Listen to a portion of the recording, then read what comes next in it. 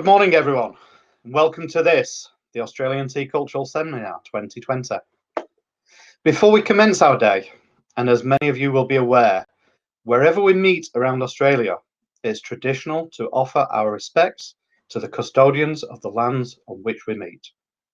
And so today, as we meet in many parts of Australia, and so on many lands, I would like to, on behalf of AUSTCS, all members, and those attending today's virtual seminar, like to offer a message of respect.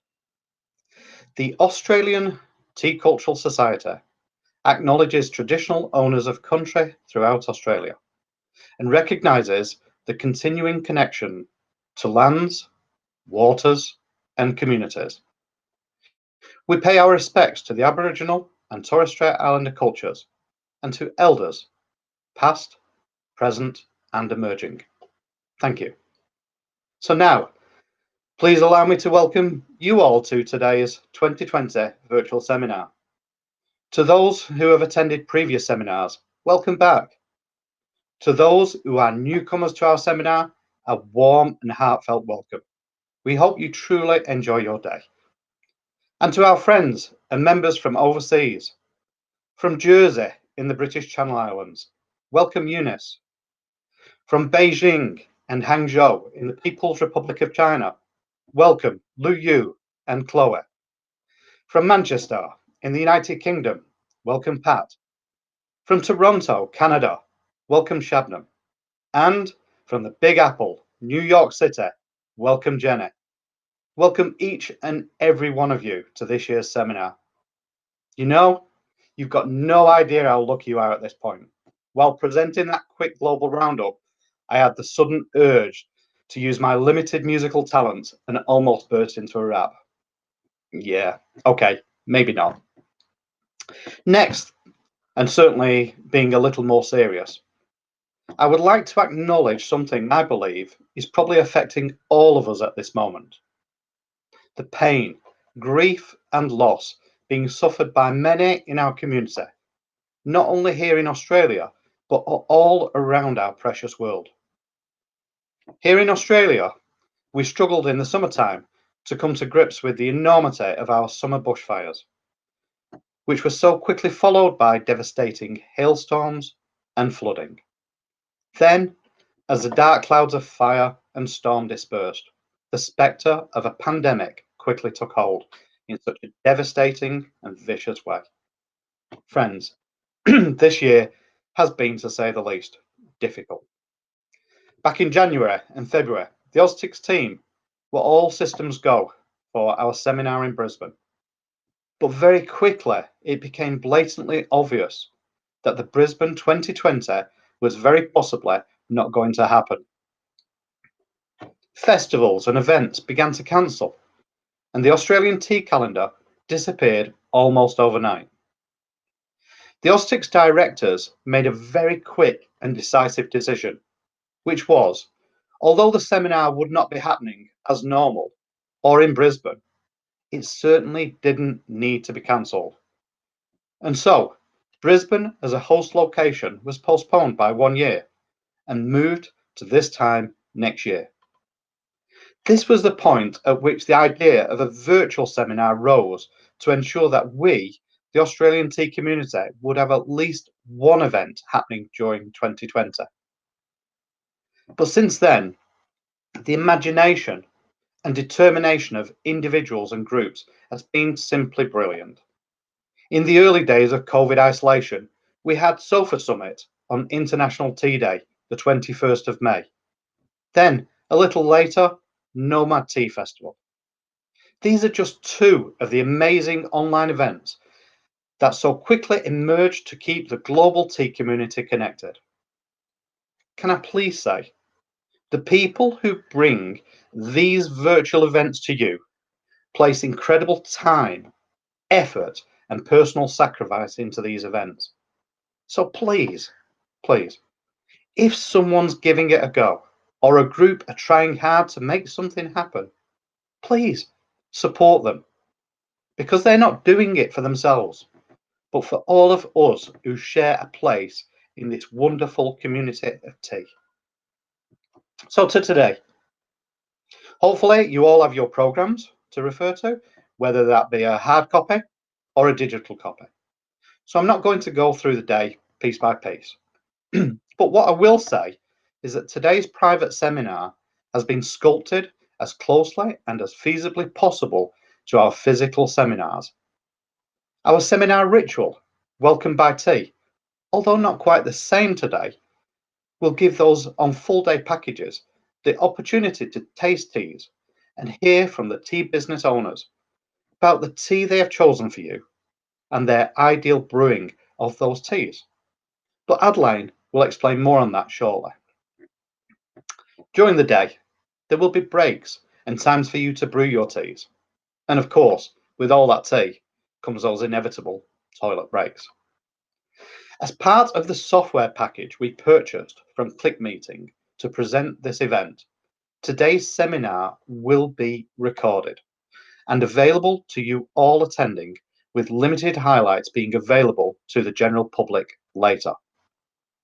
For those who've purchased one of our all-day packages, please understand your package not only includes the box you received, but all-day access at any point during today's seminar. So yes, we'd love to see you enjoy the whole day, but understand if you need to pop out for a short while. It also gives you a full 1-year paid membership of AUSTCS, which gives you members discounts and rights, including the right to vote during today's AUSTCS annual general meeting, which will take place later today.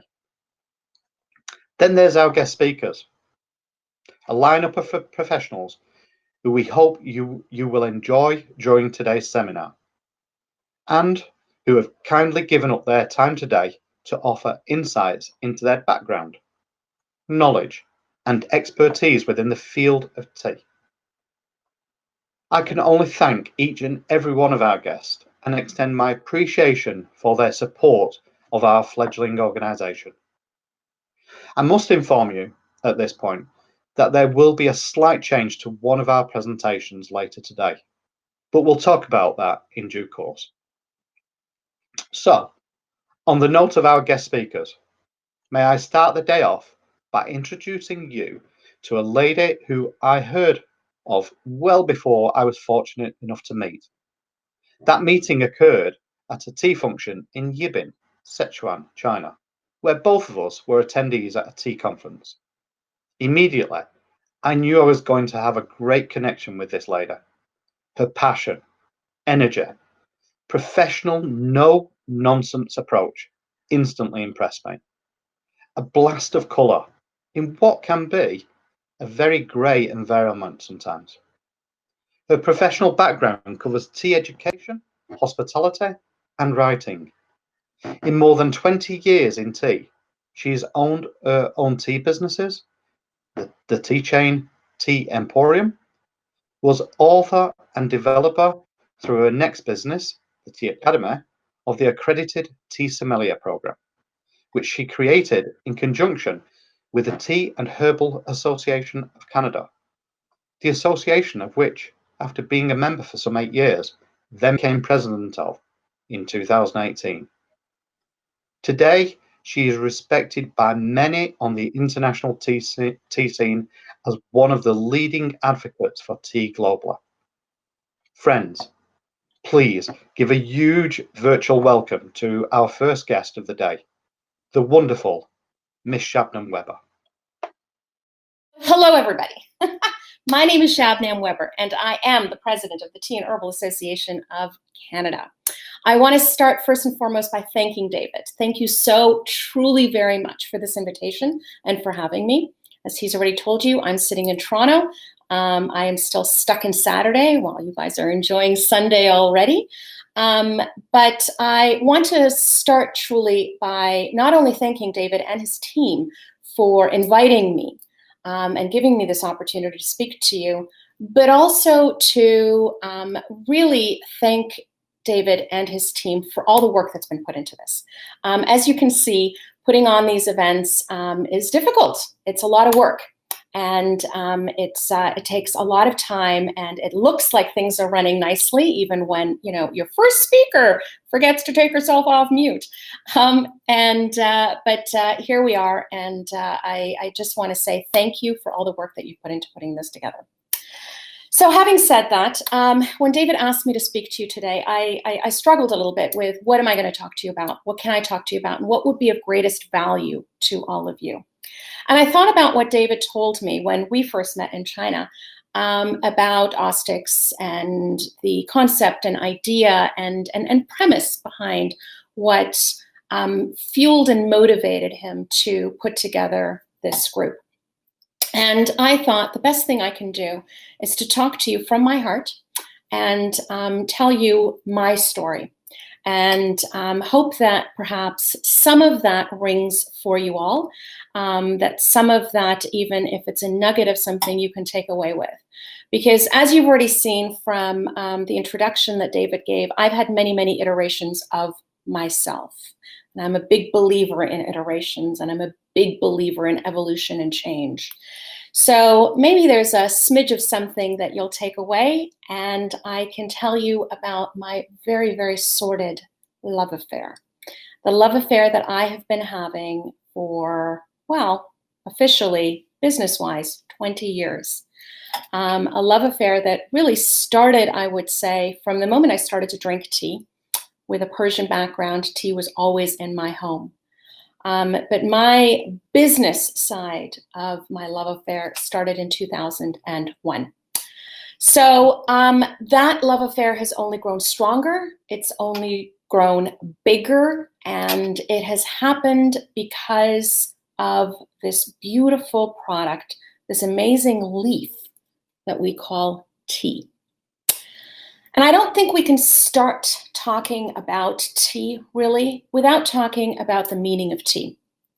The meaning of tea, regardless of where you're drinking it, how you're drinking it, with, and with whom you're drinking it, whether it's a green tea, a black tea, a white tea, a purple tea, God forbid, an herbal, which I will talk about, whether it's in glass, whether it's in porcelain, whether it's in cast iron, whatever method you're having it, and whatever part of the world you're enjoying your tea, there is a common thread, and there is a feeling and emotion that is present regardless of where you drink, what you drink, and how you drink tea.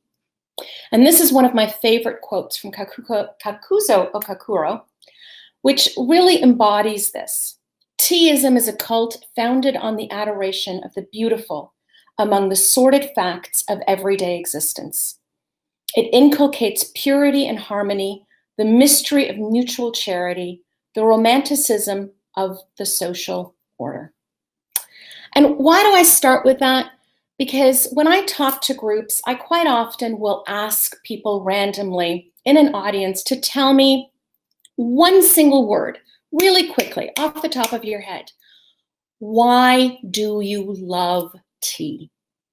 And no matter who I ask, no matter who my audience is, quite often not tea people, the answers are always one that invokes some kind of emotion. The answers are always, it makes me feel good, it's calming, it helps me center, I meditate. All of these words are about emotions. And a lot of the time, it's about memories.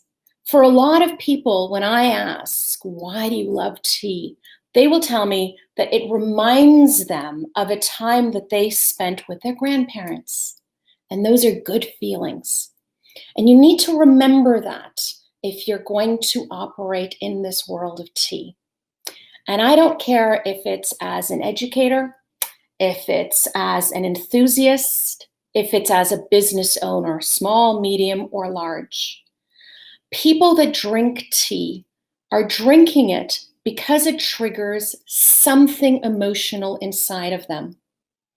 And if you want to be a part of and truly connect to people on the level of tea, you need to remember that. I enjoy coffee. I have a cup of coffee every single day. But I need a cup of coffee whereas I want a cup of tea. And those are two fundamentally different elements, very, very different statements. Remember that and keep that in the back of your head when you're talking about tea. Think about the words that invokes. Remember that when you're marketing tea, when you're selling tea, or even when you're educating people on tea. So when I took over the Tea and Herbal Association, one of my many jobs, is generic promotion of tea. So I always say that I'm brand agnostic. I don't promote anybody's brands, but I talk to the Canadian industry, or the Canadian population, and with internet beyond, about the goodness of tea. And these are the elements that I just spoke about. This emotion, this feeling, was a fundamental thing that I insisted on making a part of everything we do at the association. Remembering that connection that I had when I had my business with customers is the exact same connection I need to create if I'm talking to my members, if I'm talking to consumers. So when I started in 2018, this video that I'm going to show you was the very first video that we created. And it was talking about, or trying to remind people of the humanity, tea, humanity in a cup.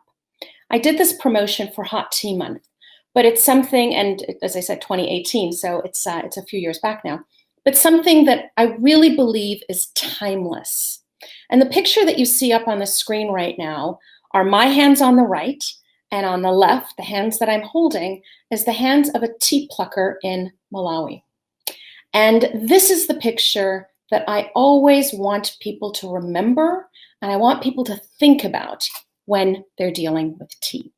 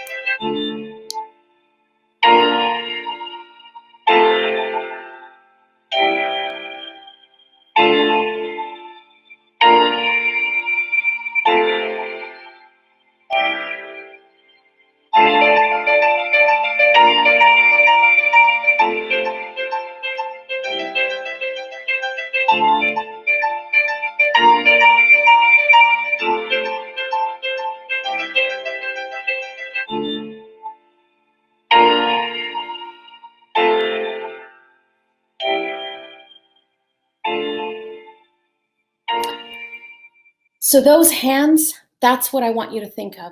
And I'm going to come back to that point several times while I'm talking to you today. I want you to remember the hands that bring you the tea that you are enjoying. So let me tell you about my story and where it began. So in the beginning, there was an idea. And I was a tea drinker. I love tea. I enjoyed tea at home, but business, well, certainly hadn't considered that.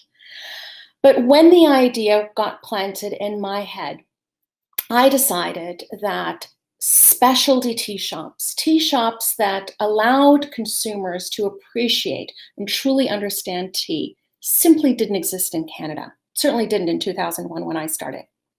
So it started as an idea when I was actually still living in Germany. I told you I've had many iterations. And it started as an idea that very, very quickly grew. And I can tell you full well that back in 2001, I got a lot of strange looks, a lot of, what do you mean you're going to open a tea shop? Surely you're going to sell something other than just tea. I didn't.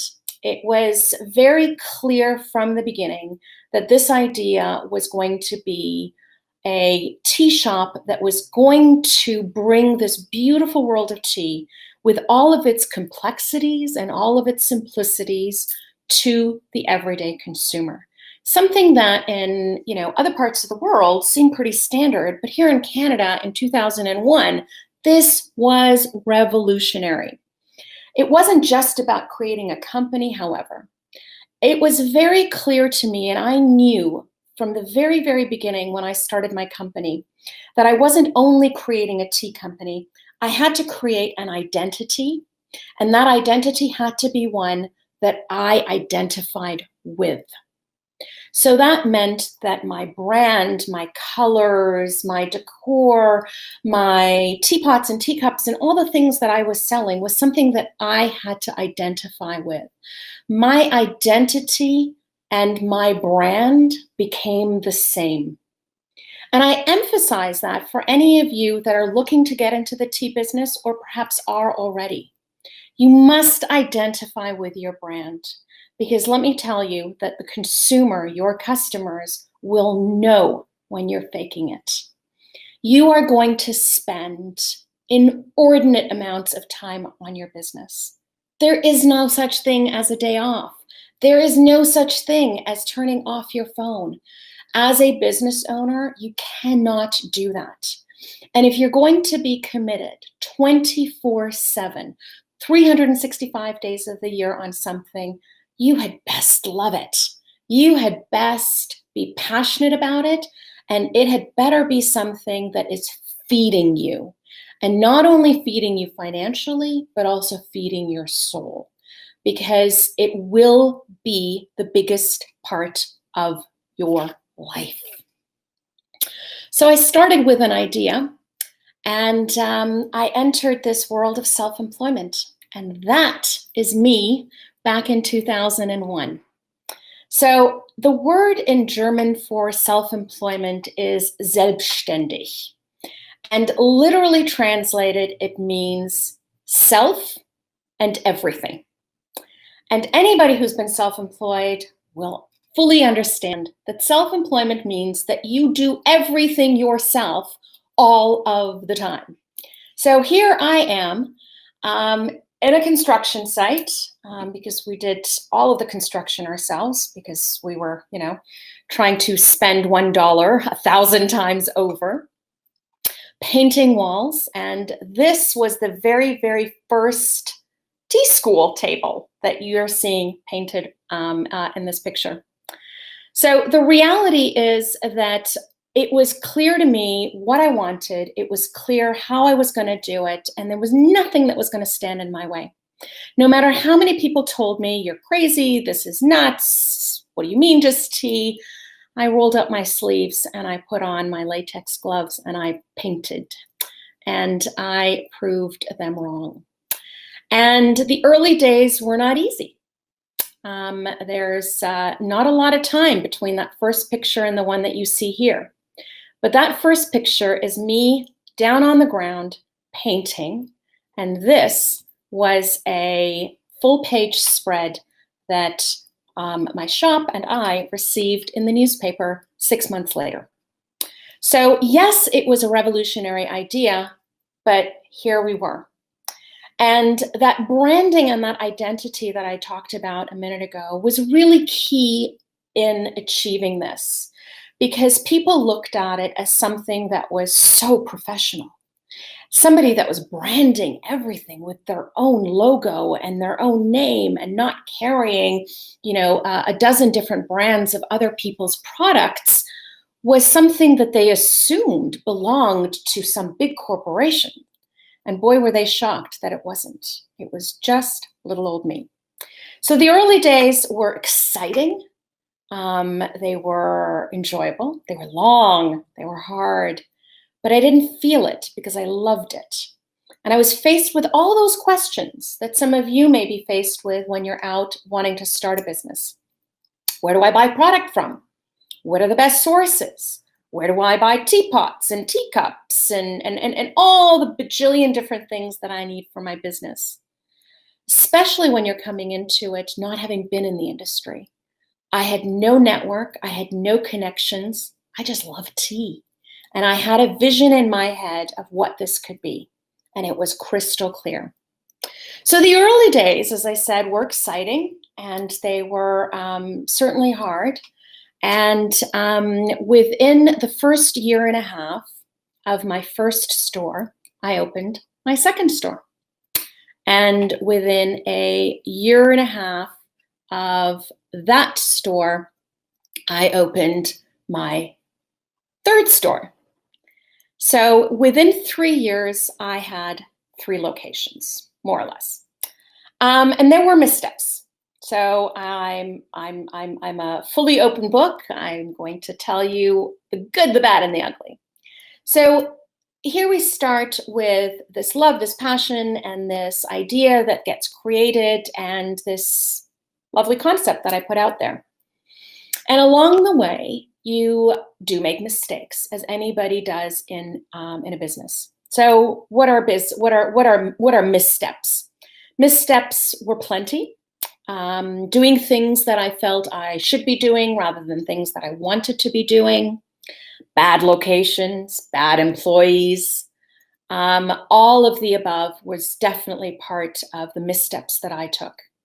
So doing things that I didn't want to do, for example, like, thinking I needed to spend loads of money and show up at trade shows, which is the image that you see at the moment there.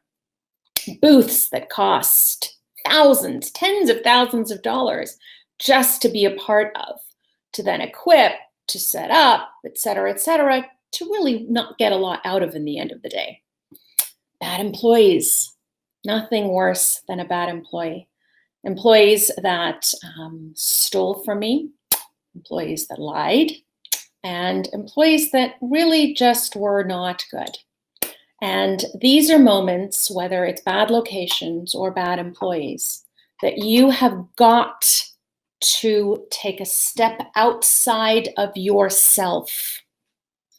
And I emphasize that. You have to take a step outside of yourself, because we all have what is called ego. And ego is a very, very ugly thing sometimes. It can be a very damaging thing to yourself. So when you have bad employees, when you have bad locations, when you make mistakes, like spending way too much money at a trade show, you have got to step outside of yourself. You have got to put your ego out the door, and you need to make some hard decisions. And that means closing locations that simply aren't working for you. Letting go of employees that have become cancers within your organization. Even employees that have been with you for a very long time. But keeping them is simply going to rot everything from the inside out. So taking that step outside of yourself is, I would say, the biggest lesson I can give you when it comes to missteps. And don't think you're not going to make them. You will make the missteps. You will buy wrong products. You will buy products and spend way too much money on something that you think is going to be the best thing that everybody wants, and then nobody buys it. You are going to, if you have physical locations, you are going to sign a lease in a location that you shouldn't have signed. But you have to be smart enough to get out. When it's time to get out, it's time to get out. But with those missteps also came great successes. And those are good locations, and those are good employees. And that creation of a brand that I had managed to do, and here you see it. You saw a moment ago at the black and white photo, you saw it in 2001 when it started, and you see that even my brand evolved. The look, the essence stayed the same, but even the brand evolved. And that's important to remember. So that brand that I created, that identity that had become me and my business, where was the line between one and the other, was being recognized, and it was being respected within not only Toronto itself, but Canada. And it was that recognition and that respect that landed the Tea Emporium in the largest supermarket chain in the country. Now, this was a big coup for us. And I say big coup because we were the only third-party operator within the supermarket. That means that we had our own location, physically inside of the supermarket. And I can tell you that I had every single company, every tea company, Tim Hortons to Second Cup to Starbucks to, just some names that you might know, scratching heads and trying to figure out how I had managed to get in when they had been trying for years to allow Loblaws to put a shop inside of a shop. And I did it because I had a brand that they liked. I had an identity that they liked and wanted to be affiliated with. And there was something that I was doing that simply wasn't the same as the rest. And that's what they wanted. And that's key when you're setting up your own business. There are so many places selling tea. But when you set up your business, ask yourself, what am I bringing to the table that somebody else isn't already doing? Why is somebody going to walk into my shop instead of going to somebody else's? Why is somebody going to purchase from your website as opposed to going to somebody else's? There are plenty of options out there. So always ask yourself and come back to this question over and over and over again. What am I bringing to the table? What am I offering that isn't happening somewhere else? So I talk about this evolution, and I talk about it, as I said, a lot, because it is fundamentally a big part of who I am as a person. I had a restaurant before I was in tea. I was the director of human resources of a large multinational company before I had a restaurant. And my degrees in political science and in psychology. So, this whole concept of evolution and change is truly who I am to the core. And it's one that I believe you must embrace, regardless of whether you are starting a business or, in your life in general. And there were key learnings within my business as you saw my brand change, the look change, modernized, more relevant to 2018 than it was to 2001. Because I paid attention. And paying attention and listening is one of the most important elements that you're going to need for a successful business. You need to listen to your customers, whether they are directly in front of you, whether they're online, if you're teaching, whoever your customers are. And let me just sort of sidetrack here and say that we are all in the service business. Anybody who tells me they are not in service has lost a grasp of reality. There isn't a single person working anywhere on this planet that isn't providing some form of a service.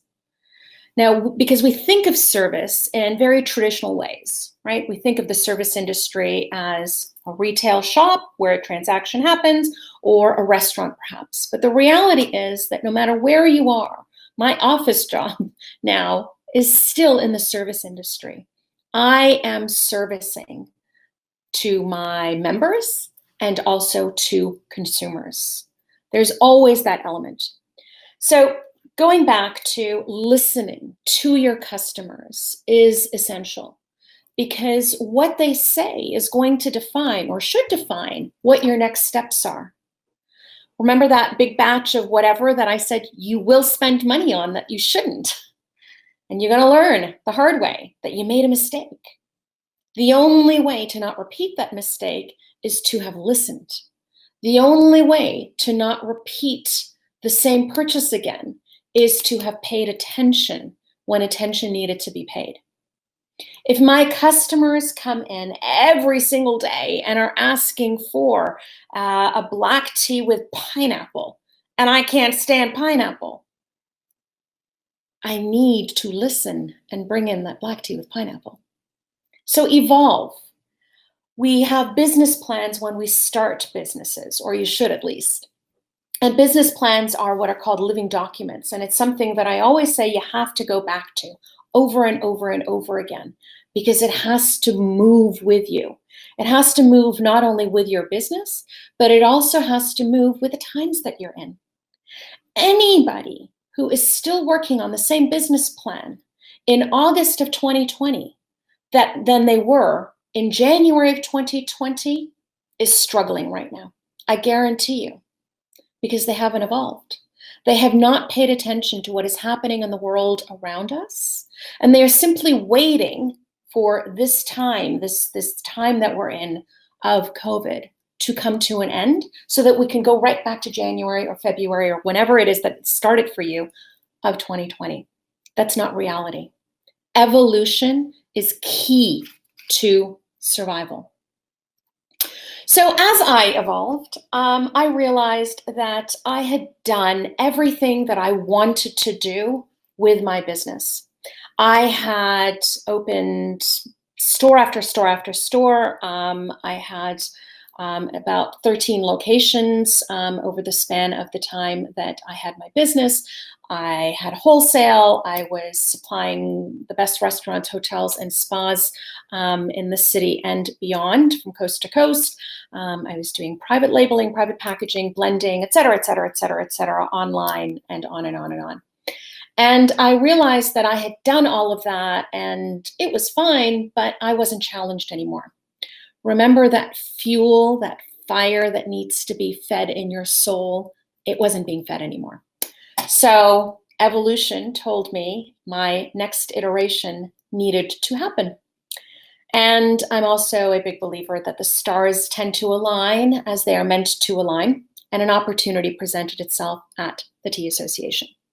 And I was asked to apply for the job of president of the association. It was a long process.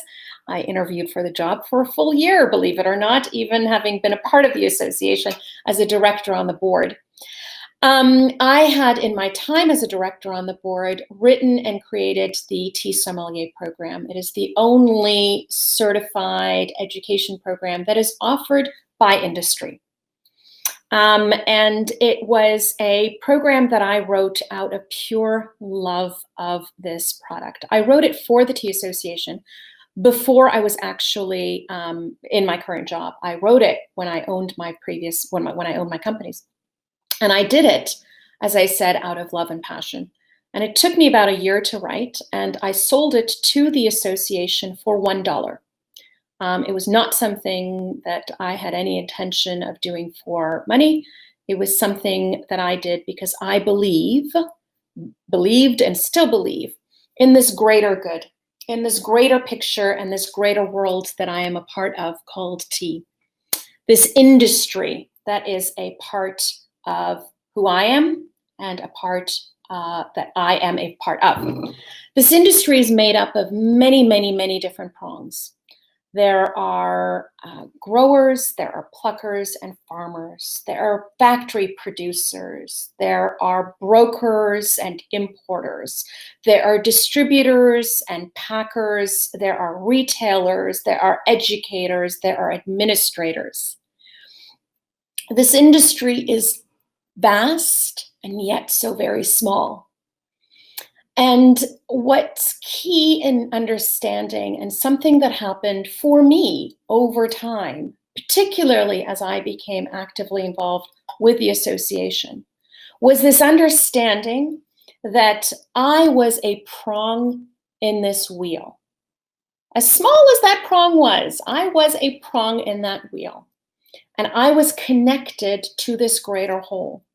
And in order to be connected to that greater whole, I needed to understand it.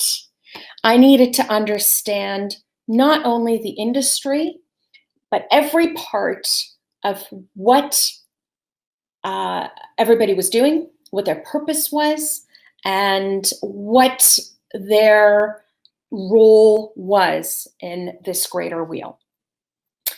And what I discovered was this rubbing, this friction that existed in this world that I had come from, which was specialty, and this greater world, which is the largest part of the industry, which we refer to as the traditional industry. And it really bothered me. And I'll tell you why it bothered me. Because whether you're part of the specialty world, and that means I only drink loose leaf teas, or whether you're a part of the traditional world, which means that you are that the product for you is a commodity product that is going into tea bags for mass market, regardless of which part of it, you're still a prong in that same whole. You're not in a separate entity. You're not in a separate industry. You are still part of this greater whole. And that is so important to keep in mind when you're operating, working, and when you are going to be involved in this industry. Being connected to tea will teach you that. Going to tea gardens and experiencing the people that are behind that cup of tea that I hope you're all drinking right now really opens up your eyes to the fact that the people out plucking those leaves are doing it regardless of whether that tea, that leaf that they are out plucking goes into a tea bag or whether it becomes your specialty high-grade loose leaf tea. There is a passion, there is a commitment, and there's a deep dedication to the quality and product, regardless of where in the world you go for tea. I've been to tea country, I've walked tea fields, I have laughingly tried to pluck them and be laughed at.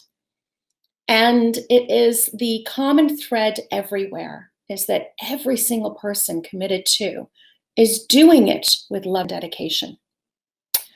So Canada is a vast country. It is a large country. It's diverse, and it's very, very much defined by the immigrant experience. We are a country of many, many different types of people from all around the world. And we've got the highest number, proportion of immigrants per population, only surpassed by you in Australia. So our tea experience is interesting because we are not big volume drinkers, but we are big per capita drinkers. And our tea drinking is very much the way that the British drink their tea. So unlike our partners to the south, the Americans, we enjoy our tea hot. We tend to enjoy it black with a little bit of milk in it. So this little country of Canada is where, and I say little in terms of population, certainly not in size, but this country of Canada is where I promote and work for the industry. But Canada as well is part of the great beyond and this larger world of tea. So we have this international community of tea, and we have this international community and camaraderie that exists, which is fascinating because there is no international organization that represents tea. The closest that we have is our connections through conferences, which David told you at the beginning is how he and I met, or conferences and virtual summits such as the one that you're having right now. This is how we meet. And the one thing that I always find, regardless of where I meet tea people around the world, whatever conference it is, that everybody's coming to it for a desire to learn and to connect with each other. Which brings me to the FAO. The FAO is the Food and Agricultural Organization of the United Nations. That is a mouthful. And it really is the one international organization where tea people do meet to discuss the issues of the industry.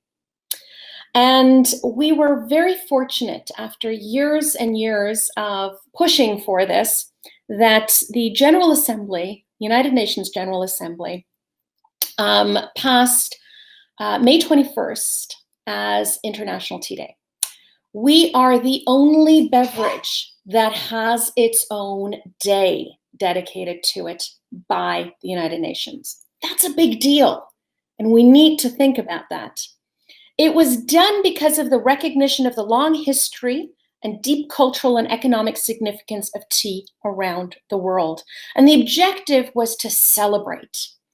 So here we are in 2020, And it's our first International Tea Day. And we can't hold events, we can't go anywhere, we can't do anything, certainly not in May. And as David said, creativity has been king during COVID. So I decided I'm going to hold the first ever SOFA Summit. And the SOFA Summit is truly a testament to this industry.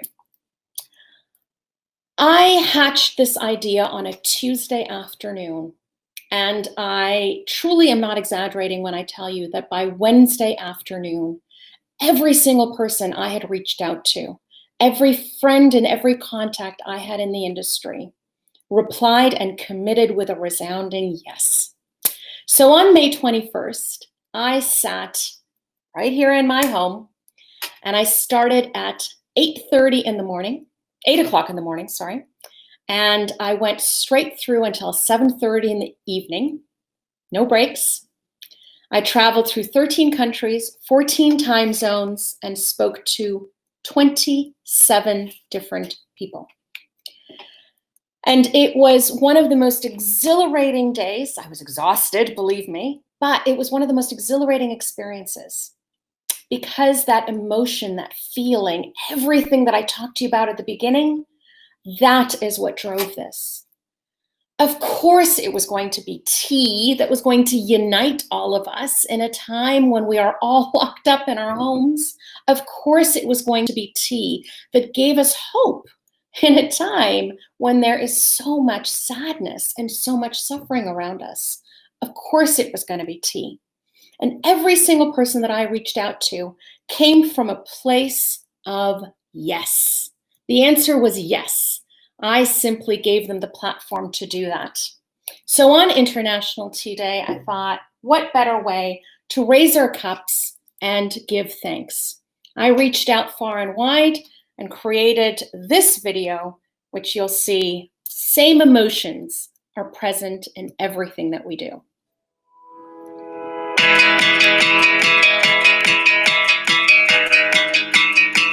Thank you. I don't know about you, but I could use a cup of tea more than ever right now. Cheers.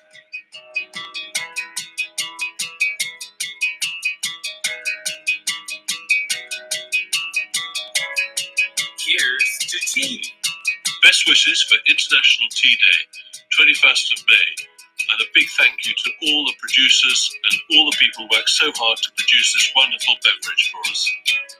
Cheers.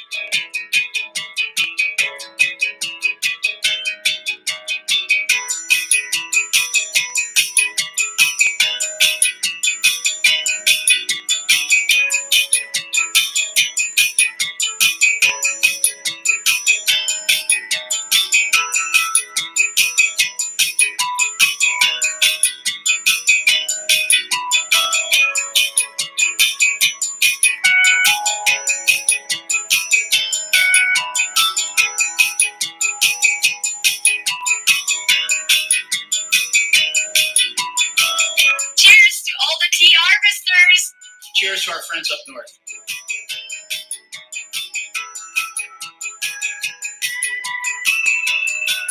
Cheers to Twinings Canada, celebrating International Tea Day 2020. Tea is our life. Happy sipping from Tea Squared.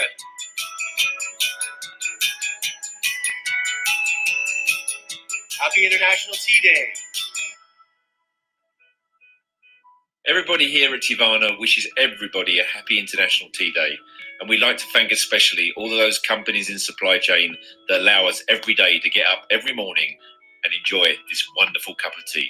Thanks very much.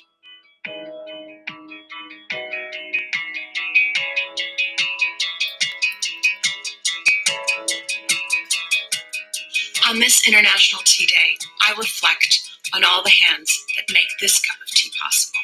And I say, thank you. Happy International Tea Day.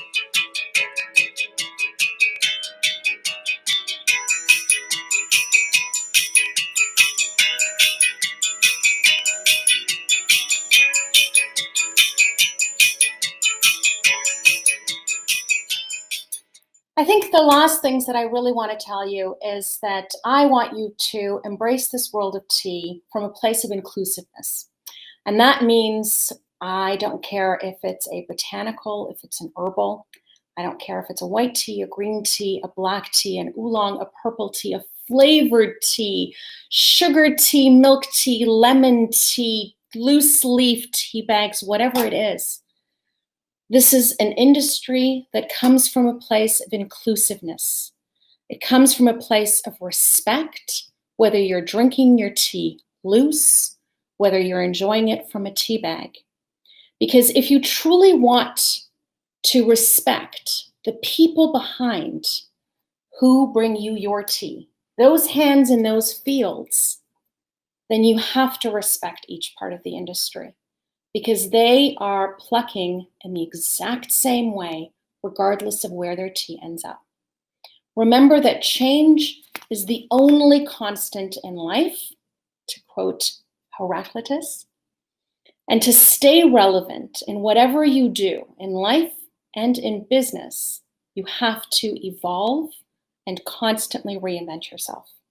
So to that, I say thank you.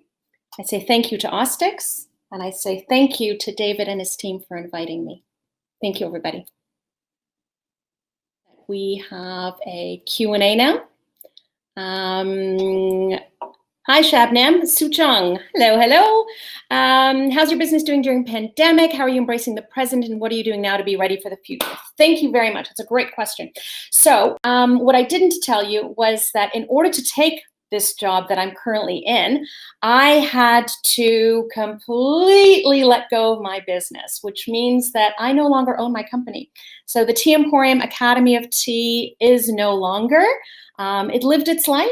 It served well, and it no longer is.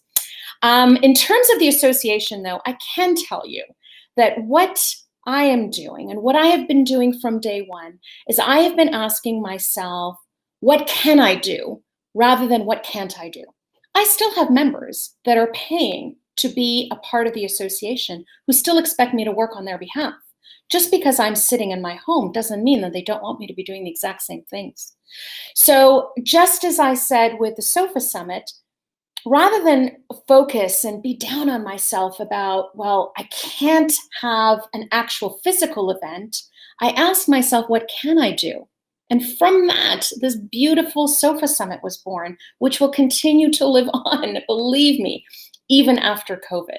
So I tell all of you that have your business, think about what you can do rather than getting down on the things you can't do. Look around at what other businesses are doing and try to learn from them.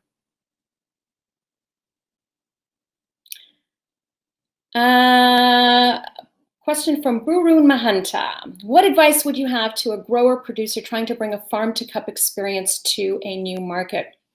Well, I think that that experience is very, very relevant at the moment. We have a Generation Z, that is burgeoning everywhere, whether it's in Canada, United States, Europe, Australia, China, Japan, Asia, everywhere, Africa, everywhere. And this generation wants experience. They want a connection to their product. So tell your story. That is the best advice I can give you. Be honest with them and tell your story. We have this amazing product, tea, that has a story written already. And that in and of itself is beautiful, but tell your story of the farmer, because there's this new generation that we have an opportunity as an industry and as a community to really get a grasp of, to convert into lifelong tea drinkers, and they want connection. They want to know where their product comes from, and they want to know who is behind their product. So tell your story.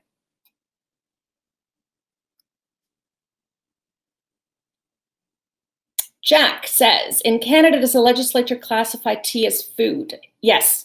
If it does, if anyone runs tea tastings, does it mean such tea tastings must be at restaurant standards? Example, limited laminated tabletops, no wooden utensils, etc. Okay, so the answer to your first question is yes, absolutely. And I emphasize this for people when they ask me questions like, well, you know, I want to start a tea business and I'm just going to do it out of my basement. Is that okay? This is the analogy I give people. Would it be okay for you to sell raw fish out of your basement? The answer is no, right? And the answer is no for tea as well. Tea is a food product and it needs to be handled in the same way. Now, for a tea tasting, I don't know what your rules are in Australia, but you don't need to do a tea, you don't need to serve food on aluminum tops and things like that. Obviously, everything that you use must be food grade, and I think that's what you're talking about when you're talking about wooden utensils. So it must be food grade. Yes, absolutely.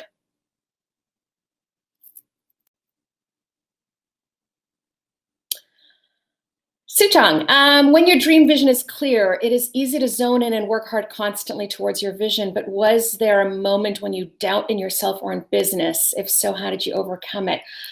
Okay, so I know that this is not the answer you want to hear because you want to hear how I overcame it, but I'd be lying to you, and I'm going to tell you why. Because I was faced at the very, very beginning with so many doubters, so many people that were telling me, oh, this is crazy, tea, what do you mean you're going to sell tea? Especially in a time when nobody was doing this.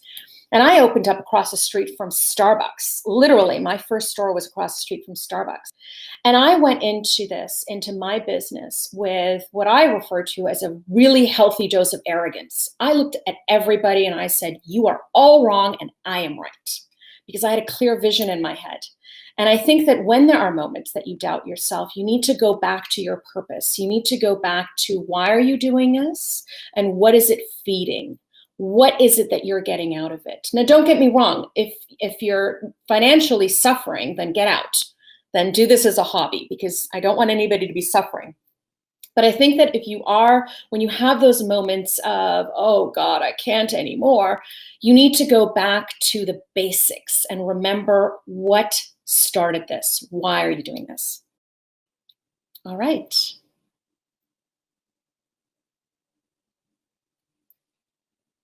Well, I thank you all very, very much.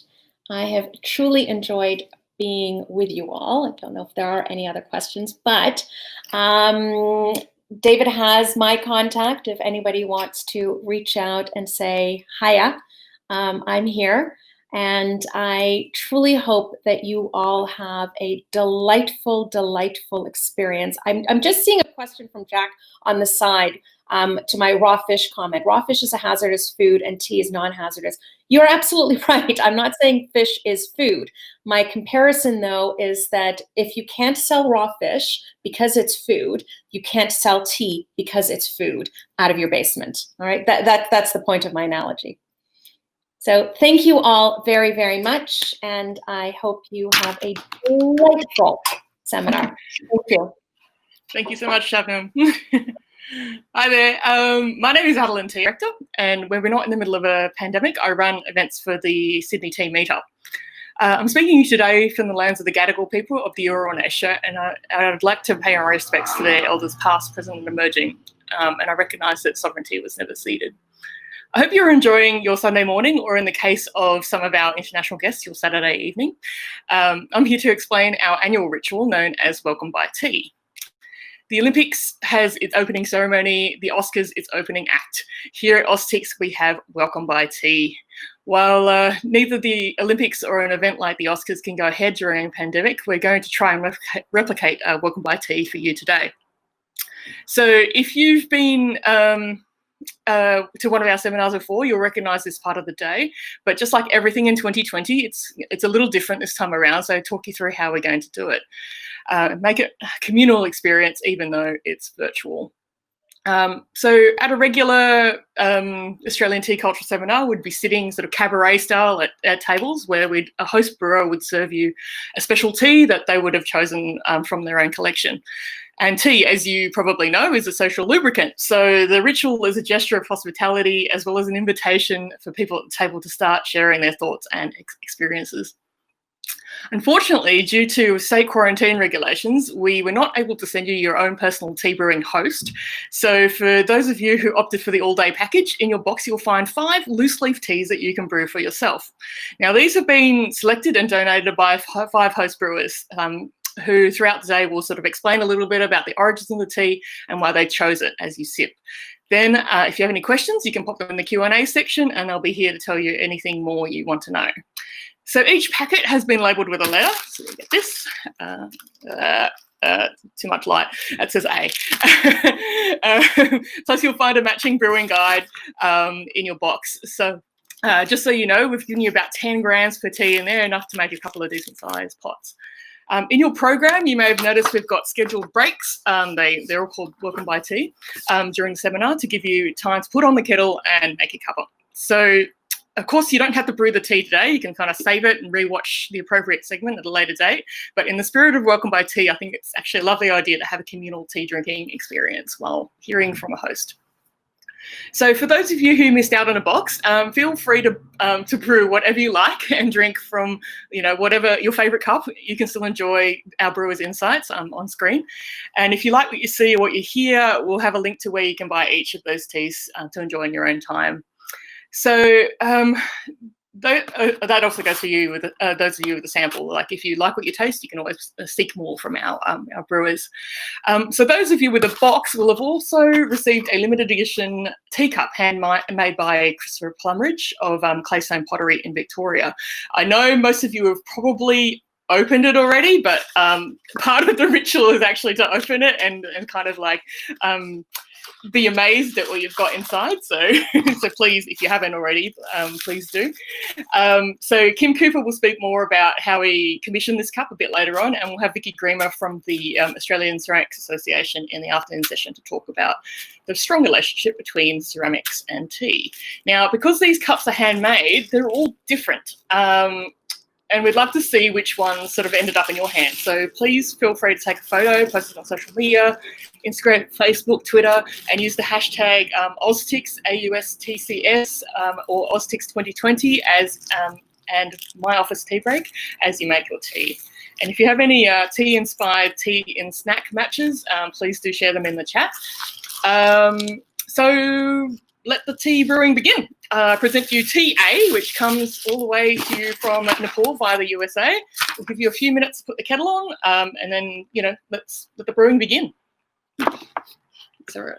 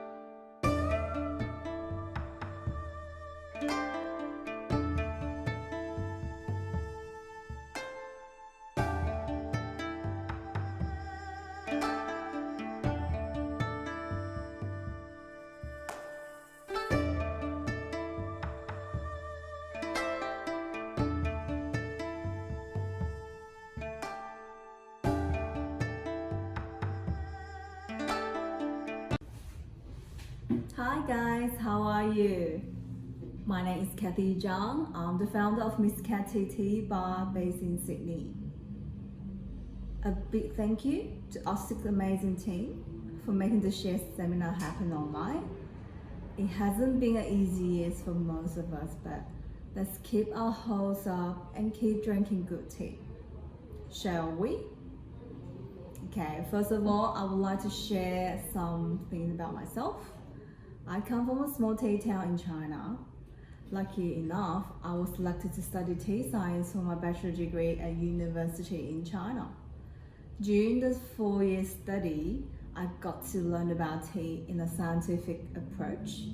I've grown myself from a casual tea drinker to a professional tea taster, and it has also opened up my eyes to see all these amazing tea and tea cultures in the world.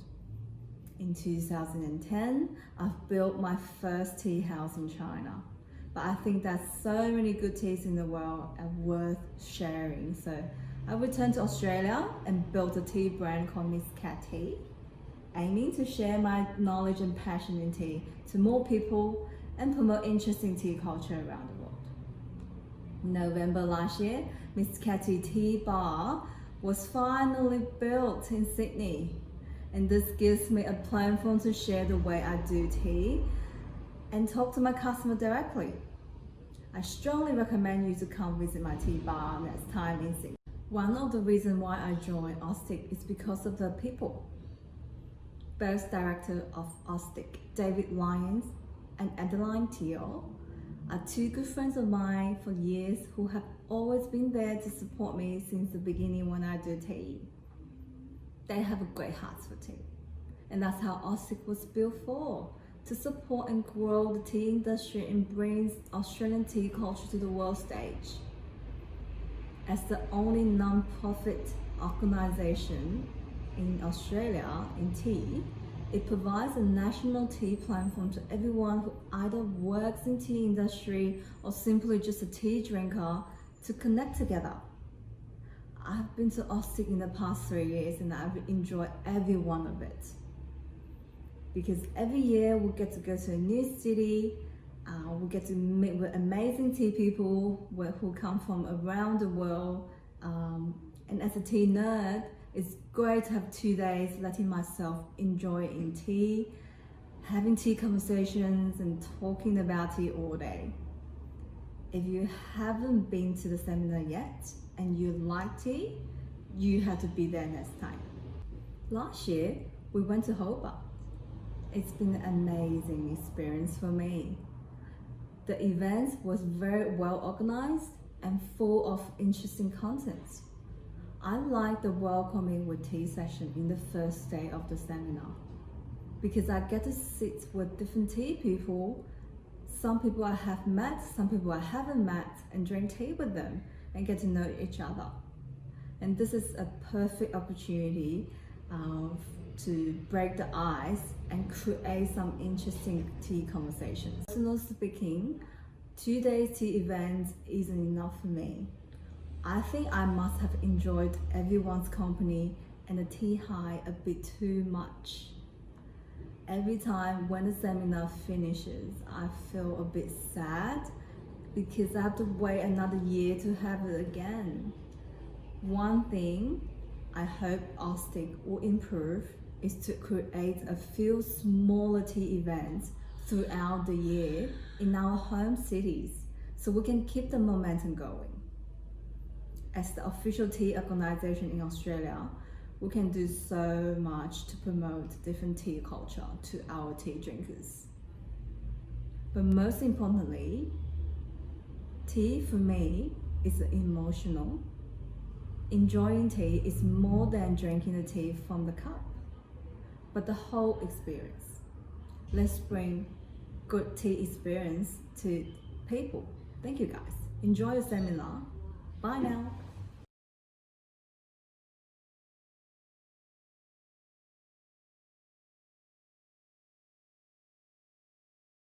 may remember I spoke at the AUSTCS seminar in 2018 in Melbourne, which was a fantastic experience for me.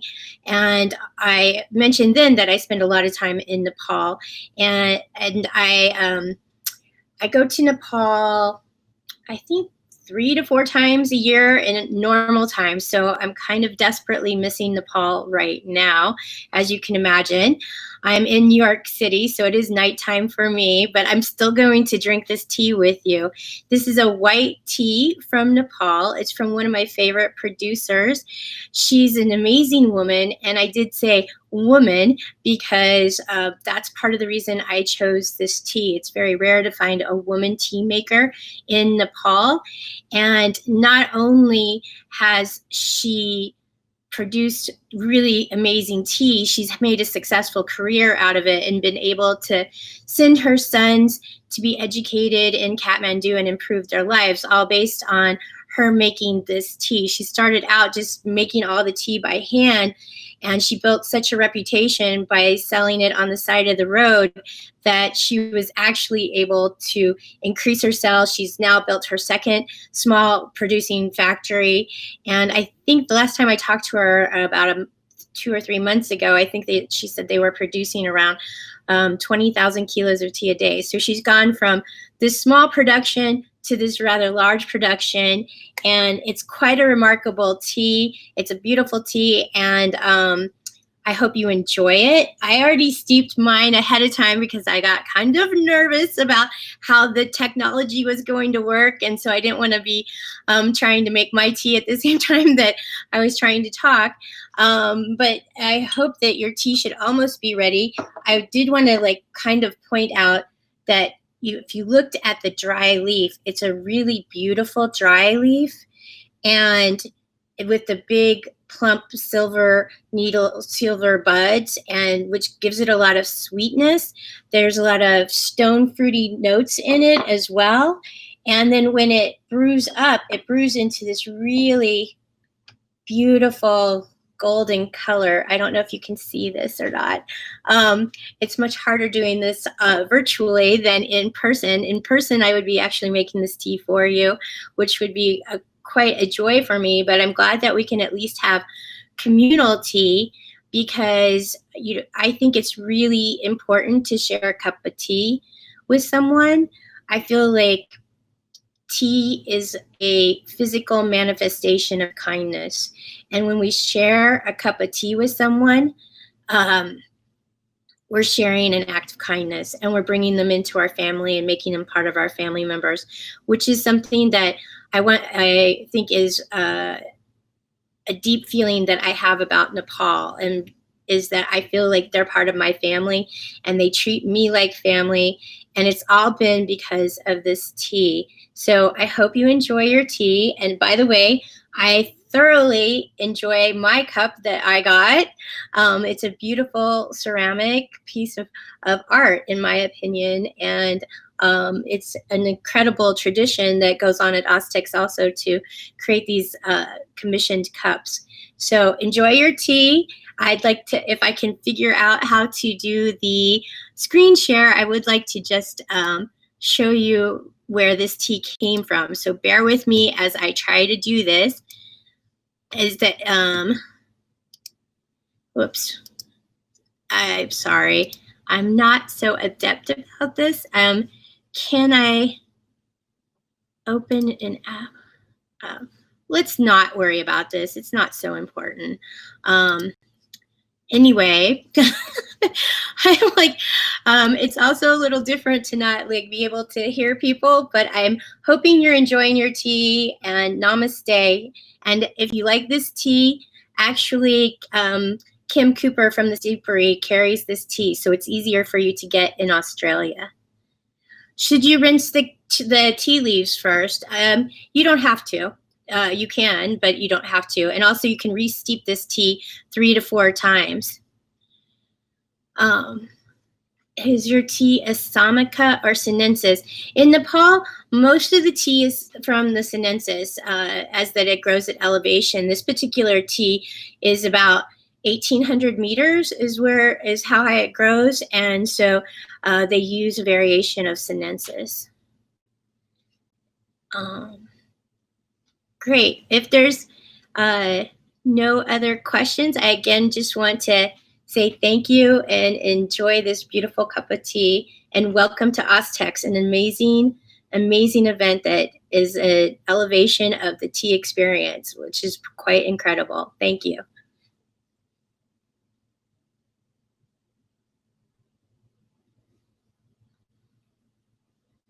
Oh, I guess I'm still on.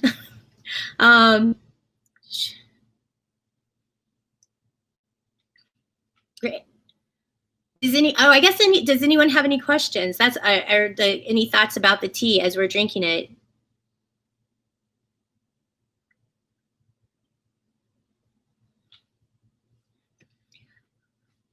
If I could, do you know the cultivar name? I do not, but I could actually find that out fairly easily. And I think that I could find that out and send it in an email message. Yeah, the leaves are really beautiful. They're really soft and downy, and the aroma is quite amazing that comes off of the leaf as well. I enjoy this tea so much. And I guess I should also mention that it is a white tea, and it's an autumnal tea. So it's actually one of the things that I particularly like about Nepalese teas is I like to find the autumnal fleshes, because they tend to have more depth to them. And I just like the character that develops from the autumnal leaves. The first flush is a little greener. The second flush, which is from June to about I guess mid-May to like the first part of July, that's got more of that kind of apricot-y, stone fruity notes that'll happen. And I think that the autumnal teas have like more layers to them. This one is more flavorful white teas I've had. Is there a reason for that? And actually, okay, and I don't want to go over time because I could start talking about this a lot, is that it's the white tea that brought me to Nepal in the first place, because it's such a unique white tea, something that I had not tried anywhere else.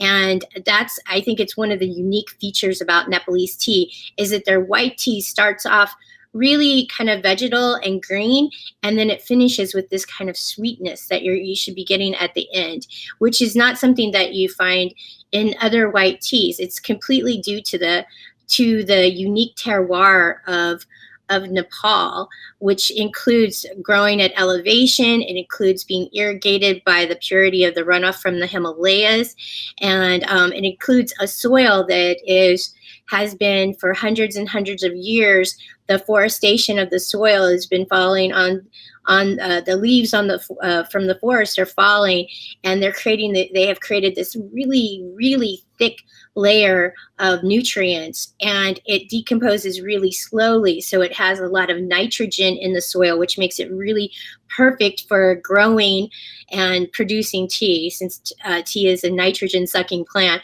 The soil in Nepal is just perfect for growing tea. Let's see. This is one of as a female tea growers, how do they find trade being strongly dominant in as a female-owned tea growing business? How do they find the trade being a strongly dominated male industry? I think that it can be challenging, but I also think it's a testament to Malan Kumari's character, that she has overcome some of those prejudices and still been super successful.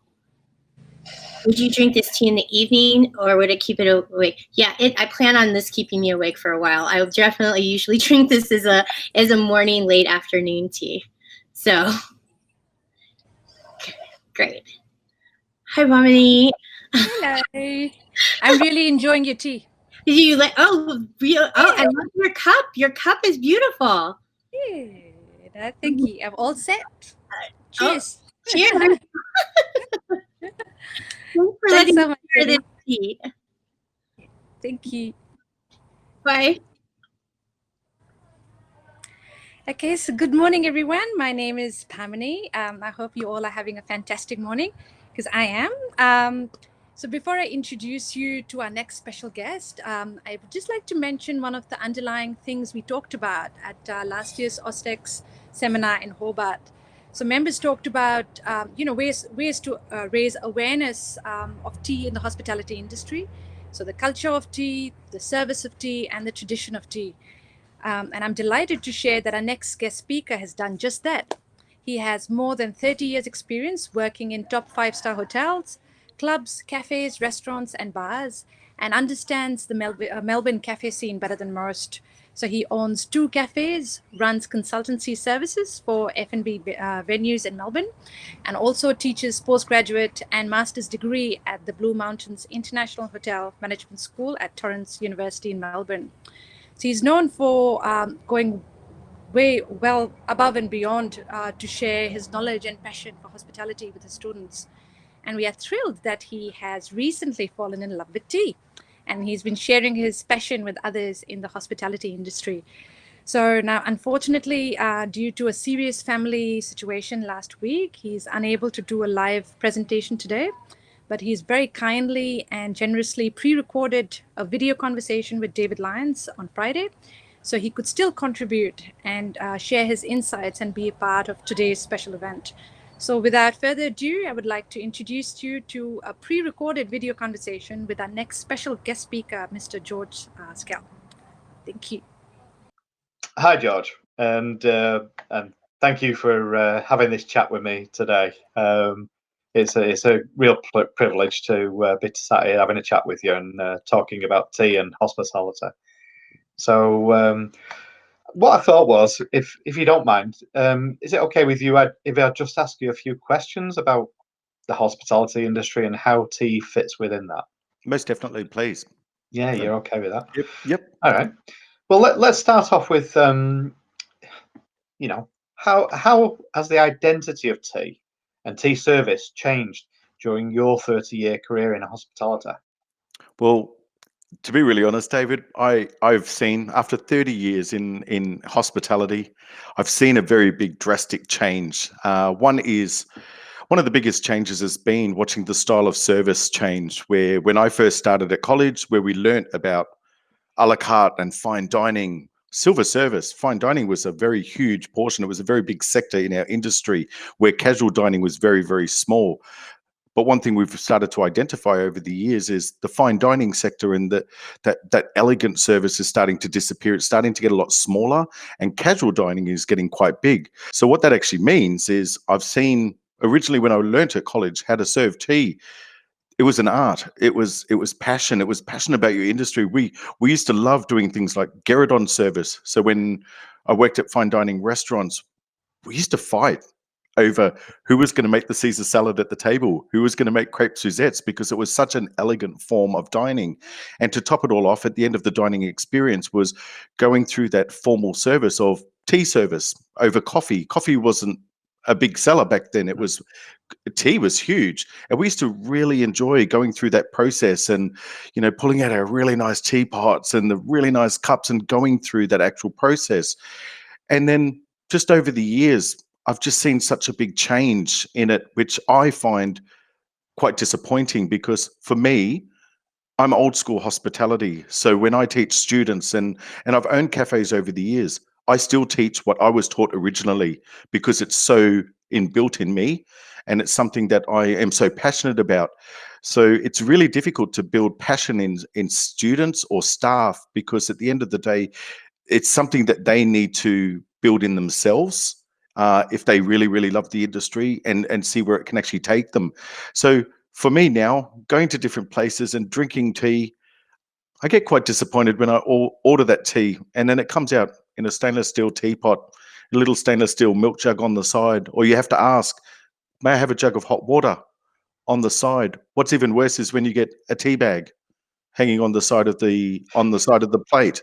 I look at that and I have to shake my head sometimes, because it just shows how quickly the industry has changed, because 30 years is so quick. So where I look at right now, that's what's changed a lot, is the style of service, the style of guests as well. Our guests have changed a great deal. Years ago, it used to be that we had grooming standards. And then this is the thing I actually talk a lot to my students about.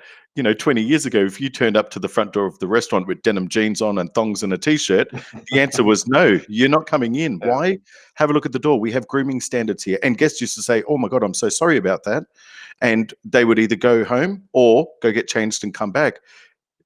If you look at current date, if I was to do that to any guest, I'm better off closing my doors, because they can go to the restaurant next door, because our dining experience has changed quite dramatically. Yeah, it's an interesting change, isn't it? And Yep. for those who don't know, George and I work with students at the Blue Mountains International Hospitality Management School, and it is interesting. You when you're in a class, you can actually spot those who are going to pick up on what we're talking about, and those who just have no idea whatsoever. Yes. So it's part of it. Okay. So second question. What do you identify to be some of the key issues currently with tea in cafes, restaurants, and hotels? There's pretty much 4 areas. There could be more if we really, really thought about it. First one for me is knowledge. Knowledge is one of the biggest things. When you look at the staff that are currently working in the hospitality right now, a lot of the individuals that are working, for them, they're just working for the dollar. Why? It's an easy job to get them through college or university. So for them, this is just a job. So when I look at it, for somebody such as myself, when I work in hospitality, this is a career. There's a very big difference between, is it a career or is it a job? Because for me, I want to see progression. This is an industry that I love. I mean, it's one, we sell 2 things in hospitality, especially in restaurants and cafes: food and beverage. It's actually not really hard to understand. People come to me because they're thirsty, and people come to me because they're hungry. It's my job to satisfy them with both those options. So knowledge is one, and the passion for the industry. The second one would be skilled staff and trying to really build that passion in them. It's so difficult because it comes from upbringing as well. I come from 2 very strong cultures, my father being German and my mother being Indian. So I've grown up with tea all my life. As much as I've owned cafes before, when I get home, I don't drink any coffee. I always have a nice tea. Why? It's just something so beautiful about the flavors, how refreshing. It's so nice and relaxing, depending on which variety you drink. I just love that experience to sit home and go, oh, this is so nice. The aftertaste is beautiful. And it's not a hard thing to be able to create at home. Another thing that I've identified is we are now finding that a majority of our businesses are profit-focused, not guest-focused. We're here to make money, and we want to make as much money as we can, sell. But I've always thought, especially with owning cafes, my guest comes number 1. If I look after them with service, I look after them with nice, beautiful variety of products, fresh, everything, they will come back. That's my job at the end of the day. I want you to come back, not once every now and then. I want you to be coming back 4 or 5 times a week. And I want to be able to provide you with something. And probably the 4th main point is the ability to experiment and be innovative. Change it. Give people something nobody else has. You can go anywhere and have bacon and eggs, no matter where you go. So for me, when people came to my cafe, I don't do bacon and eggs. Why? The other 3 cafes down the road do exactly the same thing. The only difference is it free-range eggs? Do they use sourdough bread? So I used to do baked eggs. So I thought, I'm still going to give them the same thing they want, but a whole different way of doing it. And the same thing comes with tea. I'm not going to push coffee. I'm not going to push tea at certain times of the year. But what I do is summertime, one of the biggest things I did, I thought, I'm looking at my products and going, not many people are drinking tea. What am I going to do? Iced tea was the best option. So I thought I'd be very innovative, come up with a different way of selling it. Because for me, like I was saying before, profit over guess. For me, when I look at my product sitting on the shelf, that's money just sitting there. I need to get it out the door, because the longer it sits there, the use by date, it starts to deteriorate. And for me, that's just money. You're better off putting your hand in my pocket and taking out the money. So what I do, I've got to come up with a different way. So be innovative. experiment, talk to your staff, give them that accountability as well, is one of the biggest things. So for me, the issues in cafes, restaurants and hotels is knowledge, skilled staff with a passion for the industry. People need to be more guest focused over profit focused, and also allow not only your management, but also your staff to experiment and be innovative. That's, to me, are those things that have, back in the day, that's what we were allowed to do. That's what we were trained to do. And now it's more, they want a latte, I'll just give them a latte. No. What about the upselling side of things? So there's a lot of things that are missing, and they are big issues in our industry right now. But because of the way our guests are these days, they're happy to just take whatever you give them. But I think if you just plant that seed in their mind, or just take that 2 seconds to suggest, because that's what they want at the end of the day, is that suggestion, is give it a go. I mean, what have you got to lose? At least you gave it a shot. Yeah.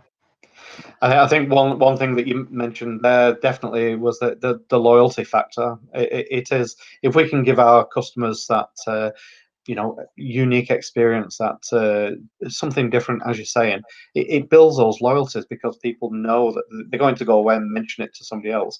Most definitely. I think it's the old adage, isn't it? If you upset somebody, they go away and tell 10 people how bad it is. But if you make somebody happy, they'll go away and tell 10 people as well. So, if we can keep people happy, we're good. As well as I know, George, if we walk into a cafe, or we walk into a restaurant come cafe situation, people are just going to, as soon as we sit down, they might give us the menu, and then they'll say, "Okay, can I get some coffees for you?" Sorry, no. I was going to say, why do you think tea is not promoted as well as espresso coffee? What do you think?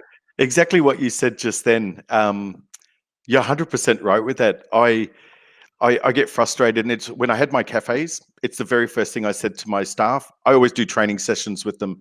I don't want staff coming in with, a lot of people, when we hire them, come in with bad habits from other places they've worked in previously, and it's from their experiences, and it's the way they've been taught. So when I've had my cafes, I always have a nice big training session with them, and I go through, this is what I would like you to do. When you give them the menu, walk them through it. But the first thing I don't want you to do is, what coffee would you like? Why? Because everyone else does that. I want you to walk them through the menu. And if you actually looked at one of my menus, coffee's like on a separate menu, because tea, I'll put those things that people don't ordinarily order and walk them through it. Here we go. We've got these nice items to eat. We've got some nice main courses. And down the bottom, just to let you know, sell it. Suggestive selling is huge these days. But one thing that I've identified, and it happens a lot, our guests and a lot of us today that are sitting here, we're very time poor.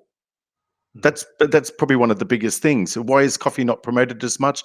Why is tea not promoted as much as coffee is? It's mainly because of the fact that people are they want it now. They'll order a coffee, and 2 minutes later they'll go, "Where's my coffee?" So when you look at how you create or how you prepare coffee, it's a quick process compared to tea.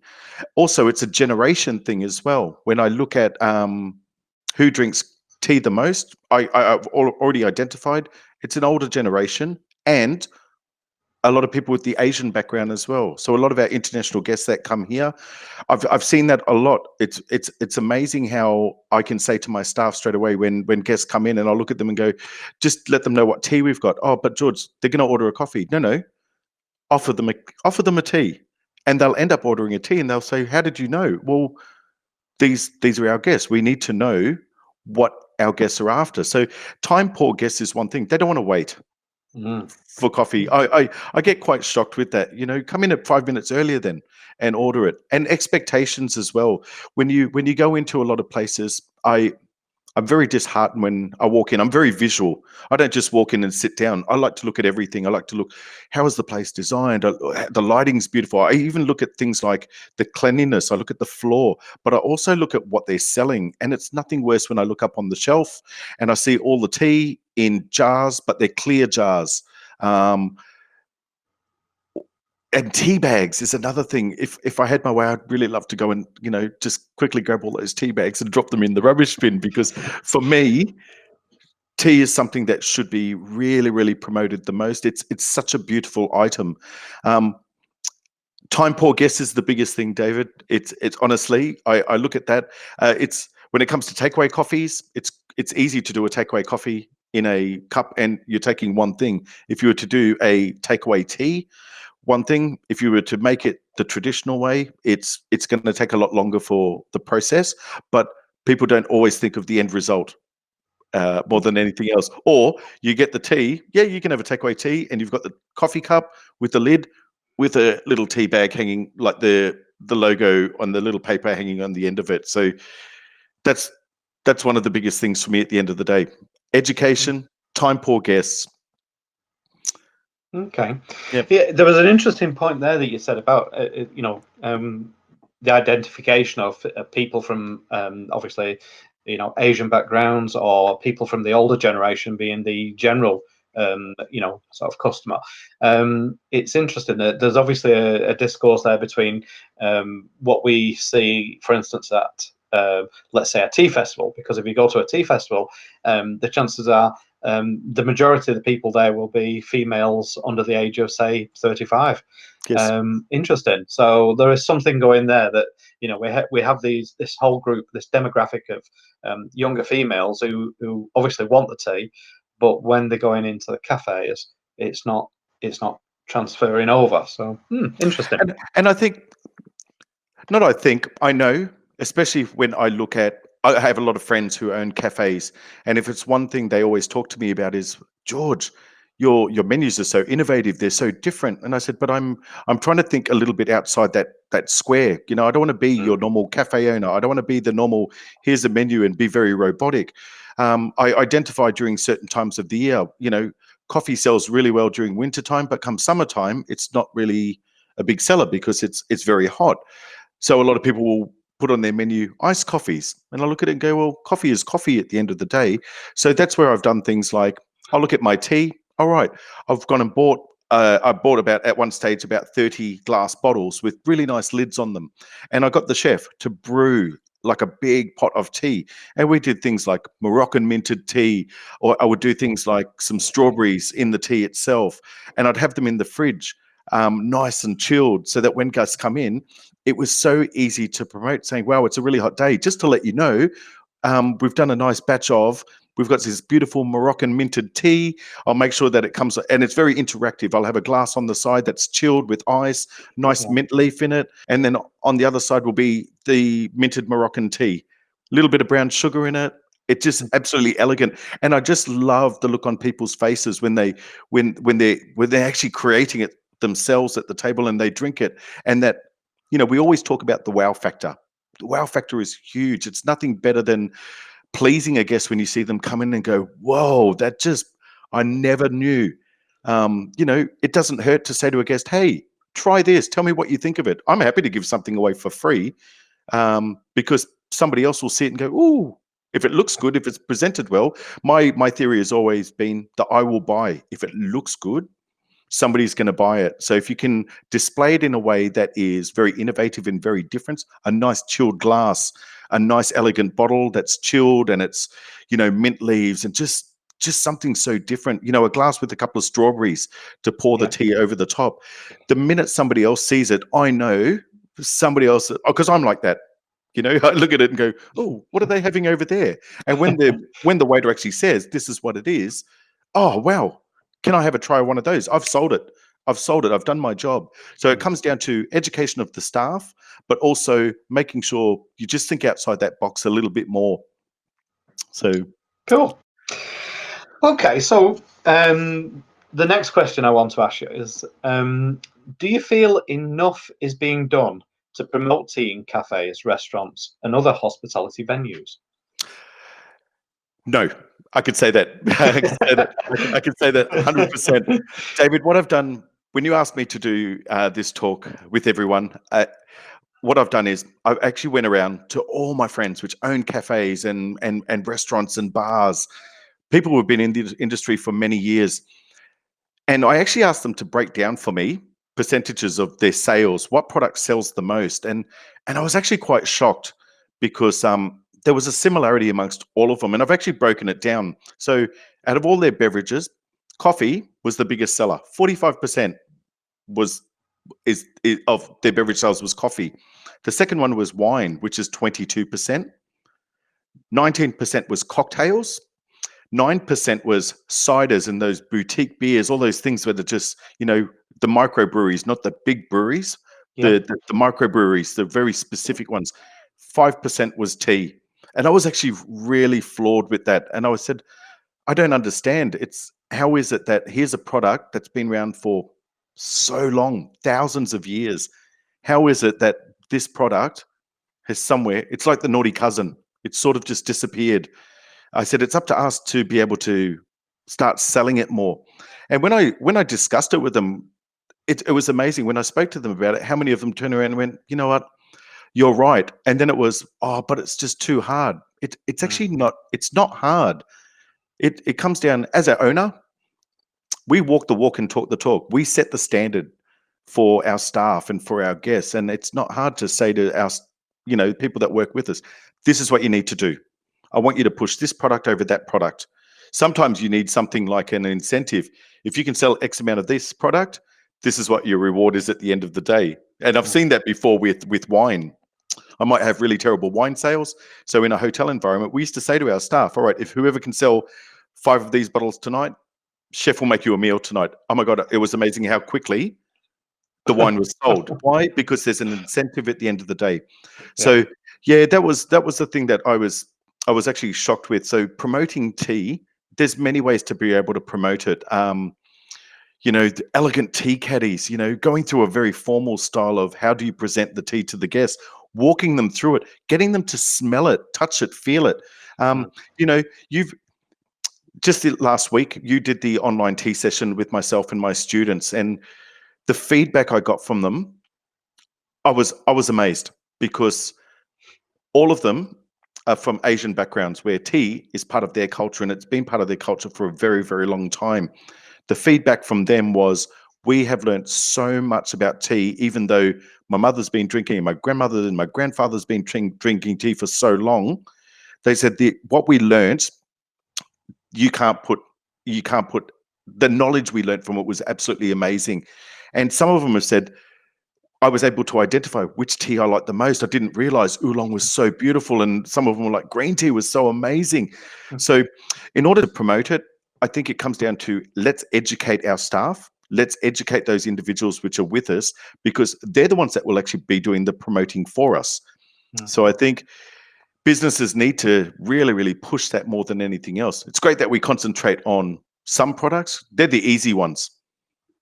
Let's concentrate on the hard ones. Really push to really push the tea, because it's something. And you know what? If I look at how our years have changed, what's very traditional now, and I'm starting to see a big change in the industry. Bubble teas. When my students come to class, oh, what are you drinking? Oh, George, there's this new place that just opened. It's bubble tea, and then I'll actually go down and have a look and the lineup is out the door and down the road, and all they're doing is selling one product. It's tea, and it's for them. It's a no-brainer. Somebody's actually identified. They've got these 10 urns out the back. They've all got the different teas in it, and it's just a quick put it in a cup, seal it, add all the other ingredients, and give them a big straw and take it away. Somebody's got it right in that area. So I think it's that change. All of a sudden it becomes we talk in my class about trends. And this is a trend that in the last, I'd say a year and a half, 2 years, is really pushing the name of tea more upwards than anything else. Coffee is very oversaturated right now. There's a cafe on every corner. There's coffee roasting businesses everywhere. It's a very competitive market. And I think now it's got to a point where people are starting to identify, it's too competitive, coffee, because everyone's doing it. Let's try and find something that we can promote. And now we're starting to see a lot more bubble teas and tea companies really starting to push that product. And I'm watching tea slowly get up there, which it might be taking a little while, but at least we're getting somewhere now. It's amazing, isn't it? I mean, the bubble tea phenomenon, it absolutely blows my mind. When you mentioned bubble tea, it took me straight back to Hangzhou in China. There's a tea shop there, and I drove past, and as we were going past, I saw this queue outside this shop, and they actually had security guards and people queuing up, and it was like the old days of going into a nightclub where you had to queue outside, and if your name wasn't down, you weren't coming in. But it was that feel, and I asked why is this place so busy? Why is there so many people queuing up down the street? And it absolutely cracked me up, because what they've done is they've actually taken the old thing of the Chinese fortune cookie, which has got nothing to do with China, full stop. It comes from America. But what they've done is they put fortunes inside a little cellophane bag, and this goes in the bottom of the cup. You then buy your tea, and when you drink your tea, you then have your little cellophane thing, open it up, and you get your fortune inside. I'm going to marry a man with the short grey hair. Oh, yes, fantastic. But yeah, amazing, fantastic. Okay, so I suppose my final question, George, with your knowledge and experience, George, what do you believe could be done better to spread the word and education of tea in the hospitality industry?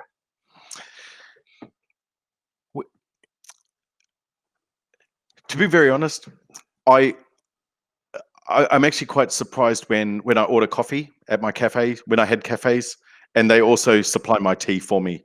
It would be really nice to see standalone tea suppliers, because there probably are tea suppliers out there, but they just don't seem to have a bigger grasp of the industry. So they'll just sell their, can I get you guys, this coffee company, can you supply the tea on our behalf? And it's a very last sell. So now I can go to a coffee supplier, and not only will I buy my coffee, I can also get my hot chocolate through them, I can get my sugar through them, and I can get my tea through them. I think there needs to be more done when it comes to the supply of tea. More education is probably the biggest thing. People having an understanding. I'm amazed, especially when you look at things such as social media, how many coffee companies really push. We've been to this plantation overseas, and it's very rare that you see the tea side of things. I think having the understanding of tea, building up a bit of a passion, looking at things like, so in Melbourne, we have the Good Food and Wine Show, which is absolutely amazing. It's something that I really look forward to every year. And I get quite disappointed when I turn up, and it's always the traditional. You've got your celebrity chefs, you've got wines, you've got cocktails, you've got a big coffee competition, and there's no tea. There's absolutely no tea. And if there is, it's probably just a little stall out in the middle, in the corner somewhere.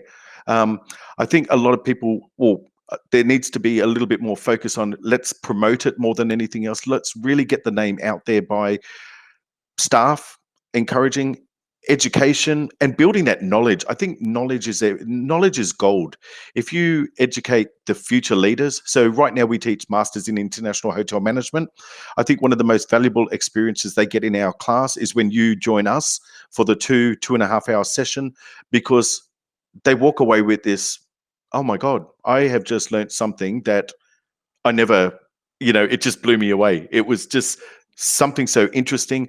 They love your passion, just how vibrant you are, and just the information. I think what we need to do is just spread the word a little bit more, building up really good contacts in the industry. There's so many people out there, getting some of those celebrity chefs on board.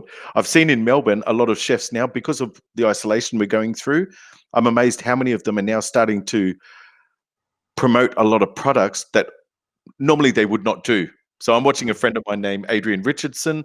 You quite often will see him on television here on the MasterChef series as one of the celebrity judges, or one of the celebrity chefs. He has a bar. He now does online cocktail training sessions and things like that. And I've actually spoken to him and said, you know what, Adrian, what would be really nice is, have you ever thought about this? Have you ever thought about that? And when I mentioned to him about tea, and he went, wow. He said, nobody ever does that. Nobody's ever done that before. I said, why could you not give something like that a shot and go through? I said, you promote a lot of cocktails, but we're oversaturated with cocktail bars. We're oversaturated with coffee shops.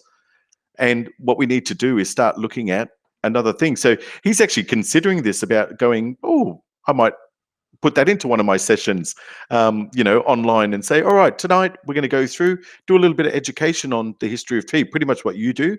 Talk about the tea itself, and let's go through a traditional.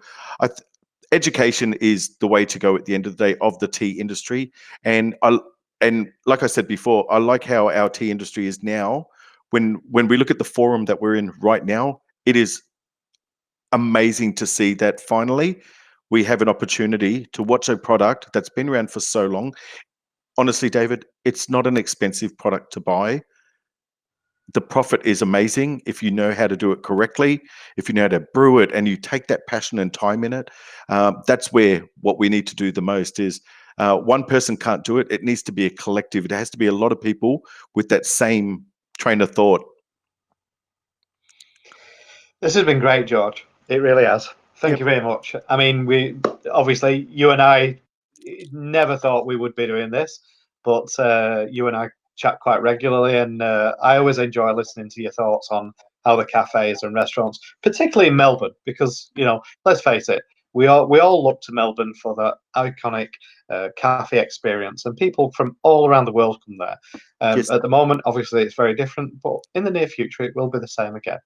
So, George, I thank you so much for this. It's been a wonderful session together. Oh, you're most welcome. Thank you, David. And thank you for the opportunity as well. No, it's great, George. All right. Okay. You take care. Take care of your family. All right. See you, George. Thank you very Bye. much. Bye.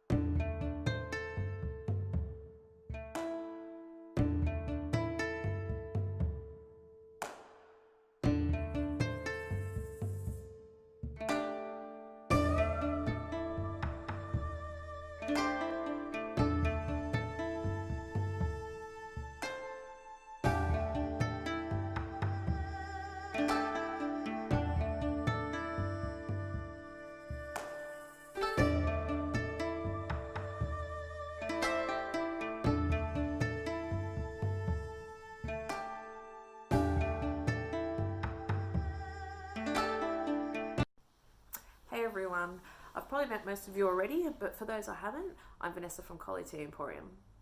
My passion for tea started when I was a little girl, when I pretty much just started drinking tea to copy my nan. I used to do everything she did, and drinking tea became a bit of a ritual with her, so we drink it with every meal, walking around the yard, watching cricket, just all the time. So really love tea from an early age.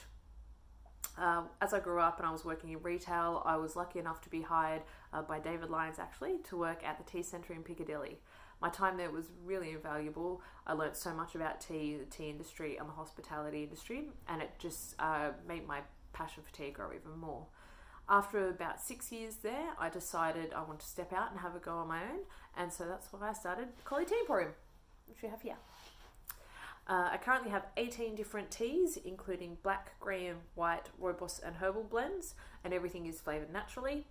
I am working on some new stuff at the moment as well. I've got some new blends, some products and packaging that I'm looking at doing, but it's all very exciting, but you're just going to have to wait and see with that. I was really excited about AUSTCS when David first told me. I was eager to join to do my part to help build the tea industry in Australia, not only for the drinkers and enthusiasts, but also for other companies. I've been to every single seminar since the first one in Canberra. and I've been involved in the Welcome By Tea every year except for this one. I just really love taking the time to make a pot of my tea and to share it with everyone that was there. We could all sit down and have a chat and catch up and just really talk about our love for tea together. So really like that part of the seminar.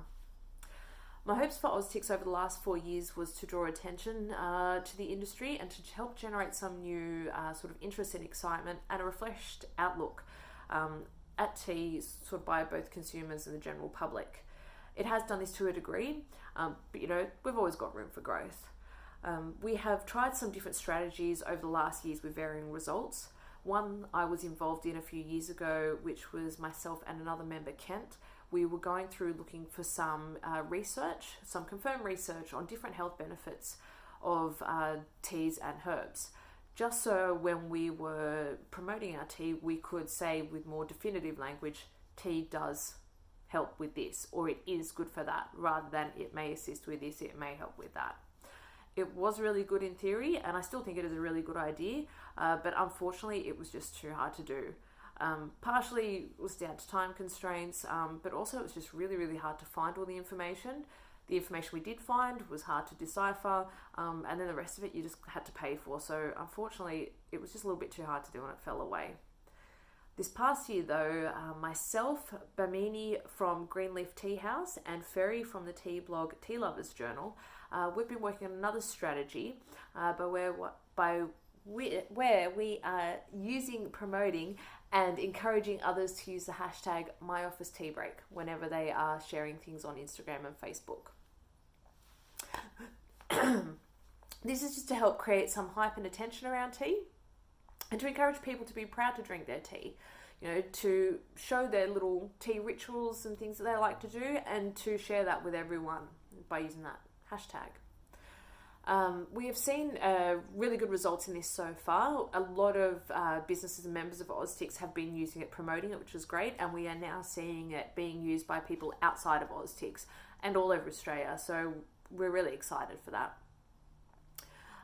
It does sort of go up and down depending on how things are going at the time, but we are still working with it and we're going to continue to promote it and see it grow hopefully over the next year or so. One thing I'd like to see in the future is the establishment of an industry body for tea, which will help promote tea and tea businesses, provide information and assistance, and create and support tea events within the tea community. Hopefully this will just help to create a renewed interest in tea and tea culture as well, and just to boost the industry, which I think we'd all be happy to see. It has already been spoken about in previous seminars, and so hopefully this will develop over the coming years. One of the highlights I remember most was a strategy from the first year, which saw some AUSTCS members approach the Royal Hobart Show about separating tea into its own category for judging at the Fine Food Awards.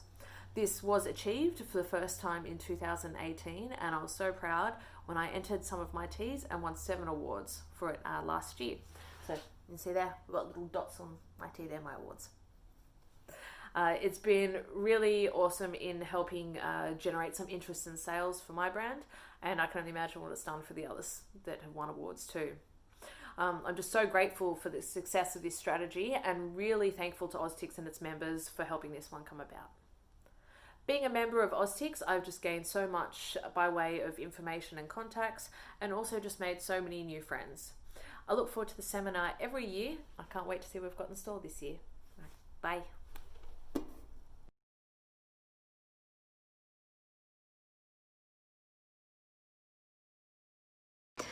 Hi everyone, it's Renee from Perfect South here. I just wanted to say a few quick words about the tea I chose for today's tasting.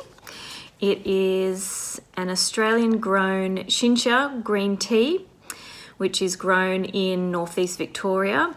And I chose this tea because I think it's a very beautiful representation of the quality of green tea that can be grown here.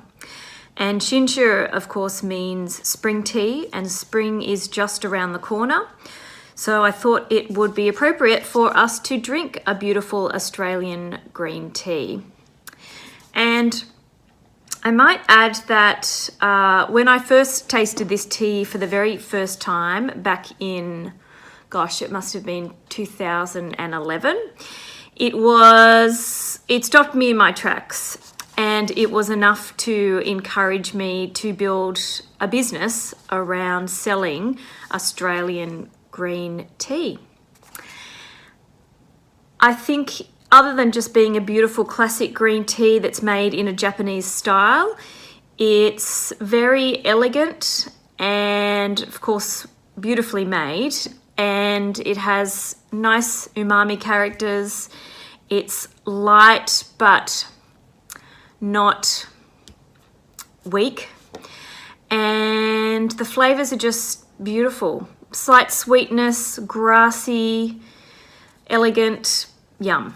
So it's one of my favorite green teas of all time. I drink it often, and I would encourage you not only to drink it hot like we are today, but to try it cold, because we're coming into warmer months now, and it is a real knockout cold. I like it actually often better cold than I do hot, so please have a go of this one cold. It's won a couple of awards, as you can see, and it is sold on our website and also through a bunch of David Jones stores and some specialty grocers. And yeah, but do give it a go if you're interested.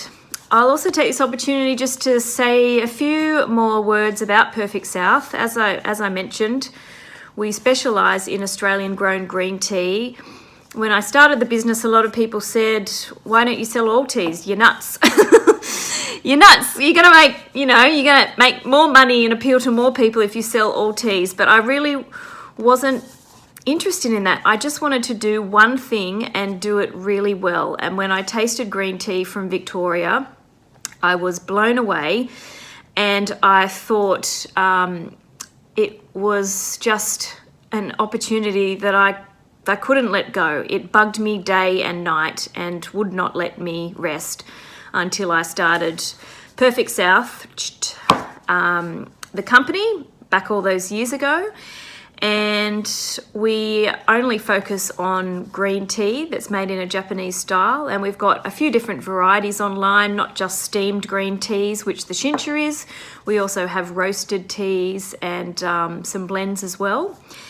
And other than being a labour of love, it is wonderful to offer such a beautiful product to Australian audiences.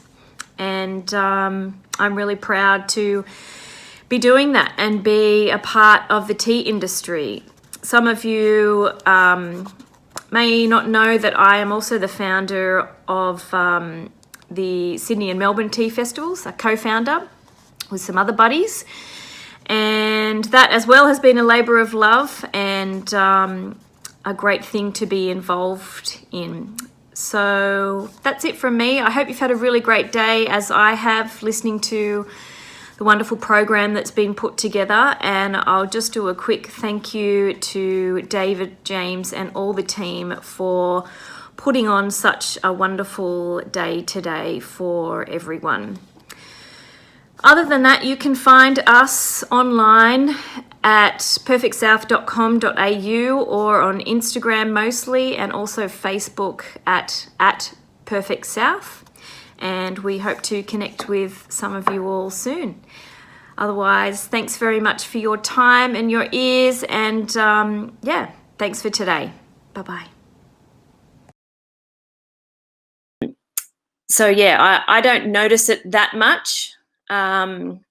Probably someone with a more nuanced palate might, but it's certainly very consistent from year to year, I have found.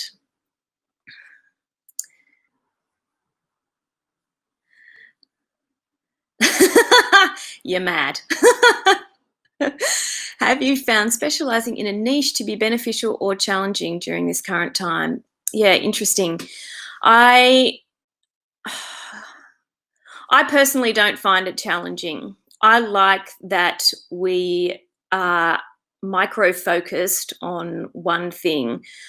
I'm sure we could have, like I said in the video, appealed to more people and, you know, gotten into more cafes and more retailers with a broad range. But to be honest, I find it a strength. People sort of appreciate that you are just doing one thing and doing that as best you can. So it's worked to our advantage a lot of the time. And yeah, I stand by the decision, even though some people still probably think I'm nuts. But I don't know if you guys know Pepe Sayer. Pepe Sayer is a butter maker in Australia. And in my mind, when I started our business, I wanted us to be like the Pepe Sayer of green tea, just doing that one thing really well. And to be honest, like I love, like you guys, lots of teas, but green tea is my all-time favorite. So I didn't want to start a brand where I was talking about teas that I just weren't passionate about and that I didn't drink all the time. So it's easy for me to bang on about how awesome green tea is because it's truly my absolute favorite. So that part of it is easy. Have you found them? Okay.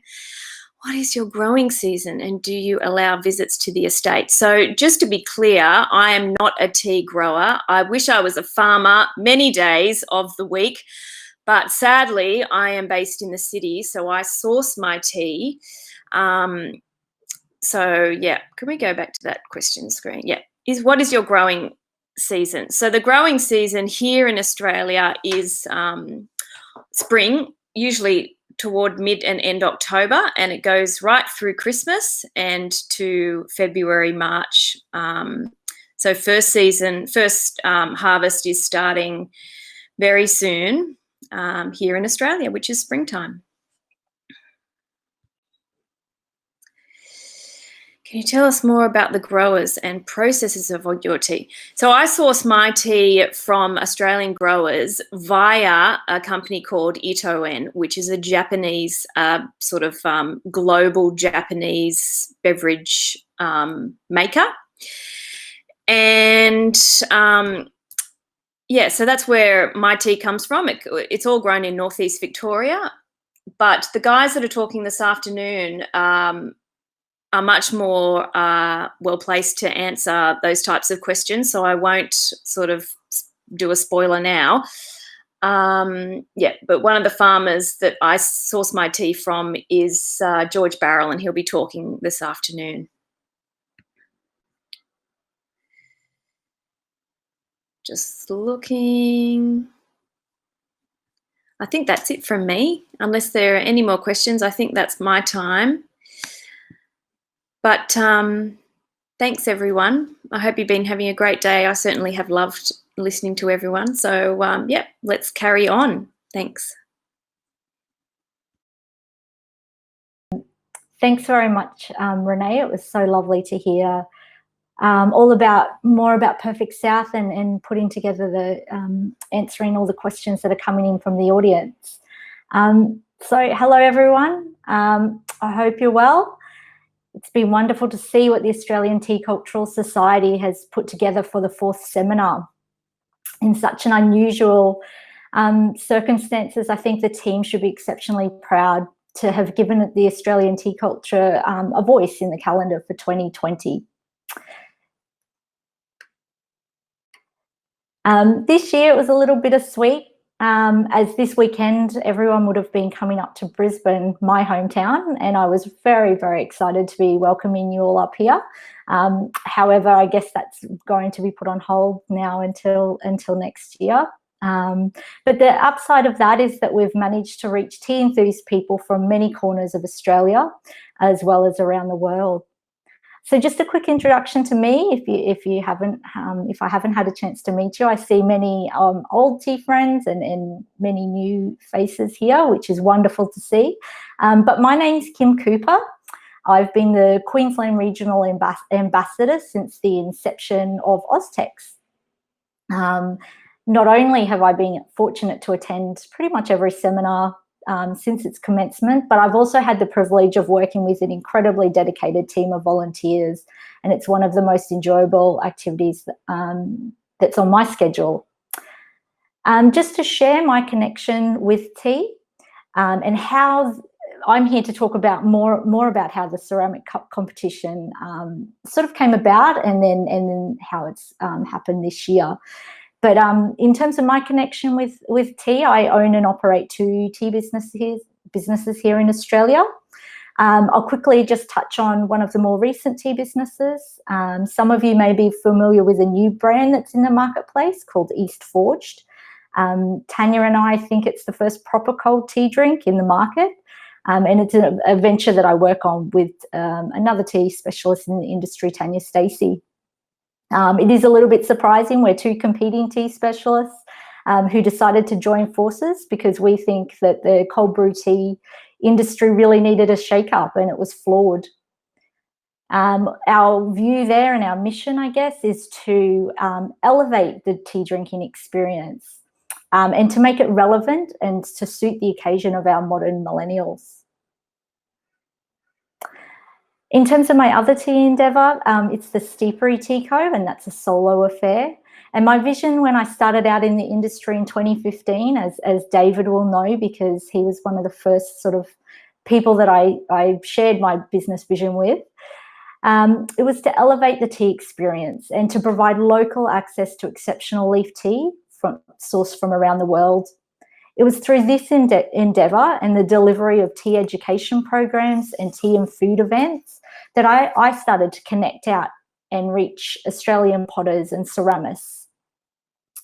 It's been through this business and my lifelong learning of appreciating all things connected to tea where my interest in tea utensils grew. I started to recognise the exceptional talent of Australia's artist community, and I didn't feel that there'd been enough attention brought to the wider tea drinking community in Australia of what talent we had here in our country for potters and ceramists.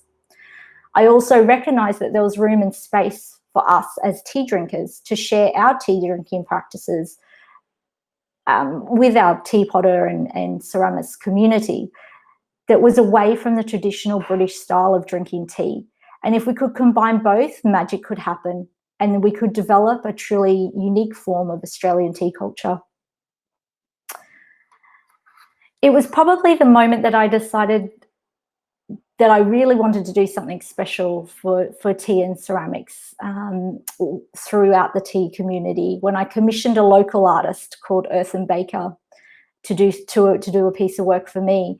I asked them to utilise their slab building techniques to make me a tea sink, which is something that they were completely unfamiliar with.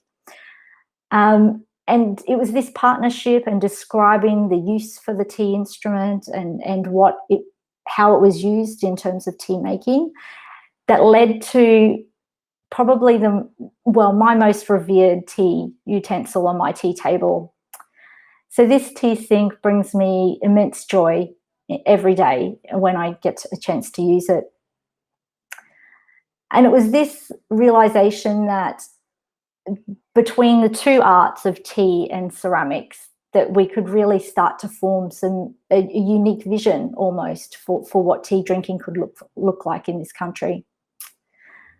So after heading back now to the original tea seminar in Canberra, so after its successful first year and so many warm and fuzzy feelings from tea enthusiasts coming together to share in tea and the ritual of the welcome by tea, I felt it would make it be a much more meaningful experience for the Australian tea cultural community to share in a teacup.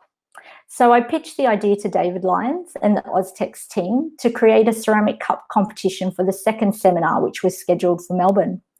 The concept was to ask the Australian potter community to design and develop a cup specifically to be used in the welcome by tea ritual at the seminar. The planning all came together when we made a connection to Vicki Grima of the Australian Ceramics Association. Vicki, you'll get an opportunity to hear from later today. However, Vicki could see the potential in bridging the 2 communities and the wonderful and rich connection that would bring. So as the competition started to wind down this year from when we started to advertise it at the end of last year, as we do each year, COVID-19 was starting to get a little more airtime. I could feel that it was going to be a much larger issue.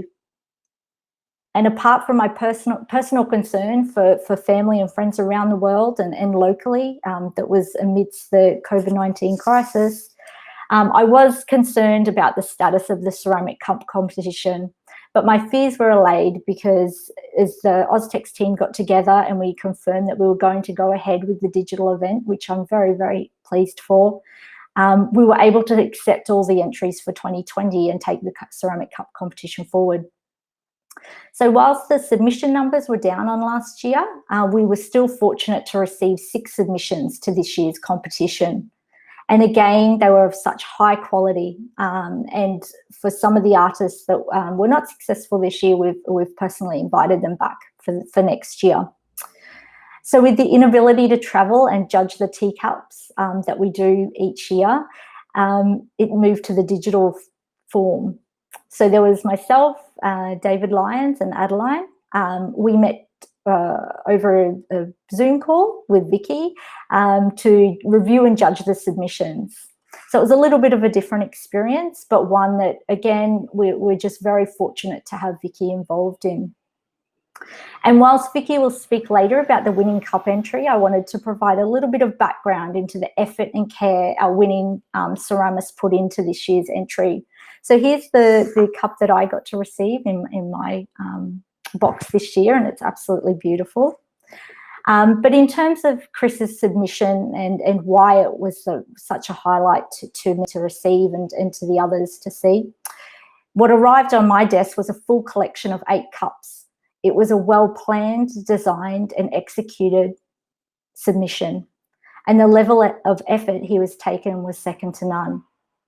I really hope that you're enjoying drinking from this cup this year. It truly is a unique interpretation of the teacup and one I am very pleased to have awarded this year. I think its uniqueness, its fun and interesting techniques in bringing it together is something that really culminates for this particular digital seminar. So with that said, I'd like to now hand over to David Lyons, our director and the figurehead, I guess, of the Australian Tea Cultural Society and the biggest driver and advocate of this seminar. His unwavering belief in growing and solidifying tea culture is unparalleled, and I'm personally very grateful for the effort and intention David brings to the tea industry. We're now going to get a chance to hear a little bit more about what AUSTCS have been working on for the past year. Thank you for your time. Thank you very much, Kim. Thanks, David. I'd like to thank Kim not only for her presentation on the AUSTCS Cup competition, but the amazing work Kim has done in developing the relationship between AUSTCS and the Australian Ceramics Association and the ceramics community. This competition creates interest both here in Australia and overseas. The entries, as Kim mentioned, come in each year for consideration, and they are simply beautiful. All deserve to be winners. These connections between different cultural groups and our tea community are one of the fundamental and constitutional parts of what AUSTCS is all about. Tea culture is not only about tea, but so much more, as we can see with the ceramics relationship. But what about art? What about music? What about song or poetry, calligraphy, writing, and many other cultural identities, which throughout the centuries have had connections with and assisted in the creation of some of the great tea cultures around the world? We as an organisation look to develop the type of connections and collaboration Kim has helped create with the ceramics fraternity and their association, but with other cultural groups and individuals. It just takes time, understanding, and a desire from all involved to work together on a mutually beneficial outcome. Today, as I include music and song into our discussions about tea culture, many around the world are celebrating International Record Store Day. How fascinating that with all our modern technology through digital enhancement and the superior sound, we are still so passionate towards vinyl and the records and albums through a technology from another era. From the very early stages of AUSTCS, we, the directors, have constantly struggled to explain the what and the why of this organisation. Sure, it's easy for us to describe the organisation as an entity which focuses on the development of and awareness of tea, consumption and its culture. But how can we communicate simply what AUSTCS is, how it works, and what the future holds for this very unique organisation, and how it fits within the Australian community? At one of our regular team meetings, as we discussed this topic, Adeline described AUSTCS as being a little bit like a software program. I would like to take that a little further and suggest AUSTCS is most certainly like 5G, the next level of mobile telecommunication. We know the name. We've been promised the future can be amazing, and in the case of 5G, it could become the creator of the next technological revolution. Whereas AUSTCS, if utilised to its full potential, can and already does help generate business, build community, introduce members of those communities to other forms of culture, both nationally and internationally, can bring awareness to the Australian people of the pleasures and benefits of drinking tea, in which case it could improve and save lives, many lives. Both 5G and AUSTCS have their detractors and supporters, and those who just simply don't understand the possibilities yet. But like 5G, AUSTCS has been created so people in the near future, a student in a classroom today, a migrant who hasn't yet arrived in Australia to call this place home, or an Australian who hasn't yet discovered their tea journey, can, by building on the foundations which are being created today by us, create that amazing future. Develop an organisation which will be recognised for the what and why it exists. A charitable organisation which can benefit all Australians by raising tea consumption, building bridges of communication between communities, and creating a tea culture which is recognisably Australian and one which we all can be proud of. Yes, AUSTCS is very much like 5G.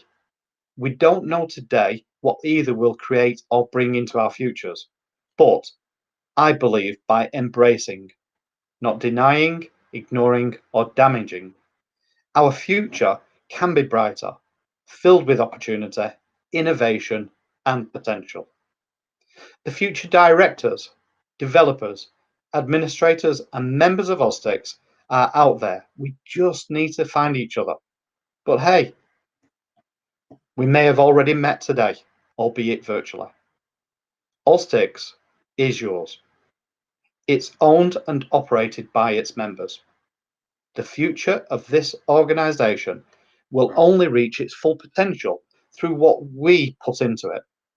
And when I say we, I mean all of us.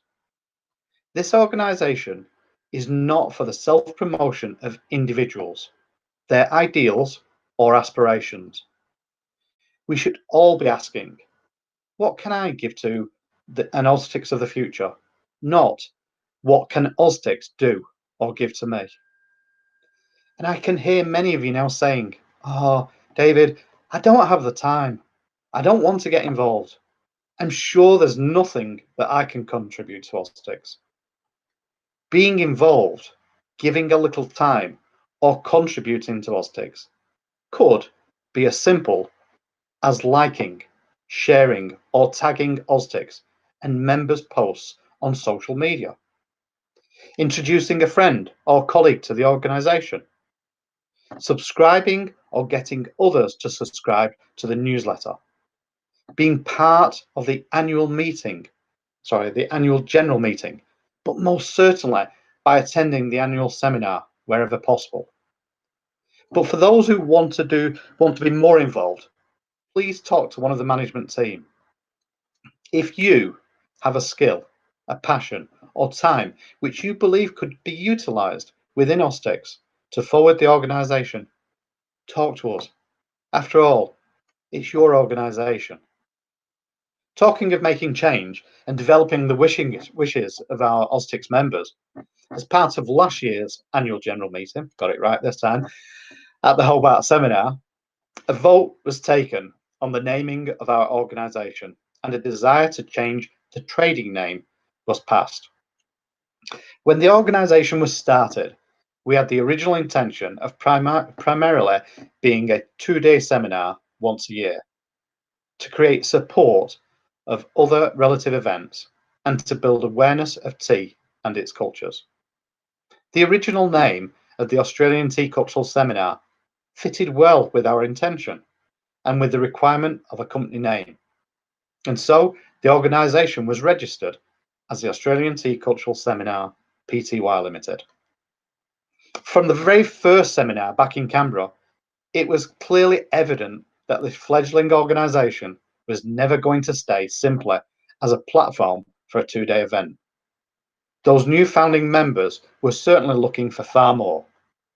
The decision last year was taken to make arrangements that although the company name for now would remain the same, the trading name needed to change.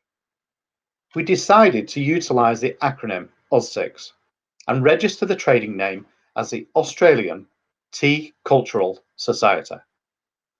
This, we the team, have been doing slowly and quietly over the last 12 months, including a great deal of work by James to adjust text on our website, social media accounts, marketing and promotional print, including logos. We have also purchased from the Australian Securities and Investment Commission, ASIC, the business trading name of Australian Tea Cultural Society. So what does this mean?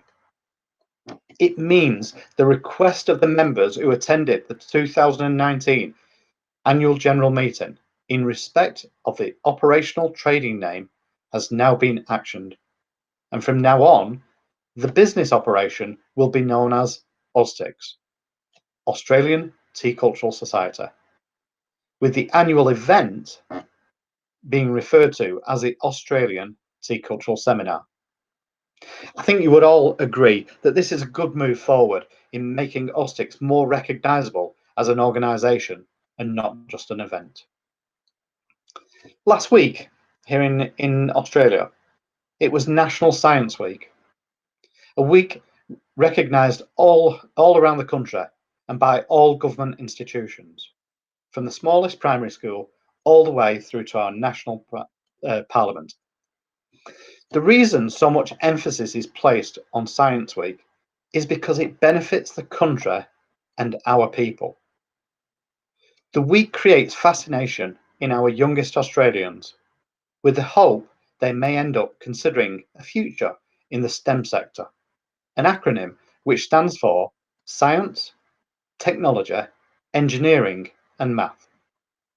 Imagine though, if those young minds could be introduced to tea STEM, tea science, tea technology, tea engineering and tea math, and then get them to drink and enjoy what they've been involved in.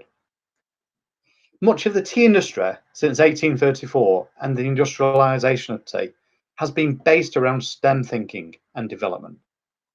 STEM thinking is just as important to tea development and its culture as knowing the difference in taste between two teas of similar nature. So you can imagine how interesting it was when the AUSTCS team received an email from one Dr. Liu Chang. Early in 2020, the AUSTCS management team were approached by Dr. Liu Chang of the China Tea Science Society, or CTSS. Founded in 1964, the CTSS is a national academic organisation made up of members from many areas within tea, including science, technology, training, teaching, promotion, production, and culture. Under the leadership of the Chinese Association for Science and Technology, with support from the Tea Research Institute of the Chinese Academy of Agriculture, CTSS acts as an important force and integral part for future development within tea science and the tea industry. Dr. Chang approached AUSTCS after reading about our organisation, firstly in China through magazines and at events, and then from our website. His pleasure at discovering many similar constitutional values between AUSTCS and the CTSS led him to email us. After some discussion, investigation, and due diligence being observed, it was decided by the directors that AUSTCS would, at Dr. Chang's request, become a supporter of a new project CTSS was proposing. A small group of organisations and universities have collaborated to support a proposal submission by CTSS to the Chinese government. This proposal is for the creation, development, and formation of an international tea cultural research and exchange centre. If this proposal receives grants for its development, then AUSTCS, along with the other supporters, can be involved in the formation of this centre. It would help AUSTCS to approach and investigate one of its constitutional goals. This is to aid research into tea culture, which would enrich our understanding through learning and offer cultural exchange at an international level. As they say, watch this space or read the newsletter for updates. A little closer to home, AUSTCS had its own little win late in 2019.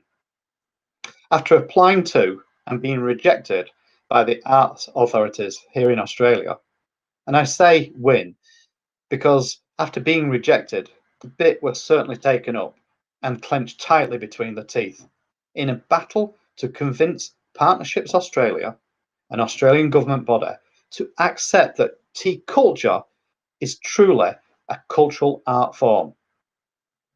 After discussions around the artistic and codified presentations of Japanese and Chinese tea ceremonies and the colourful street art of the Indian chaiwalas, eventually we convinced them.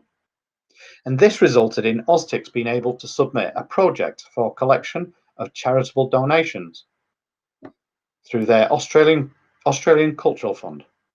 The Australian Cultural Fund allows anyone to donate to projects presented for donations. But for those living in Australia, and that's most of us here today, it means you can donate and claim your donation back through your personal or business taxation assessment. Not all charities are able to secure gift recipient status through the Australian Tax Office. In fact, very few are. So when donations for a project are placed through the Australian Cultural Fund, the gift recipient status is provided by them and not the individual organisation. Of course, this is a win-win for everyone. Australians get to donate to their favourite project and then claim the donation back against their tax. I think we should say, thank you, Mr. Taxman. This is a form of funding we'll look to utilise on future projects within our theme of art in the culture of tea. A project some of you may be interested in, which we're currently investigating, is one connected to our First Nations people. AUSTCS is in the initial stages of searching for an Indigenous artist, one who would be able to see and understand the principle of an Australian tea culture. This understanding would then allow them to produce a commissioned work for AUSTCS, an art piece that can respect the infusions of Aboriginal and Torres Strait Islander cultures, while at the same time depict the introduction of real tea through colonialisation. The importance of women's contributions to tea and its culture, both past and present, and to a future where Indigenous, modern day, and migrant Australia can recognise its own tea culture. This art piece, once commissioned, produced, and ownership exchanged to AUSTCS, can then be used as a recognisable image, a symbol of our organisation, and an image which can be used in many different ways, both culturally and promotionally.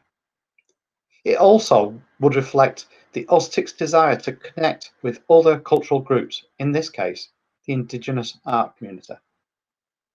One hope is that the image would be able to build those bridges and connections with our Indigenous peoples, in particular the younger generations, create understanding and an opportunity to expand the awareness of tea, its consumption and benefits both socially and through health for Indigenous communities and individuals. This, though, is a long-term project, and we will experience positives and negatives along the way. But hey, anything good worth doing isn't always easy. Another area in which a member of the AUSTCS team has been busy working to create greater understanding of AUSTCS is in the creation of an AUSTCS governance document. Although not legally required when the organisation was first formed, as our written constitution covered all legal requirements, the governance document offers clear clarification to the organisation. When dealing with government offices, maybe during grant applications to business or corporate third parties who may consider sponsorship or support in kind of the organisation. It also assists those who wish to become team members or directors in managing their role and the future of the organisation. I can and am pleased to inform all members that the governance document is almost completed, thanks to the hard work of AUSTCS Director, Christy Moorcroft. Christy has been diligently working on the document, especially during the lockdown period in Melbourne, and in the lead up to the arrival of her first baby in the next week or two. I would like to thank Christy and wish her all the very best with the birth of a little bundle of love. So now, all it leaves me to say is thank you for all listening to my address. This address gives me an opportunity to update you all on the work being done in AUSTCS throughout the year. In the next few minutes, we'll take a 20-minute lunch break. But please don't disappear, because during the lunch break, there are some very interesting videos which James has arranged for us, and some even more interesting images from our past 3 seminars. I hope you enjoy, and yes, we'll all be back in a short while at, where are we, 1:30. So for now, please take a break, pop to the bathroom, go and make yourself something to eat, and enjoy the videos that James has put together. And we'll see you shortly back here at 1:30. So you've got a little bit longer than you thought for your break. Okay, thank you very much.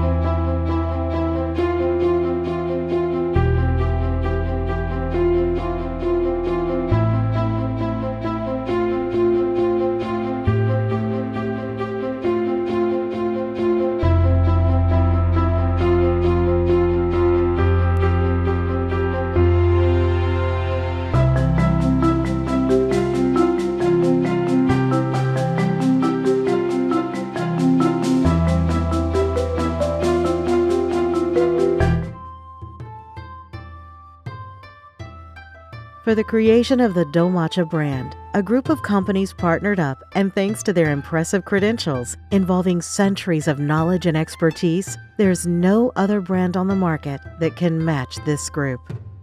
Andrews & George Company is Japan's first foreign-owned trading company established in 1892 and the parent company to Ecotrend, which is the distribution company in the USA.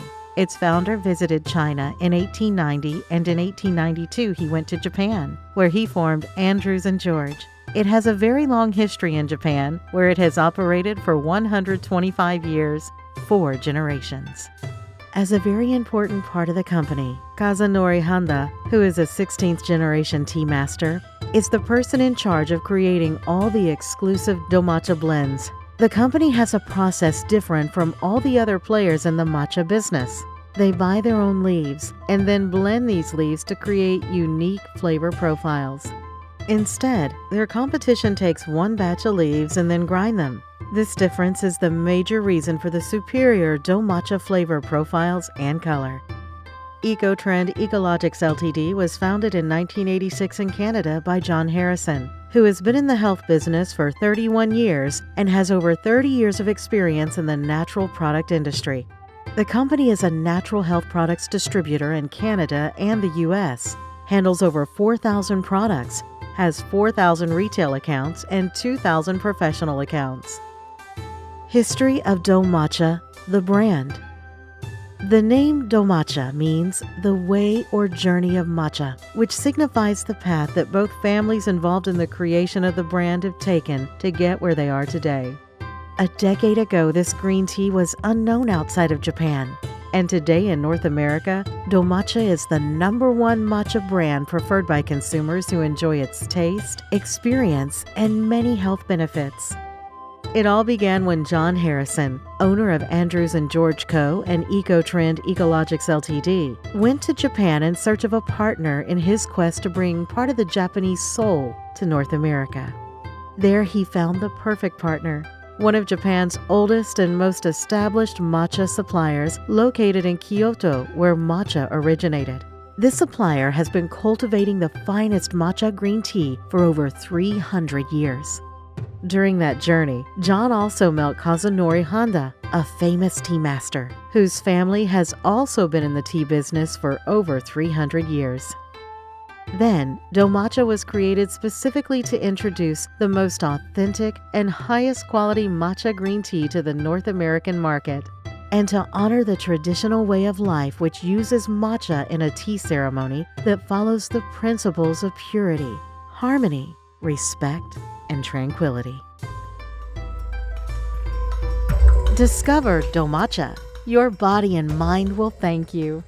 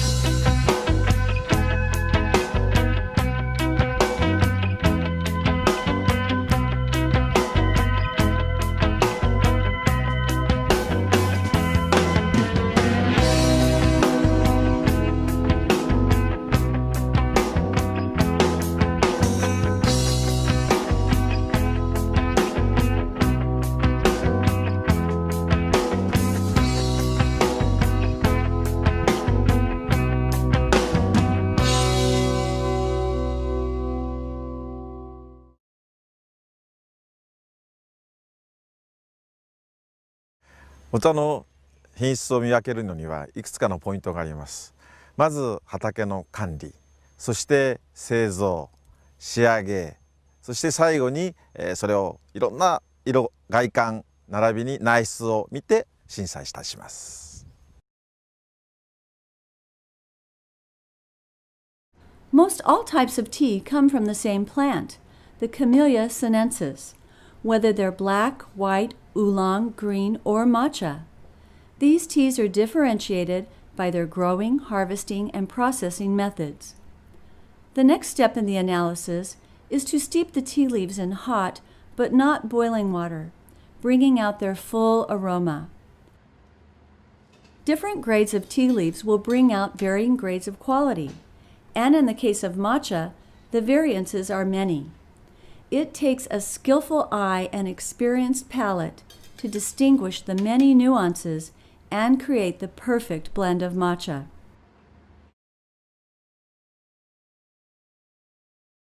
I think the future is excellent. Most of the world consumes green tea and is aware of green tea, but there's a large percentage of people that are just learning about matcha or don't know anything about it. So I think that the opportunities are excellent. I think the future is very exciting.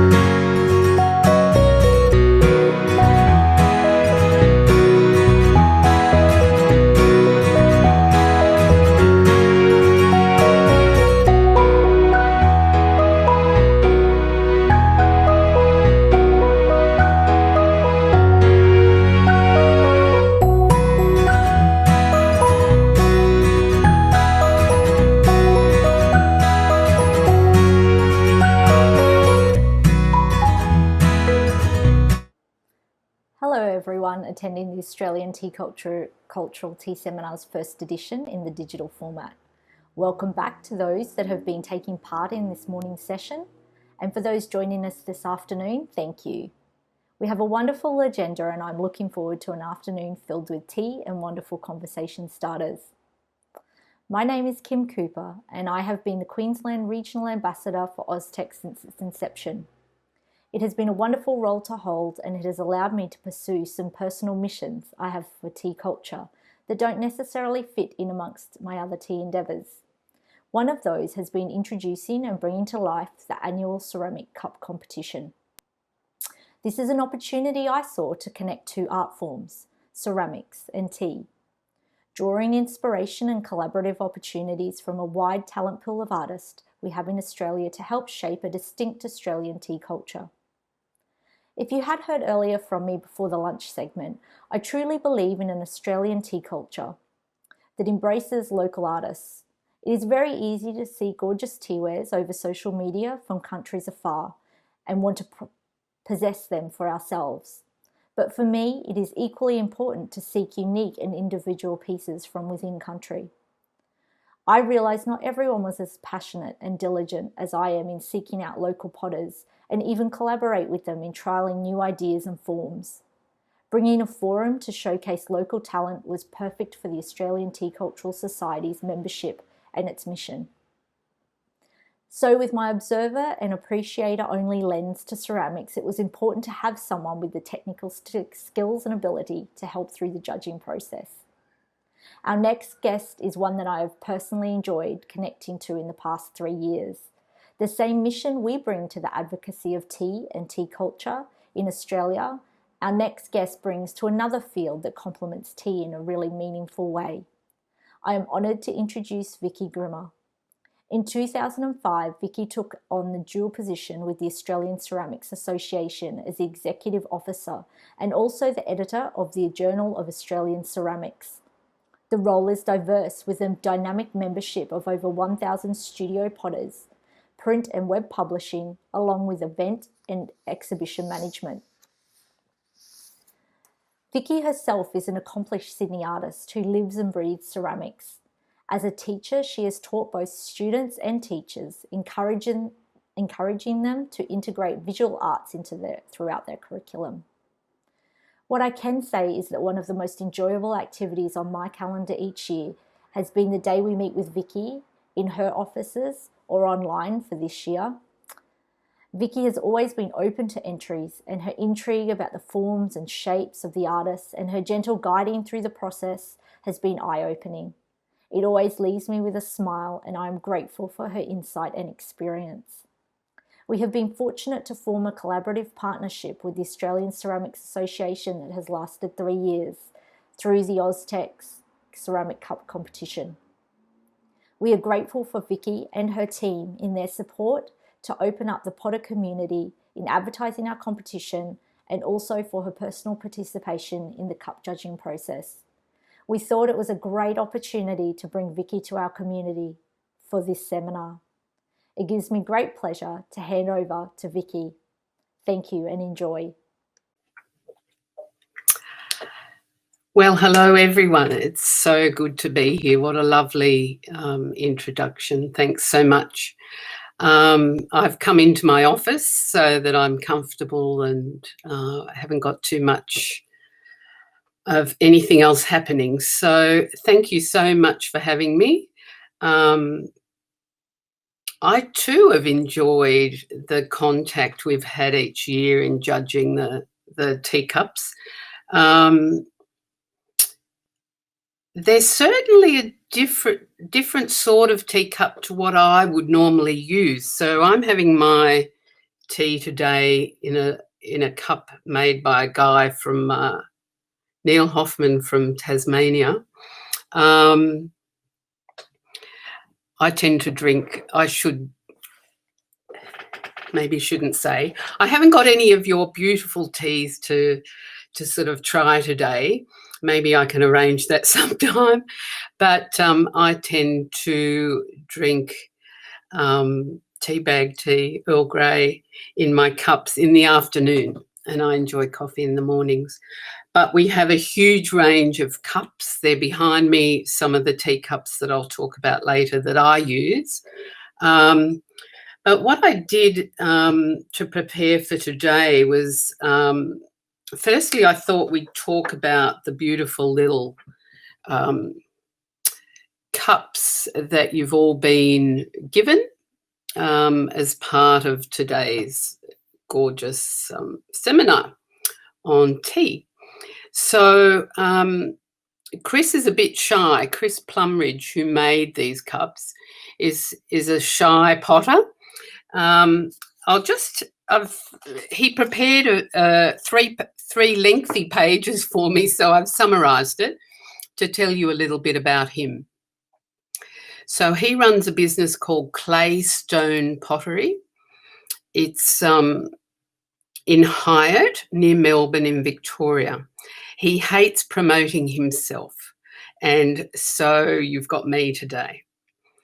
So what he sees, or what he saw as the challenge, was that he thought by entering this teacup competition that he would learn a lot, and it would push him in ways that he hadn't been pushed before. And he's a meticulous potter. He does some slip casting, wheel throwing. This cup that you've got is slip cast, so I'll tell you a little bit about it. He did take a period of about 3 or 4 weeks to make the cups that you're all enjoying. He had many, many failures. So one of the failures he had was the writing that's on that. And if you have a look at it, he ended up being clever enough to get that writing on the inside of the plaster mould that he made these cups from. So that was one. He had a problem getting the writing there. Then he had problems with the glaze being too thick, and so the writing couldn't be read.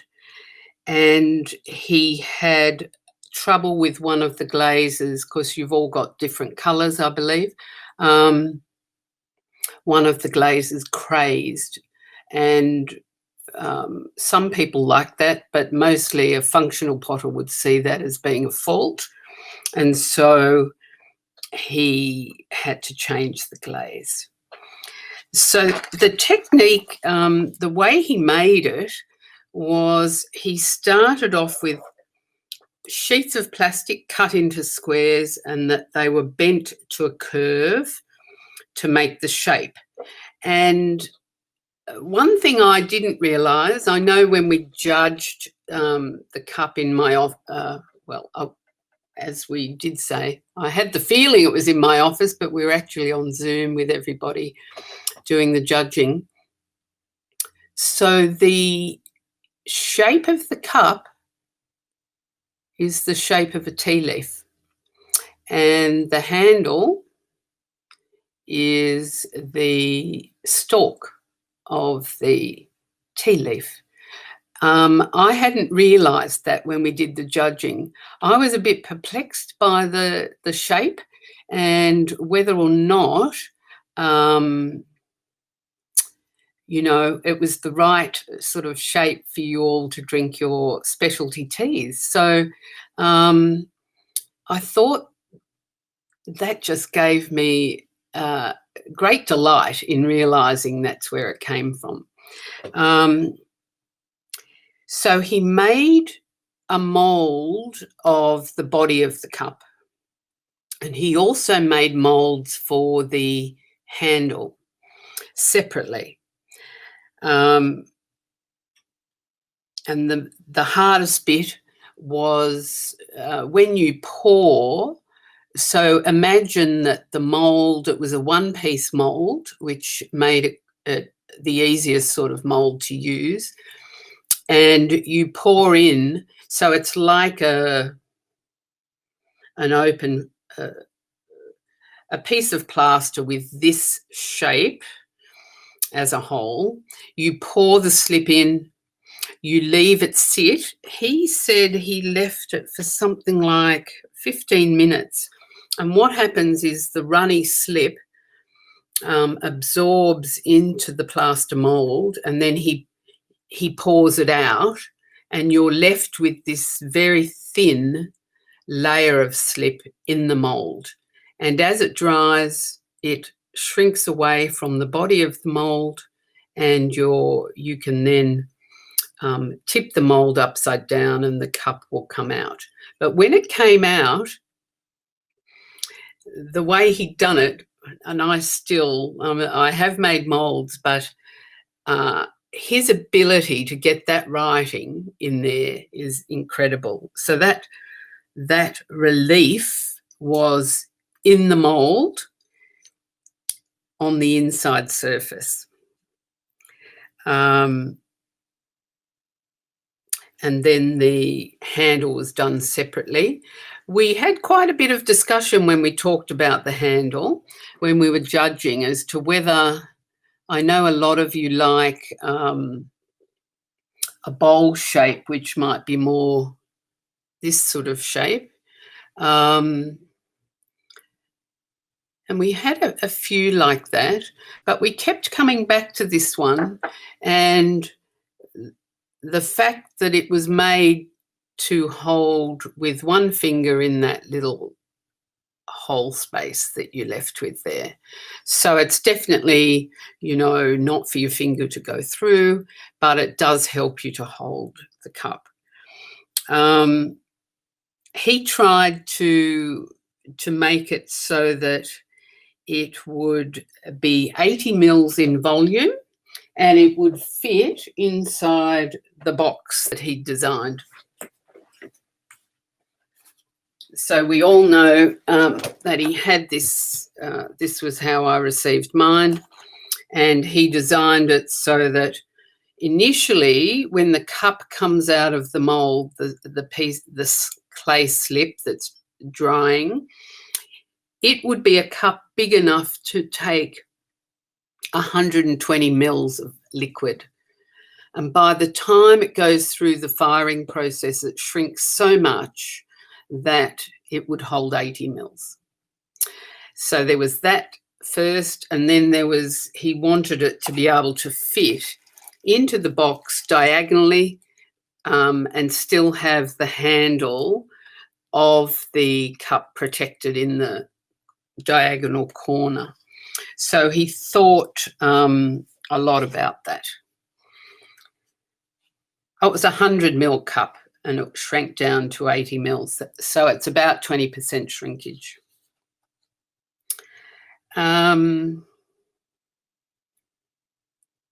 So when you join the handle onto the cup, you have to join it with both of them at the same level of dampness so that they will stay together and not come apart. And then they're dried naturally over several days. So in the cups that you're all enjoying, he used 3 different types of porcelain.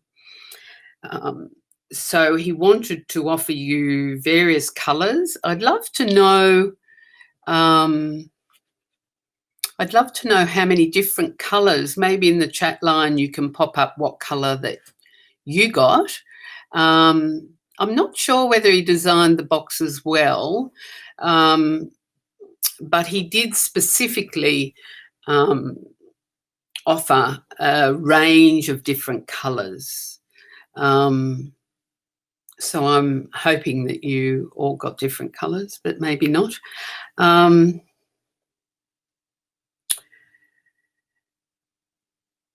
So what he did tell me was it wasn't quite so simple as using his usual Bendigo porcelain because of offering it in different colours. So some porcelains are more translucent than others. And so some glazes he used on some. On mine, he wanted like a lovely creamy white, and it's got a clear glaze on it. So I can see there that some people have got blue, some have got blue and green, aqua, teal and white. So it's lovely that there's a few different colours out there. But what he told me was each of those ones that's a different colour is a different type of porcelain slip that he used, which is amazing. And what he does when he fires them is that they're fired up, being porcelain, they're fired to 1280 degrees Celsius. So your normal home oven is 200 Celsius to cook your dinner. Potters fire porcelain up to 1280 degrees Celsius so that, and what he does so that the glazes melt and the bubbles, some of the glazes he used have fine bubbles trapped in the glaze. And so when he gets the kiln up to 1280, the kiln is held for what is called a soak at that temperature, and that helps the glaze to mature. And then it takes probably 2 days for the kiln to cool down enough for you to open it. So at that point of 1280, the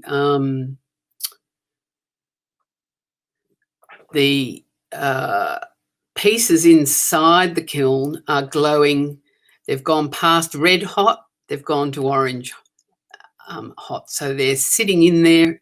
To look in the kiln, there's a little spy hole at the front that you can pull the bung out and look in with special goggles on, and you can see that it's at the right temperature. It's quite incredible how hot the kilns get. So some of you have probably got a cup that if you hold up to the light, to a good light, and so you can often do this up to a strong light, and you'll see your finger shadow move across, and that shows that the porcelain is translucent. So you might have questions about those cups later, and I can fill you in on those. So what I've got is a whole collection of my little cups and beakers. In my job, I travel around the country, or I used to, and I used to attend lots of exhibitions. So I'll show you 3 of mine to start with, just to get them out of the way. I've been doing a fair bit of wood firing at the moment. So this would be a perfect little cup for tea. I make my cups to fit into my hand. So like so. And they have a very fine rim, which is lovely to drink from. This is another more like a beaker that I make. Porcelain again, with little gold luster dots on there. They're just pinched pots. And here's another little one, a little tiny cup. And when I hold that up to the light, all those, you might be able to get a sense of it through there. Those patterns in there are pressed through so it's translucent as you sip. I always have these cups next to the sink at home for my water, changing each week. So I even get delight as I drink. So they're 3 of mine. Here's one I bought, a beautiful one. Sorry, Beth, someone. I bought it from America. It's an incredibly detailed sgraffito design. I can look up these names later for you, but incredible detail. I don't know whether you can appreciate that at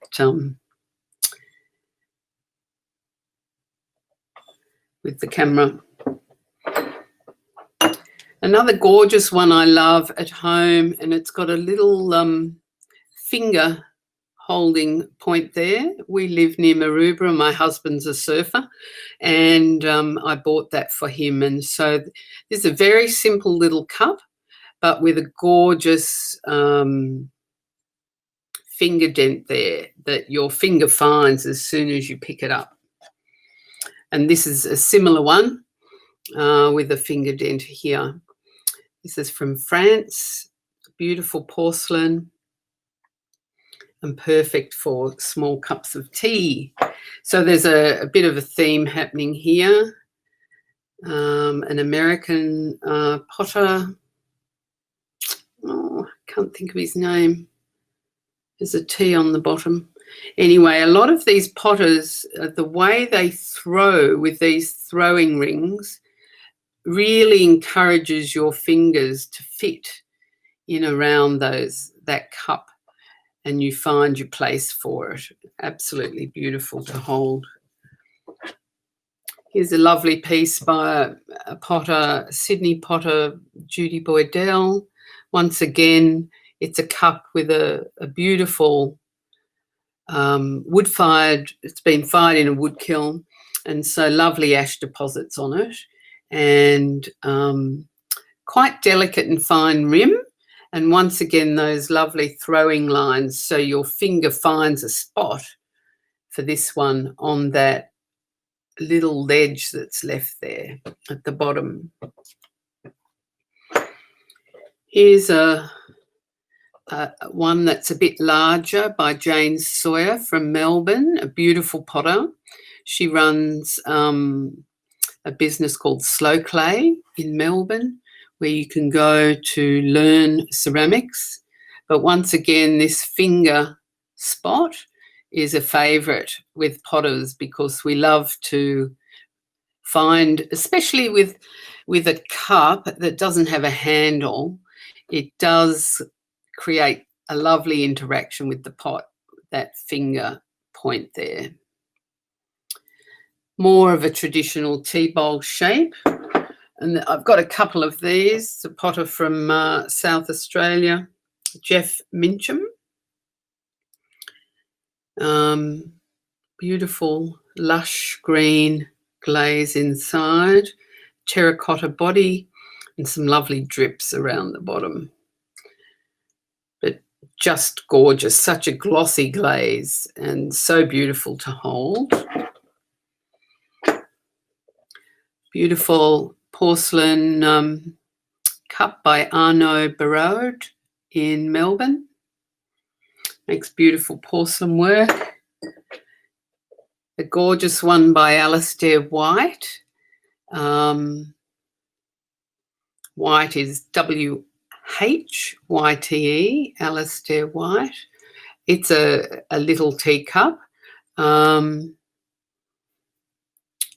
beautifully finished by Austea. Another beautiful one I picked up at home. Can't remember the potter's name. Anna Maria Plevia. And she makes these gorgeous, she's a wood turner as well as a potter, and she makes these beautiful saucers that go with them. And she illustrates them with everyday scenes of her life. Once again, a beautiful porcelain teacup. And then a bit of a funny one, Frank Boyden, an American potter. Beautiful glaze inside and some funny lumps on the outside and a gorgeous white rim, perfect next to your lip.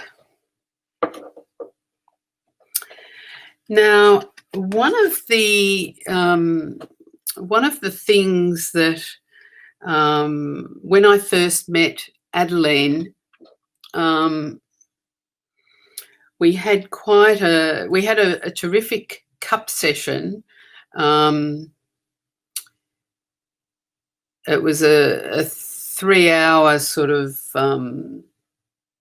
gathering of people that were interested in all there was to know about teacups. I just want to get up I haven't got the right thing open. I'll just grab the magazine. So it's in an issue of our magazine back in 2016. The potter who wrote it was Sophie Moran, and she wrote a terrific article all about cups and how she makes them. She's a beautiful functional potter. And of course, she's in lockdown at the moment and working in a garage rather than her studio. So when she sets off to make a cup, she looks at what will it hold? Is it a hot or cold liquid? Does it need to be big or small, dainty or sturdy, formal or relaxed? How will the drink be prepared and served? How will the cup be washed and stored? Does it need to sort of stack up? And then she goes through some terrific things that she thinks are really important. So there's the heat issue, the handle issue, the weight issue, and the lip issue. So just briefly, I'm just looking at the time. So with heat, often we use cups. A lot of people prefer cups with handles. So I've got a few behind me here. And of course, with potters, the handle, you know, we all have our preferences for the cup we might use to drink tea. So I use this beautiful, this one. I love this tea in this cup, but I find it cools down very quickly. So I only have that if I know I'm going to drink the tea quickly. Most days I have my tea in this cup, beautiful wood-fired cup by Ian Jones, because it's tall and narrow and I can take my time. So with heat, we look at the shape of the cup and the fact that we want a handle because the cup might be too hot. The weight issue just refers to that sometimes that sort of weird thing that happens when you pick something up and you think it's going to be a certain weight and it's quite a different weight. So sometimes cups are a lot lighter than you think and you have the feeling, oh, that's a bit fragile. Or you pick up a cup and it's heavy and that doesn't give you pleasure either. You sort of think, oh, that's a bit heavy and lumpy. And the lip issue is probably one of the things I pay a lot of attention to. I like quite a thin rim to sip my tea. Do I need to start answering questions now? Is that what that's telling me? I think it is. Okay, is it difficult to get a fine rim on a cup? No. Potters make cups in all different ways. The ones I showed you of mine, I make them by pinching them, a ball of clay pinched, and I can get with my fingers a very fine rim and make sure that is very smooth. But for, say, a potter with this cup, it's a bit thicker, this one, they're throwing them on a wheel, and so they make a choice about what sort of rim they want and whether they want it to have a slight, ever so slight curve. And this one's different. So you can see there one has a slight curve on it inwards and one outwards, concave and convex. So it's just a matter of really using a little chamois on the top or a sponge to make it fine and smooth. Wouldn't the finger spot make the cup? Well, I'm not saying that those cups are necessarily for tea, hot tea. So these cups, I drink water out of them. And so they feel great when they have that little hole there. I'm not sure about the temperature at which you prefer to drink your specialty teas and whether that would be an issue. Connections between ceramics and tea. What I think would be good is possibly if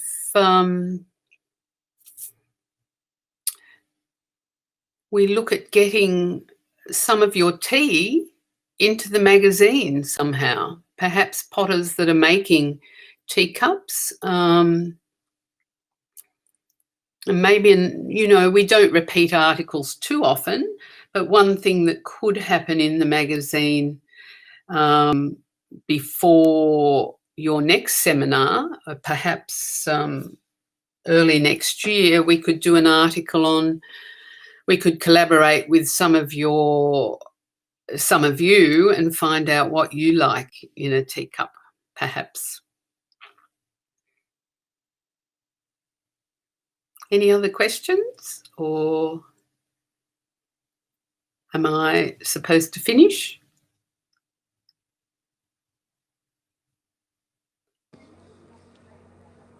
Hello? Thank you, Vicki.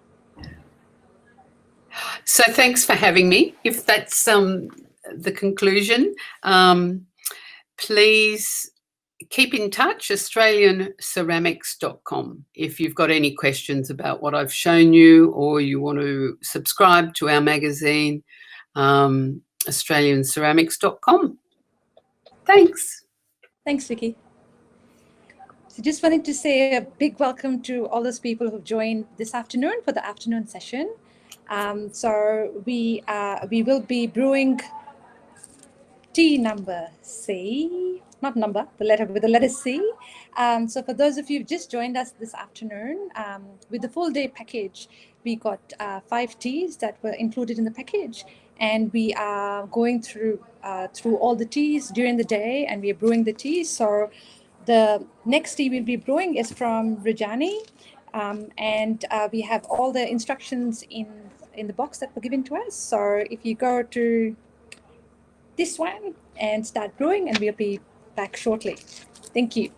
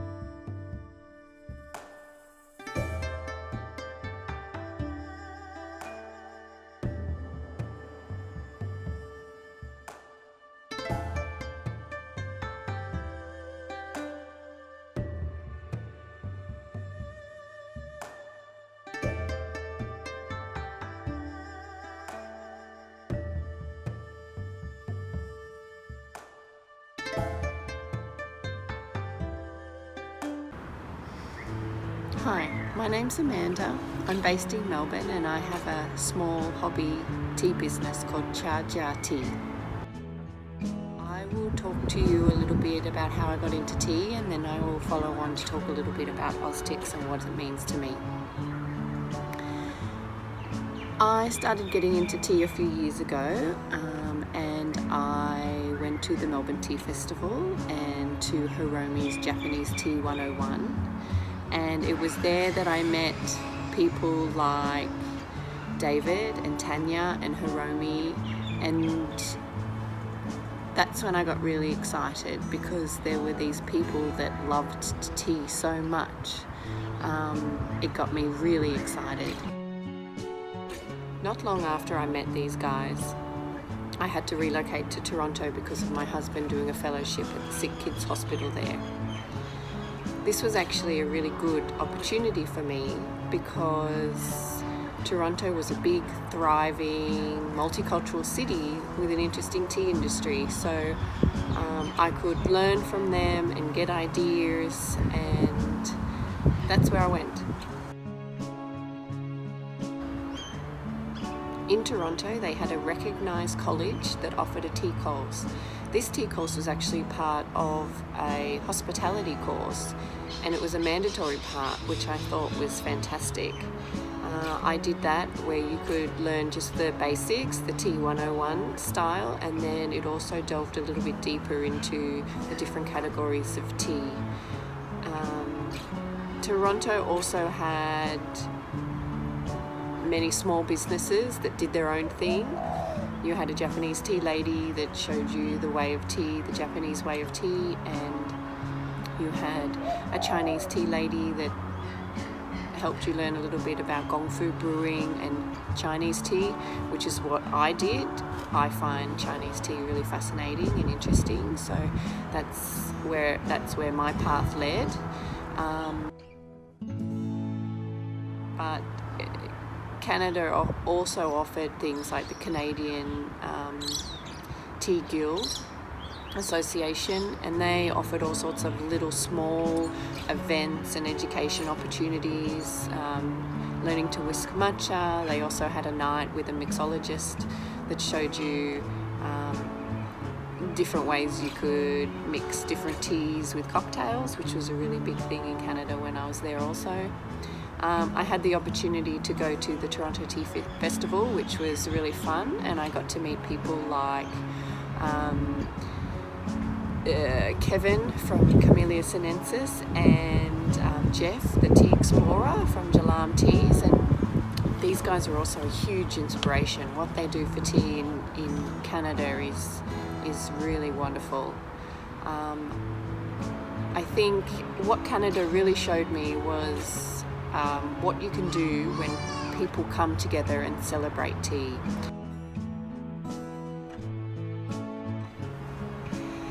And for me, this is what AUSTCS is all about. It's the coming together of tea enthusiasts to create a collaborative network of people to promote and celebrate and increase awareness of tea.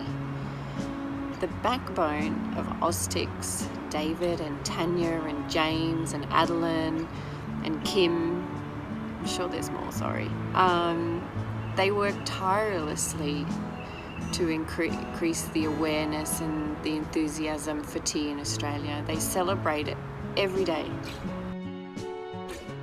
With Australia being so multicultural and multifactorial, we have the unique ability to draw inspiration from many different tea cultures to create our own unique tea culture here in Australia.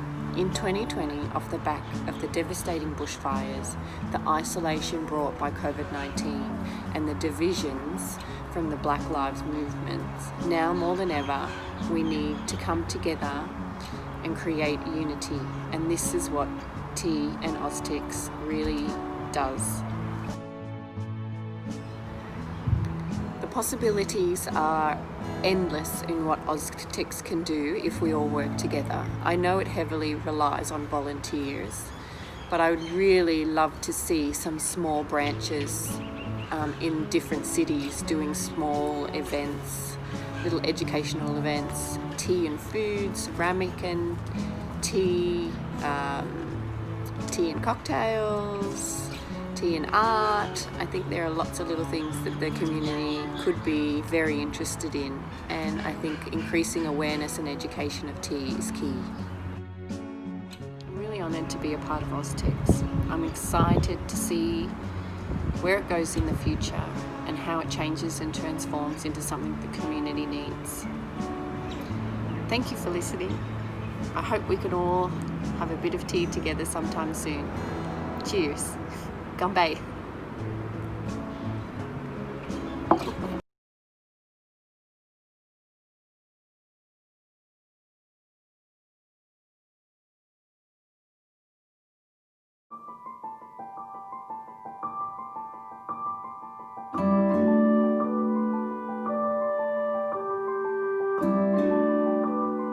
The Assamica Premium represents the best of Assam's summer harvest.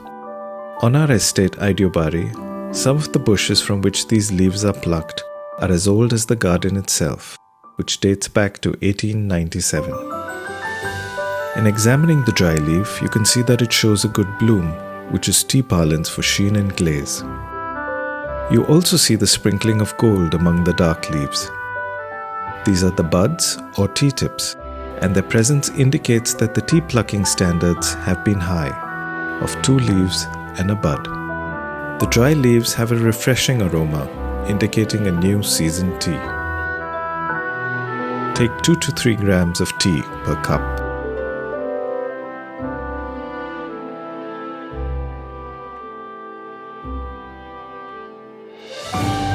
Use boiling water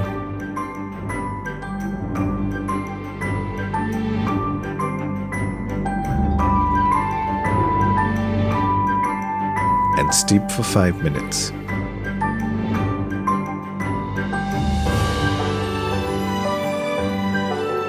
The infusion is a lovely red golden color, like a summer sunset. The tea has a rich mouthfeel, is full-bodied, and with a very pleasant fruity undertone.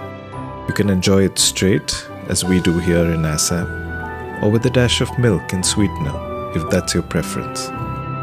It's a great choice as an everyday morning cup for the discerning tea lover.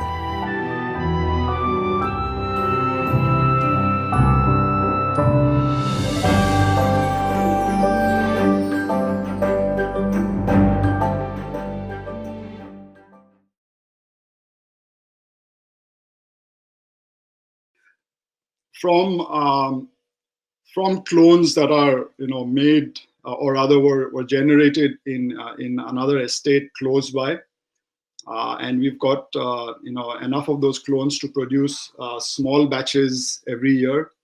I know it's a favorite of Pascal's as well, and some of you other guys have tasted it. I hope to have that tea for 2020 soon. It's on a ship on its way. We were impacted by COVID-19 logistics issues, and hopefully we should have that in Melbourne soon, and you should be able to taste that.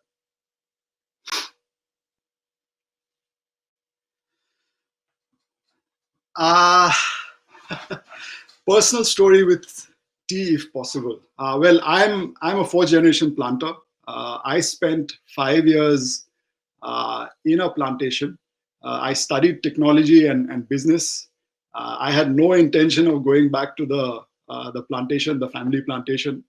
My father, who had spent 40 years in the industry, forced me to come and learn the trade, and I'm thankful for that. It's something that allows me to have a connection to the roots I am from. While working in technology, I have kind of been able to travel the world for work, and I've been also able to bring my tea story to every place that I've been, whether it be the UK, parts of Europe, the Philippines, and now in Australia and New Zealand.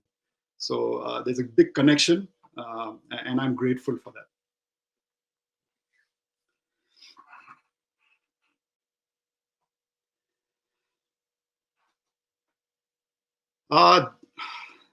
Good question, David, and thank you for asking that.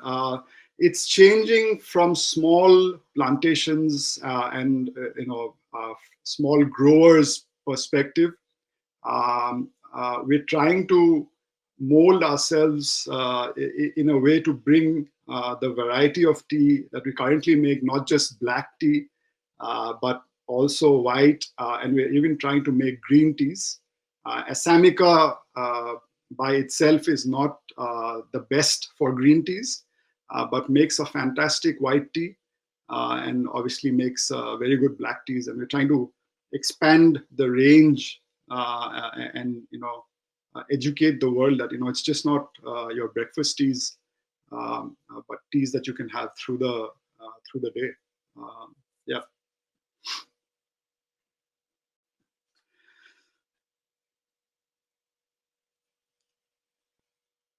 Cheryl, another good question. We had to slash, so not just us, every estate in Assam had to, and the rest of the north of India had to slash their first flush. And therefore we lost all of the good crop that we get from the first flush. Second flush got impacted in a positive manner because we slashed everything. We've experienced probably one of the best second flushes this year in a long time. So amidst all this pandemic, negativity, we are seeing higher than usual quality and higher than usual price points. A factor of both the quality as well as the demand, due to the lack of the first flush. So thanks for asking that, Cheryl.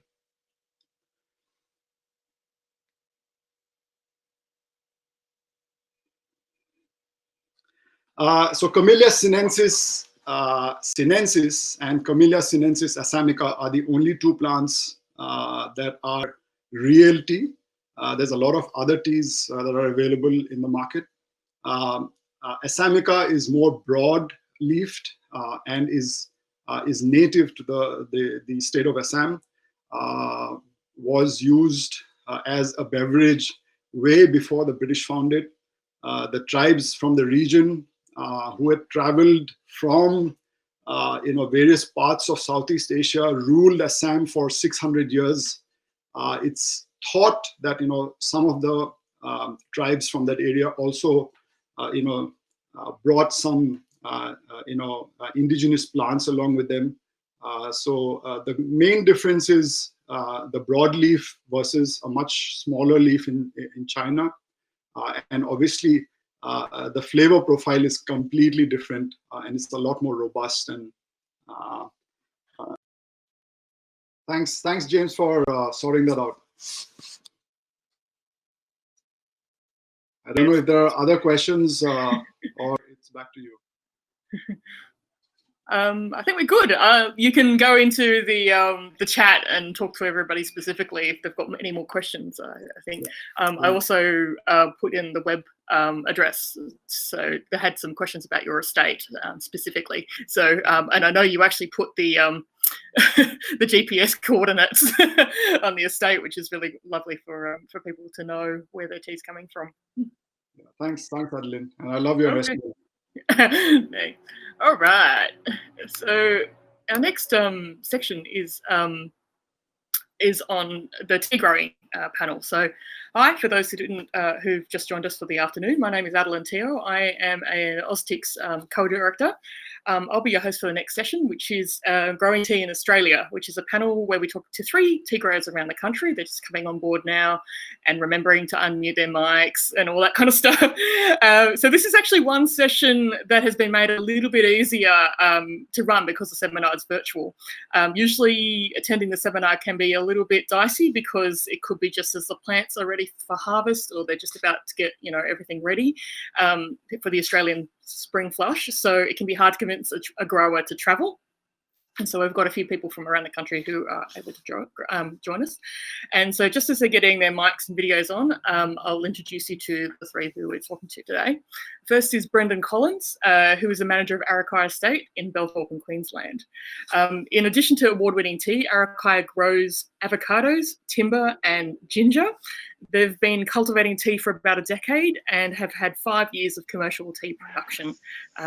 Hello to Brendon. I saw him very, very briefly just then. I don't know where he's disappeared off my screen, but George Barel has been a tea grower for Ito N, which is a large Japanese tea brand, since 2002. His plantations in the Kiwai Valley of Victoria, which is the lands of the Duduroa and Yaimatang people. He has more than 40 years experience in agriculture, not all of it at tea, but we'll get to that. Hello, George. And then we have John Robb, who is a horticulturalist who specialises in camellias. Among his many hats, he works for the Paradise Seed Company, Australian Green Tea Proprietary Limited, which is designed to support the emerging green tea industry in New South Wales. And he co-founded the Australian Tea Growers Cooperative with Jeff Thompson.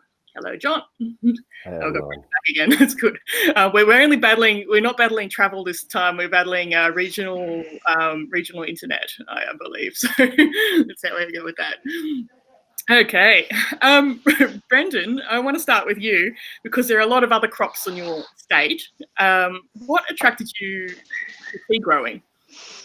When we first started looking at tea, we didn't have a whole lot of other crops on the farm. We only had a couple of avocados.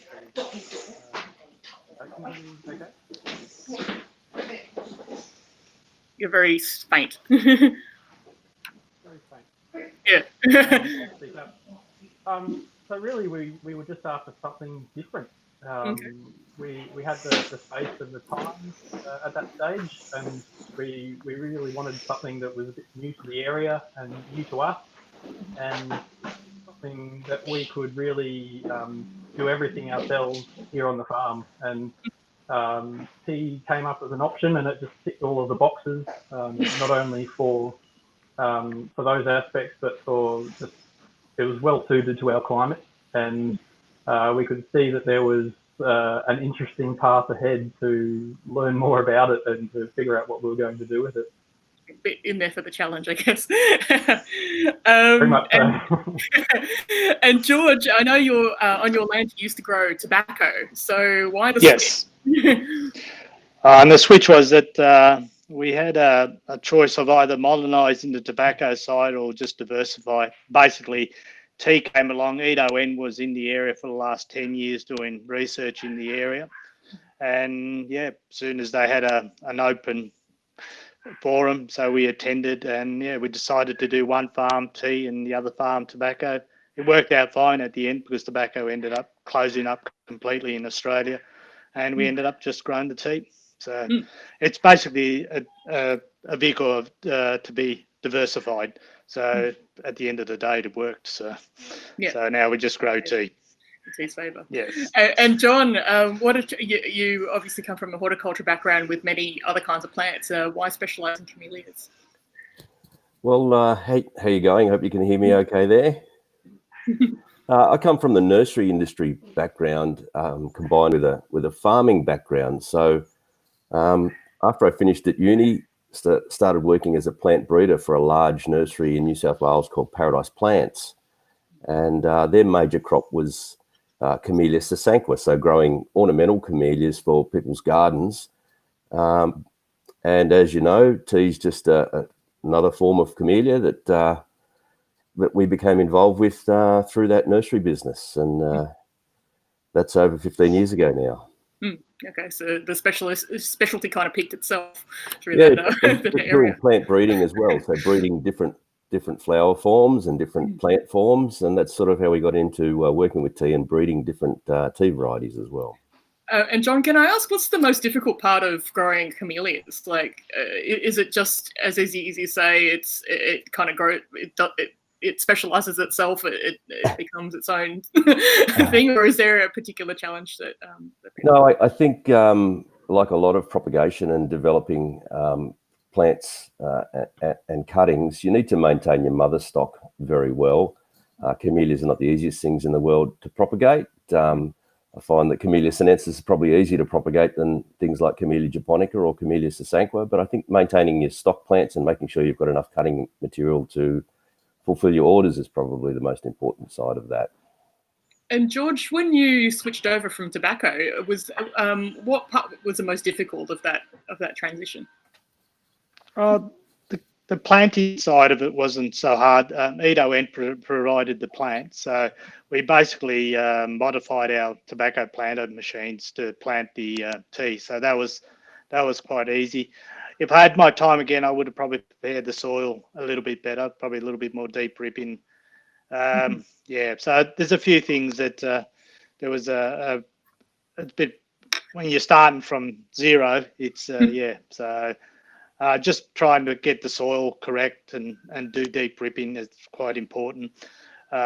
Just sort of getting everything quite right. So, yeah, that's part of it. And Brendon, something that was difficult for you. I mean, you've got other crops. Was it about selecting where to plant your tea versus other things? Finding out anything really about growing tea in Australia was quite difficult.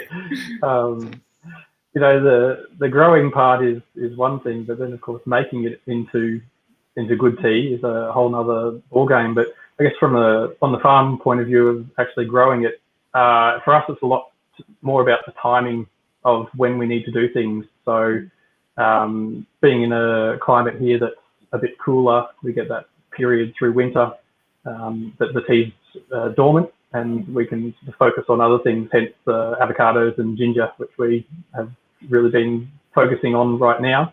So it's like a seasonal or harvest rotate in terms of timing the rotation between in terms of the seasons and getting that right. Yeah, very much so. And yeah, what surprised you about tea growing compared to other crops? Brendon? Well, it was a lot more work than I thought it would be. Yeah, I mean, we started out quite small and quite naively. It was going into it. It was certainly a lot to do with the joy of the challenge and of figuring things out, and a lot of that was the enjoyment of doing that with the family as well, sort of getting everyone involved with starting that business, and just figuring it out bit by bit. the odd trip overseas to really, pick the brains of people that knew what they were doing. But yeah, like it's several been a challenge. generations. And John, what about you? Yeah, maybe my son might have a clue. Oh yeah, John, what has surprised you about tea growing? I mean, you mentioned that Camellia sinensis was much easier than other camellias. Yep. Is there a reason for that? Oh, not really. There's over 100 different species of camellias, and they all have their individual quirks. But look, I think it's also taking a step back. It's interesting to point out the plants that Brendon's growing up there, we propagated in New South Wales. So we have a pretty close link with Brendon. And I've been down to George's place in Victoria with the New South Wales Department of Ag. So, we're in 3 different states. We all know each other to different extents. But the tea growing industry in Australia is a little bit fragmented still, which is probably a little bit left of centre of your question, but I think it's also interesting to point that out. So in New South Wales, there's one major Japanese company called Kunitaro who's driving the tea production up here, and Teoh down in Victoria with George, and up in Queensland it's Brendon and his dad and doing the specialty stuff, yeah. Yeah. And Brendon and I have travelled to China together, looking at different teas. So it's not a huge industry in Australia, but it is fairly interconnected, really. And George, was there anything that surprised you about tea growing compared to tobacco growing, or anything else in your farming experience? It's two different. Just two different things, or 2 different operations. Tobacco basically is a seasonal thing. Green tea, you basically plant it, and I think the lifespan's around the 40 to 50 year mark. So that's different. So you don't have to plant it. But the tea's dormant during the winter, so you have a bit of a break there. But then you start, say, August for the fertilizer. So you start fertilizing from August slowly. We have frost protection. We never really had frost protection for tobacco. So that's another thing. So there's a lot of different things that are so different from tobacco. And I think teas are probably a little bit harder to get right than tobacco, although tobacco was a hard thing to get right as well. So yeah. I think there's two different things, and so both has their challenges. So yeah, so it's hard to get right, and it's easy to get wrong as well, which is the other thing, right? Yes, the other part of it. And it takes a year to get back the right. So if you got to get it right very quickly. So yeah, lessons learned from other people, I guess, is part of it. Brendon, I do want to ask not just about your tea growing experience, but your experimentation in terms of the processing side of things, because you grow and process on the estate. What are some of the lessons learned thus far in your tea growing and processing journey? Take lots of notes. Lots and lots and lots of notes. Record everything. You think you'll remember what you did with that 4th harvest 2 years ago, but it's quite likely you won't remember the difference in temperature and the extra 5 minutes of rolling, that sort of thing. But yeah, definitely lots of notes. And I guess just looking around at other things that are possible. There's just so many different variations in the final product of tea. And you can look at some of them and just wonder how on earth they managed to make it. Certainly a lot of things are not really within our scope as far as the number of people that we can have working on the farm and that sort of thing. Hand picking isn't really part of the equation at all. We got a range of machinery when we did that trip to China with John, and we just tried to make sure we had as much capacity to do different things. And then over the years, we've really just put a couple of those things into action and sacrificed a little bit of tea here and there to do small batches of newer things, just something different. And a lot of them have ended up in the bin. Some of them have been quite successful. I understand Yeah, you've got and really just a mixed method as well. So the idea that you picked and chose the things that worked for you, both your product and for you on the farm. Is that correct? Yeah, it's a real mishmash of things. I mean, when we were in China looking for machinery and we told them what we wanted to do, we already had plants in the ground. They all looked at us and said, "You can't do that. That's not going to work." So, you know, we had to take bits and pieces from everywhere, and certainly the Taiwanese oolong methods were what resonated the most with us and with the end products that we hoped that we would make. But after that, it really came down to, in the factory, figuring out the timings of things so that you could literally get through everything. It's incredibly time consuming to make tea. And, you know, we were pretty keen at the start. And so we were out there at 2 and 3 in the morning rolling tea and that sort of thing. And over the years, you figure out what you can skip or, you know, what you can put off, and just how to get through, you know, the very busy 6 or 7 days of harvest each 6 weeks. Yeah. Okay. And George, I know that Itoin pretty much directs a lot of the processing for your product. But have you learned anything about what they're looking for in terms of from the growing side? Oh, the growing side is basically the areas where they want to grow. It's really the conditions. You really need tea. Basically needs two things: water. It loves water, especially during summer, and fertilizer. Of course, you sort of, it's a high nitrogen use product. So the areas that the Itoin are looking at, and also the cold winters. We have cool here at night time. It gets fairly cool as well, and during the summer. So that sort of lets the tea breathe during the night and then grows through the day. So that's sort of the conditions that they are looking for in the area of growing the tea. So Itoin does all the processing in Wangaratta. So we're sort of not in that area. The only real thing we've got a problem is that we share that processing plants with other growers. So that comes a problem when our tea comes a little bit too late to harvest. So yeah, there is a few little issues like that. So, but yeah, other than that, no, yeah. And John, do you want to share any lessons learned in tea growing for any budding horticulturalists out there? Yeah, we work closely with Kunitaro to establish their plantations up here, and in the beginning there was a very set Japanese way that things had to be done, which we respected.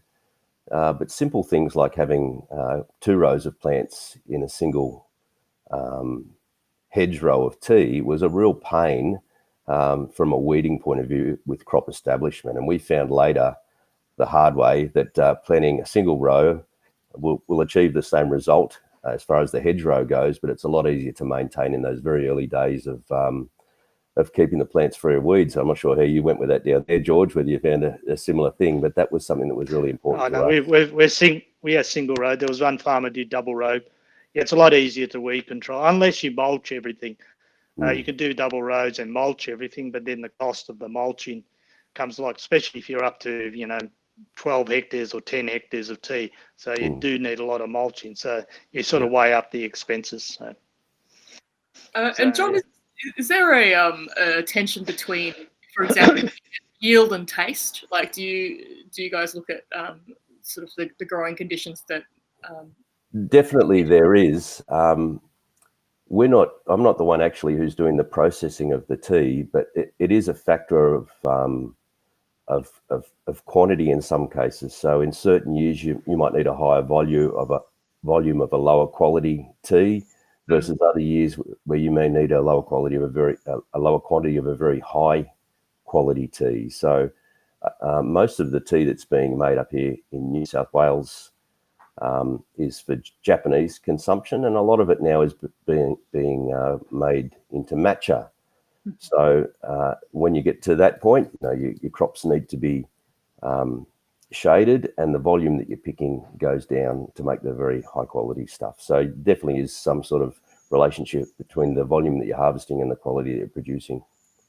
And Brendon, do you find that as well? Because you're processing on estate, so how do you sort of balance the the yield versus the taste equation? Well, we're pretty lucky that we are a very small estate, so we can really pick and choose what we're doing. But definitely the absolute best teas that we've made a couple of kilos of them. You know, that's been where we've seen something that's different or looks especially good, and you know, put a lot of effort into that small little batch, and it's been absolutely mind-blowingly good. But you know, it's not a commercial quantity. Whereas if you're say in the middle of summer and you've got amazing growth and everything's going well, there's a lot more chance that, you know, within that big growth of tea, there's stuff that you don't want. You know, it might get a bit too old, or you know, the weather just gets in the way, and you know, we can be harvesting, you know, 50 or 60 kilos of wet leaf from a row, and you know, you put all the work in, and it's just an average tea at the end of the day. So it's always a chance with the boutique stuff, isn't it? Like, if you have it's always a risk factor with the niche stuff.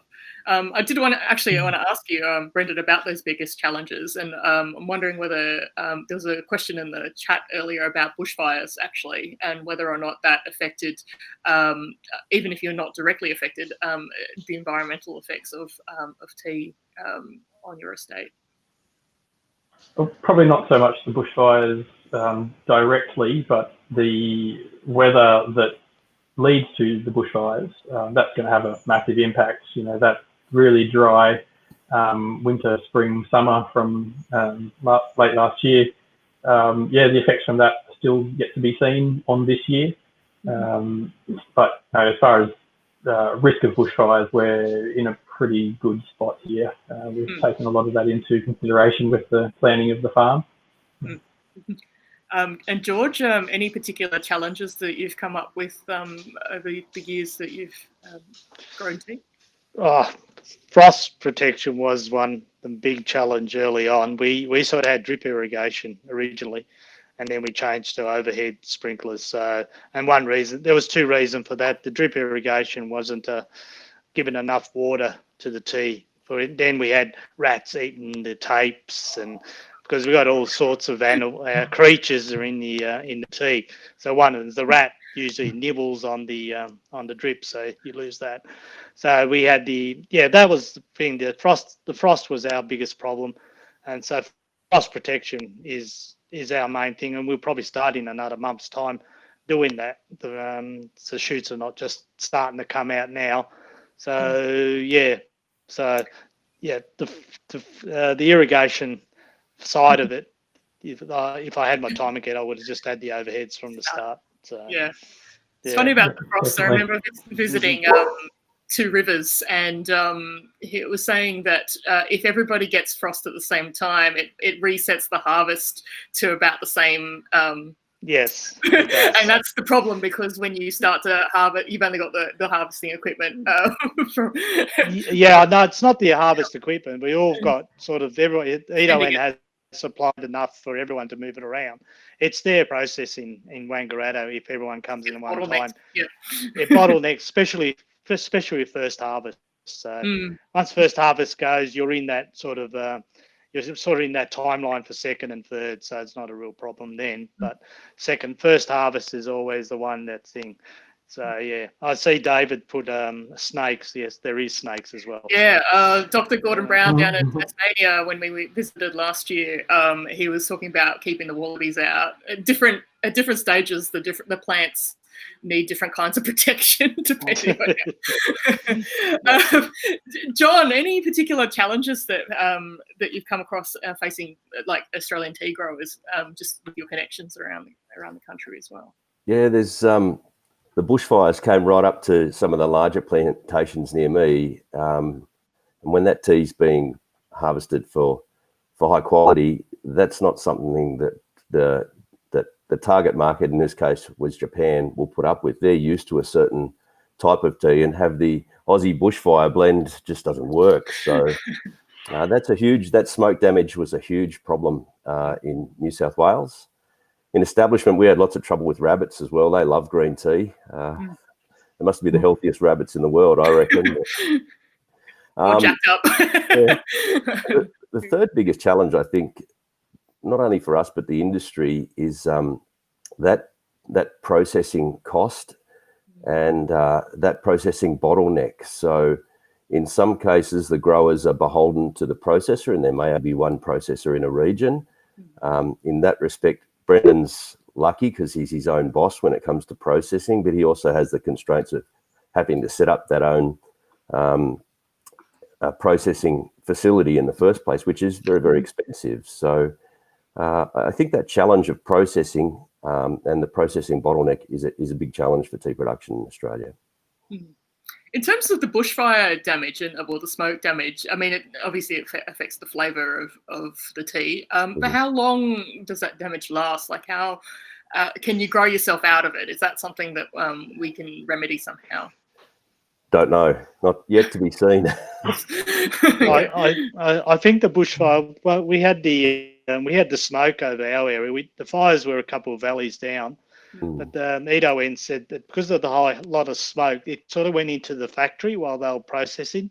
They might have got a bit of tainting while they're doing the processing, but not necessary out in the field where the smoke is. So I think that's where it might have been a bit of a problem with the bushfires. Might be the smoke taint maybe going into the factory.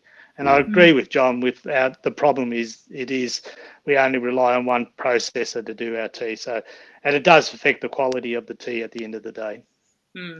So, and they are processing to their own standards as well. So they process and they try to process as quick as up, but then you get breakdowns and all that sort of stuff. And when you move 1 day late, 2 days late, and then by the time if you're at the end of the line, that could keep you up a week. And then that's your tea sort of starts to get a little bit thing, and it does affect I think the following harvests as well.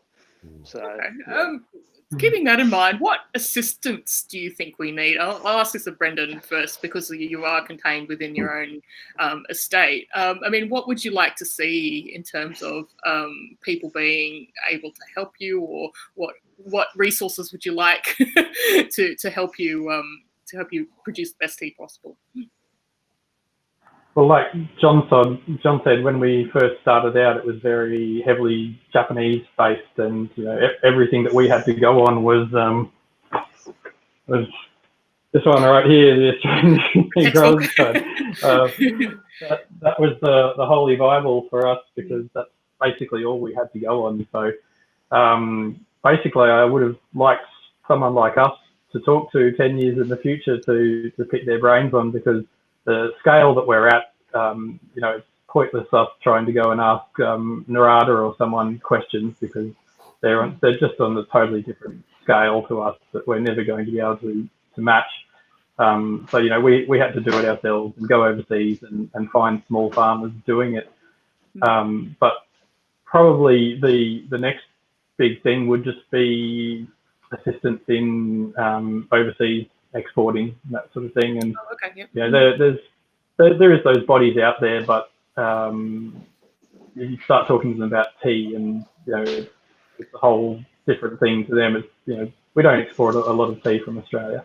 It's too boutique a product. It's too small. Yeah, and the scale that we're at as well is we're never going to supply supermarkets because we just can't make enough tea, and so that scale again is difficult when going overseas. That you might just have to dedicate your entire harvest to an overseas sale, which cuts out everything locally.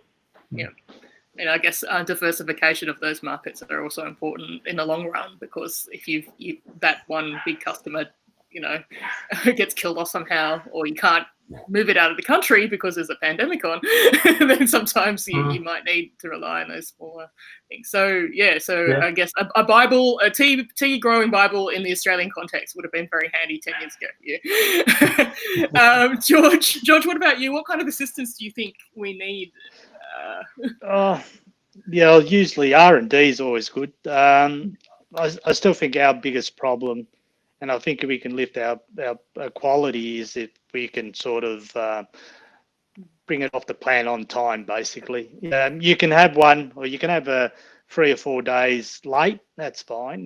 But when it gets to about a week, 2 weeks, it sort of strains the thing. And how we do it, the ideal thing is if I can harvest it when I want to harvest it and process it. But then, like Brendon said, it's sort of the cost of putting a processing plant for 12 hectares is enormous. So I know the government sort of gives money in R&D. If the industry puts $1, they put another $1 in or something like that. But our industry is not big enough for the government to be too interested just yet. So help? I'm not sure. I had a question mark on that. So when I looked through the thing, cash, yes. But if I had my own processing plant, it would be a lot easier. But, capital cost of that, probably not. Oh, the capital cost is in the millions for that 12 hectares. So I mean, that's dream money, isn't it? Dream part. Yeah, John. Right. John, any assistance that you think? Well, not even whether we could do it, but even that we should be looking at. Yeah, sure. Let's just get it in context. In Japan, I think they grow about 40,000 plus hectares of tea. In China, I think it's 2 million plus hectares of tea. In Australia, we'd probably top it out at 100 hectares of tea. So let's just keep it in mind. There's a massive room to grow this industry in Australia, and I think it has huge potential. On the green tea side of things, the focus has been on a Japanese style product largely, but there are other massive export industries in Asia and Europe, and we haven't even really started to tap into those yet. So as George said, one of the constraints is, say you want to make a different factory that's not making Japanese style green tea. Maybe it's making Longjing tea or some tea better suited to a Chinese palate. Who's going to stump up the $5 million plus to do that? And then if someone stumps up that $5 million or so to do that, where are their growers? So that's a little bit of a chicken and an egg. So it would be great to have someone who's interested in tea, and everyone you talk to about this, whether it's local government, state government, federal government, they love the idea of it. They love the idea of a tea industry in Australia. Admittedly, it's difficult to get someone to say, well, you find the growers and I'll stump up the dough to put in a processing plant. That's just a real bottleneck for this industry to grow, I suppose. And maybe it'll take someone independently wealthy to say, yeah, I'll have a go on a scale much similar to what Brendon's done, but 1,000 times larger. So we're gonna have a go at this, and we're going to invest in this industry in Australia. Boutique marketing, I think, start with before we get to the quantities that are needed. Sorry, Adeline, but not just trying to compete with what's already out there too. Similar to what Brendon's doing and saying we're going to have an Aussie style of tea, and we're going to have our own flavours and perhaps our own processing methods, and we're not going to be trying to compete with the existing teas. We want to make some new Australian flavoured or Australian themed teas that work worldwide. I think that works with what people are trying to do with native blends as well. So being able to grow Camellia sinensis teas in Australia and then blending it with a lot of the native plants that we already have, things like lemon myrtle and, Kwandong and those kinds of things make it more Australian in that sense. Okay. Brendon, what's the most rewarding thing about growing tea? Being able to drink. I will also drink mine. When you make a particularly good one, it's pretty special. And I guess outside of that side of things, it's just the people that are in the Australian tea community. It's a very small group, but there's quite a few pretty passionate and dedicated people that are in the tea community that we wouldn't have found otherwise. So that's been really nice to be a part of. Do you, when you make a tea and then you taste it and do all that kind of stuff, do you go, I made this? Are you like really excited when you get a good one? Oh, absolutely. Yeah. Dad and I'll be in the tea shed at some ungodly hour of the morning and do a brew straight out of the brewer and out of the dryer, and if it tastes good straight out of the dryer, we know we're onto something good. If it's average, then we know we'll give it a month or two, and it'll probably come good in the end. But maybe it'll taste good with milk. What about for you, George? What's the most rewarding thing about growing tea? We do give us some samples back, and we do taste. I drink tea every day, the green tea, and that's quite rewarding when it tastes really good, especially the first harvest. So, second harvest, the third harvest is sort of not too bad, but they tend to blend all that together. So, probably the product. Edoen's sort of changing their way of thinking. They don't want to sell too much into Japan no more. I think Japanese tend to want to drink their own tea in Japan because of all the things they had with China and stuff like that. And I think so for them to open up the markets here and probably overseas with different products. I understand they do mostly cold brew, right? They use our leaves to do their cold brew. They sort of they've got a new product out now with the tea bags with green tea, with Australian products. It's 95% Australian tea in there, so that's in the market, in the supermarkets now. A ready-made drink, so they really want to get into the bottled green tea, sort of trying to replace everyone drinking water, drinking the tea instead of the water. Or even soda or something like that too. That too. So the head of Edo in Australia, he's sort of looking at that as a big mover. So so seeing it grow in a different way is probably also satisfying as well. So we sort of went in one way and gone another way. So a different road from what we originally thought. Still rewarding though, because you get to taste the results. John, we had some of that ready-made tea drinks, and they are quite nice. Not as sweet as the other ready-made drinks you see on the market too. So we had Renee Creer on this morning, for those who missed it this morning, but she from Perfect South, and who is just absolutely enthusiastic about Australian grown tea, particularly from your area. So John, your most rewarding thing about your tea journey? There's a couple of things. That the first one, I suppose, is when you can take just a cutting off a plant, turn it into a new plant, and then several years later see a beautiful, well-groomed plantation. To follow that journey from actually creating that first little cutting is quite amazing, really. And secondly, from a breeding point of view, there's such a little amount of work that's been done in developing new tea varieties that are well suited for Australian conditions.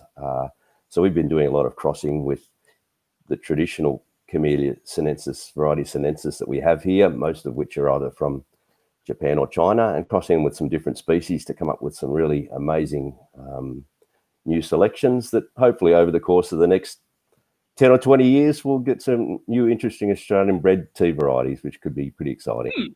It is pretty exciting. All right, we're going to go to audience questions in a minute, so if you haven't already plugged it into the Q&A, I will end my questioning with this last bit to everybody. Brendon, what advice would you give to potential tea growers out there? Something people should know about growing tea? I'd say pick your scale to start with. If you've got grand streams of hundreds of acres of tea, then start on that track, because the hurdles to get over to reinvest in the things that you need as you scale up are massive.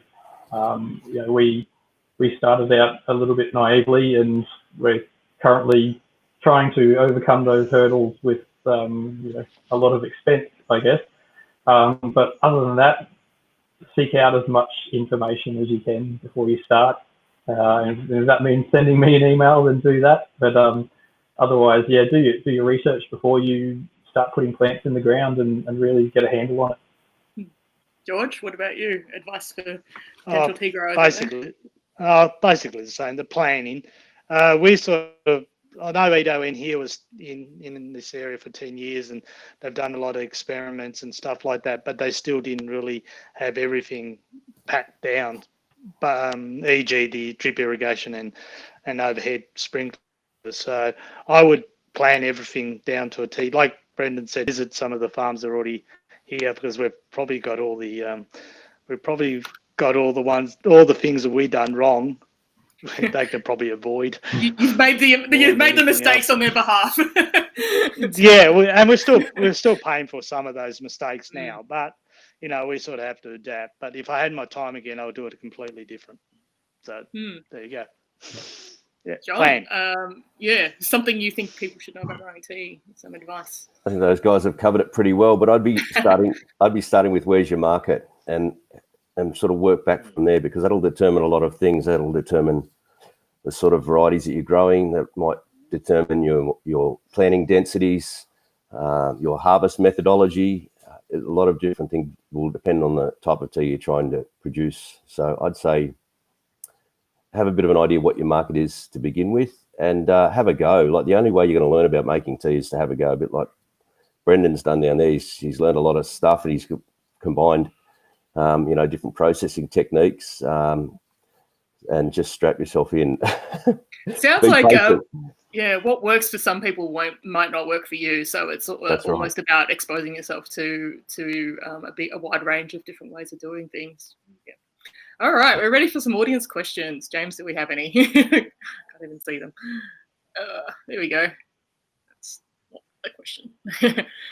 Brendon, what kinds of skills and knowledge do you look for on a grower's processes estate? He wants to work for you.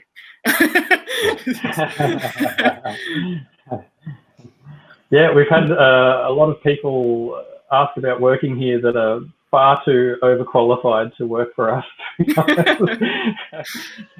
So for us, it's just about being there and doing it. But we do keep everything here pretty in-house. I don't particularly want to be a manager of a lot of people. I'd rather manage a lot of plants. You can't beat just being here to do the work. That's all it is. Hardworking, that's it. Follow direction. I don't know. All right. Given that tea is camellia variety, how successful do you think will be to grow a tea plant indoors or on a balcony?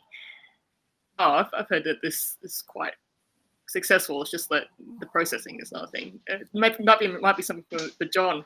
Yeah, look, they like good light. They'll work quite fine inside, provided they have good light, really, like other camellias. Just manage your water regularly to keep them moist, and fertilise in spring and summer when the plant's trying to grow. They do quite successfully in pots, but yeah, they need good light. So that's obviously not for yield, that's mean. From Alex, how much tea were you guys able to produce last year? Okay, this is obviously going to vary from person to person. I'll start with Brendon. How much tea did you produce?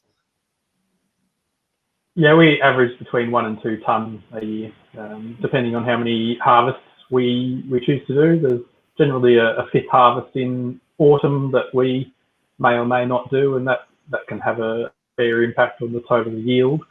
But yeah, only 1 hectare of tea. So, if we get over a tonne, then we're pretty happy. Is that in harvested leaf, or is that dry leaf at the end? That's dry leaf. Okay, 1 tonne dry. What about you, George? I'll say the harvested tea, we're looking at 300,000 kilos. We harvested last year. The year before we ended up with 320, but we had to put 3 hectares in. We missed 3 hectares has to be cut back. 2nd and 3rd harvest we lose out. So yeah, 300,000 kilos of fresh leaf, which you sort of 80% of it. By the time they process it, 80%'s gone. So it's only 20% of it is usable when after harvesting, after processing, give or take 20, 25, depending on the hardness of the tea or the softness of the tea. John, do you So know it's a lot of tea. Yeah, do you know the figures for Kunitara? Well, it varies a little bit, like George is saying. If you want to process tencha, it's going to be a different volume to if you're producing a matcha style product. I think the harvest this year has been quite a bit reduced because of the bushfire issue here in New South Wales. So I can't give you exact figures on that, but yeah. Happy to go to the next question. Climate change occurring and crop owners looking for new areas to grow, an example being Australian wine grape growers moving south. Do you see opportunities for tea to become a future crop for Australian farmers? I'll start with you, John. Yeah, absolutely. There's two kinds of growers. Usually one of them is a romantic type of grower who says, I'd like to be a tea farmer. Which like is the wine growers. It's exactly the same as the wine. So if you want a small patch in the backyard, by all means go for it. But we know from experience that tea grows just about everywhere in Australia, from right up into Queensland, down into Tassie, across the WA. So it's very, very versatile. It's quite adaptable. So definitely farmers, particularly in this area, are looking at succession planning. You know, they have the farm already. They want a crop for their kids into the future. And it definitely is a viable crop. So I think it's going to be huge in Australia in years to come.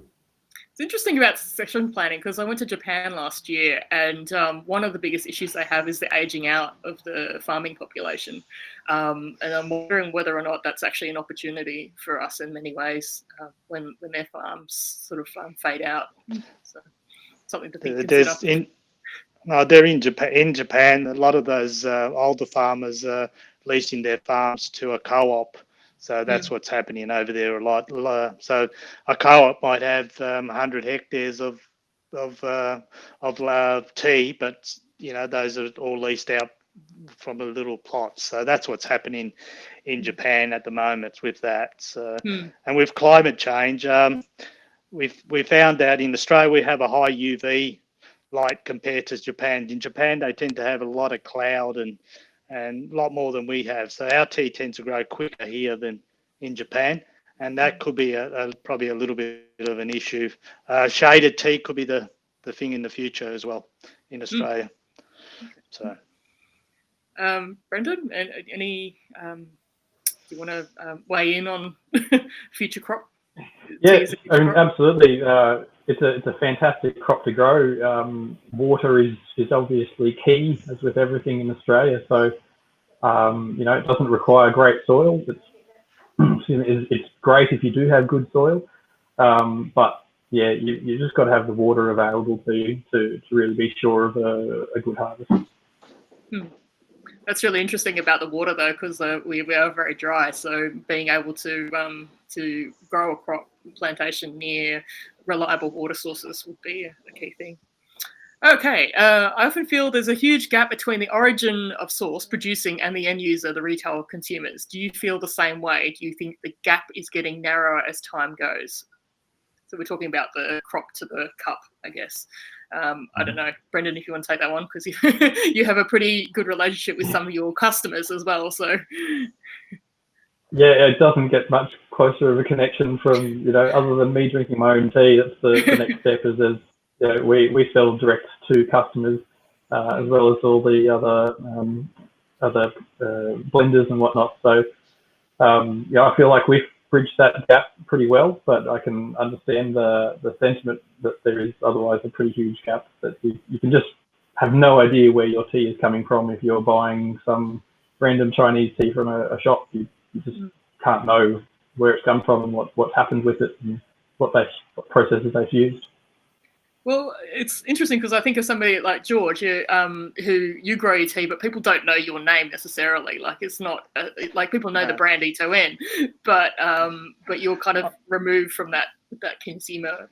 Yeah, I think Teoh is trying to get some of the story of the producers on their label. So there's a lot of traceability as well in Teoh and what we do. So they can basically trace back. If anything goes wrong, we can trace back to where and when it happened. So that sort of makes it good in that sense that least EDON does like this traceability, and I think it's a Japanese thing as well. So, yeah, so in that sense, they are quite good for that. And John, do you see that in some of the people you're working with, like that they want to be a bit more consumer facing in the production? Yeah, I don't think that will change a lot until there are more independent tea growers in Australia, really. So either some larger scale independent processing or more boutique growers throughout Australia. We'll take one more question. And if you guys want to stay around, there's obviously a lot of people who have questions in the chat and that kind of thing. So do we have one more question or? Yes. With the processing issues, does any of the panel know of our state or national governments through their ag ministries are being lobbied? Oh, in terms of the bottlenecking, I think he understands. I can just say that we have over the years with very limited success. Yeah, that'll be a question for EDON to answer, I suppose. So I'm not sure really how much success they have for government assistance in any way or form. So, yeah. So it's kind of interesting with the clout as well, whether or not because they're a foreign-owned entity, but obviously, yeah, they are registered. Yeah, so yeah, they are registered at EDON in Australia, so they are an Australian company in a sense in that way. But yeah, well, you know, it's more of a factor, I think, of the product. Like, say it was growing citrus or zucchinis or olives or something else. There's a market for that outside of the processing in a lot of cases. You know, you can sell it domestically from the farm. This is a product that has to have that process before it can reach market. So it's back to that chicken and egg scenario again, that you can't get the volume of growers until you've got some processing capacity. So that's just that chicken and egg issue with this industry. All right. Well, thank you very much for joining me today, the three of you. It's Brendon Collins, George Barel, and John Robb. I do want to remind everybody that next year we will be holding the seminar, fingers crossed, in Brisbane, and one of those days is actually a trip to Arakai Estate. So if you do want to join us, keep in touch via our social channels and our e-newsletter for dates and speakers, and we can as soon as we confirm them, we'll let you know. And now I think it's time for a tea break. So thank you very much, guys. Thank you. Thanks, Adeline. Thank you.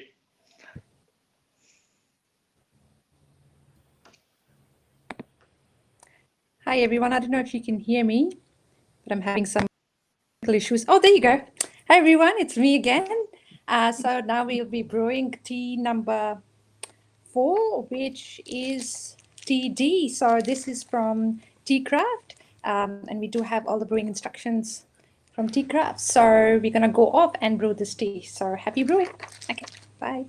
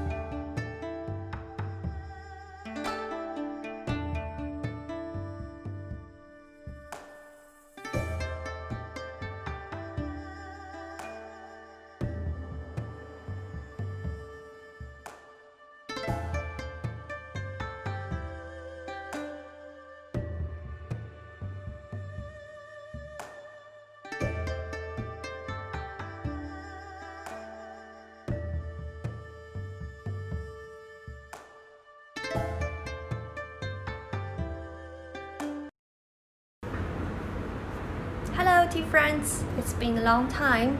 In this special period, I hope everyone is healthy and happy. I'm Chloe from Hangzhou of China. I work at China International Tea Culture Institute. My job is to do tea culture and tea science overseas exchanges. and also carried out tea-related training class, mainly in tea ceremony and tea tasting. I started studying tea culture in university in 2006 and worked in this major after graduation, which means it has been 14 years. And the question about why I joined AUSTCS as a member, because in 2018, I was extremely lucky to be a guest speaker at the Australian Tea Culture Seminar held in Melbourne. Thinking of it now, I still feel very magical and amazing. I think AUSTCS is an interesting and inclusive organization. The seminar in Melbourne refreshed my understanding. And compared with the seriousness of seminars here, in China, AUSTCS is much more interesting. But my boss will kill me. I met a lot of tea friends there. They are a group of very interesting people who really like tea. And compared to most of the serious people in China, the Australian tea friends are fantastic.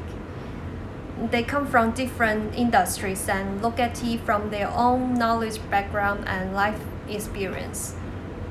Their views are too precious for us. Compared with the situations in here, in China, most of people who study tea, pay attention to tea, and discuss tea, they are still practitioners in tea industry. People in other industries are still in a state of unfamiliar understanding of tea. In this regard, the Chinese seminar format may have something to learn from AUSTCS. When AUSTCS was founded, founding director David Lyons once asked, how to define Australian tea culture? The demographic composition there is so diverse and the culture is so diverse. Tea is green. I think Australian tea culture is colorful. I hope that its future will also be colorful because it combines the habits and wisdom of different people, and I look forward to seeing it continue to flourish. I hope it receives as much attention as ever, because the more people pay attention, the more discussions and even controversies there are, the clearer the definition becomes. In fact, what I hope most in my heart is that you guys have opportunity to visit China. Visit our tea mountains, where there are tracts of ancient tea forests, tea trees, huge ancient tea trees. And come here to chat with tea farmers. And you can see how different teas are made, and yes, to understand the story of their ancestors and tea for generations. You can also come to my city, Hangzhou. Hangzhou is tea capital of China. I'm happy to be your guide, and I really hope that they can allow me to put my email address at the bottom of this video. Okay, at last, I hope everyone who sees this video will drink more tea and wish you a happy and healthy life, and everyone will have tea longevity, which means tea longevity, which means 108 years old. Okay, bye bye.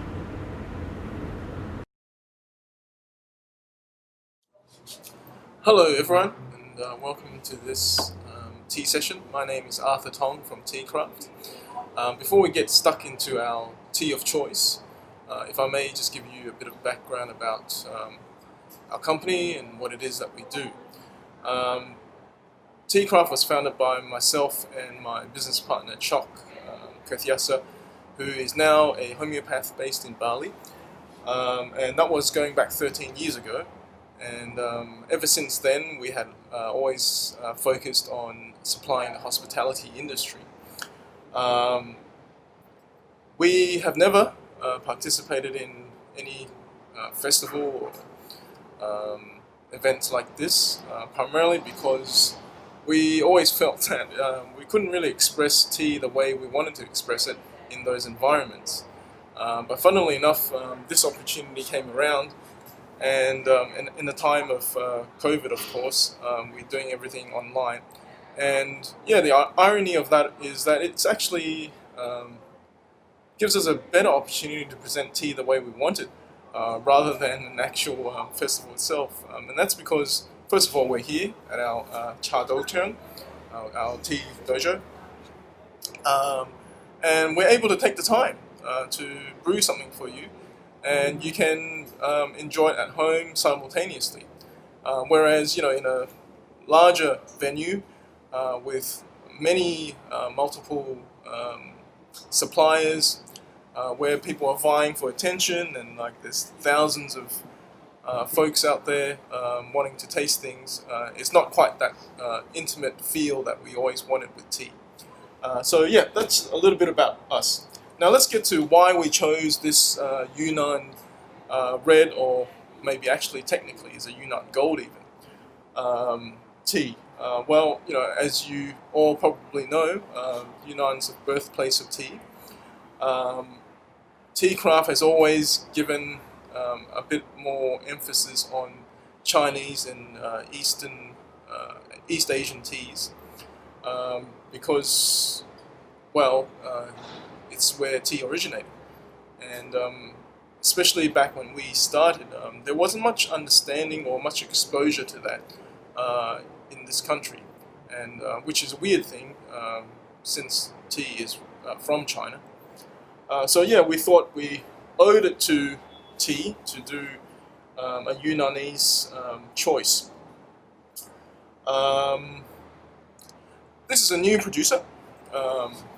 We have used a different supplier in the past, but we chose this one for this season because it's quite special in that it is a Yuqin kick. Yuqin, before the spring rain, as you guys probably know also, is ordinarily reserved for white teas and some young greens. But in this case, they chose this season to do this red tea, which is, as you can probably see from your sample and hopefully here, pick out a couple of little guys here.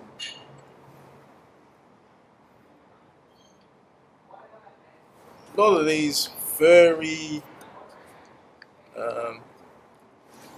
downy buds that are yellow and golden, and that is symbolic of that season, or the first pick, spring first picks.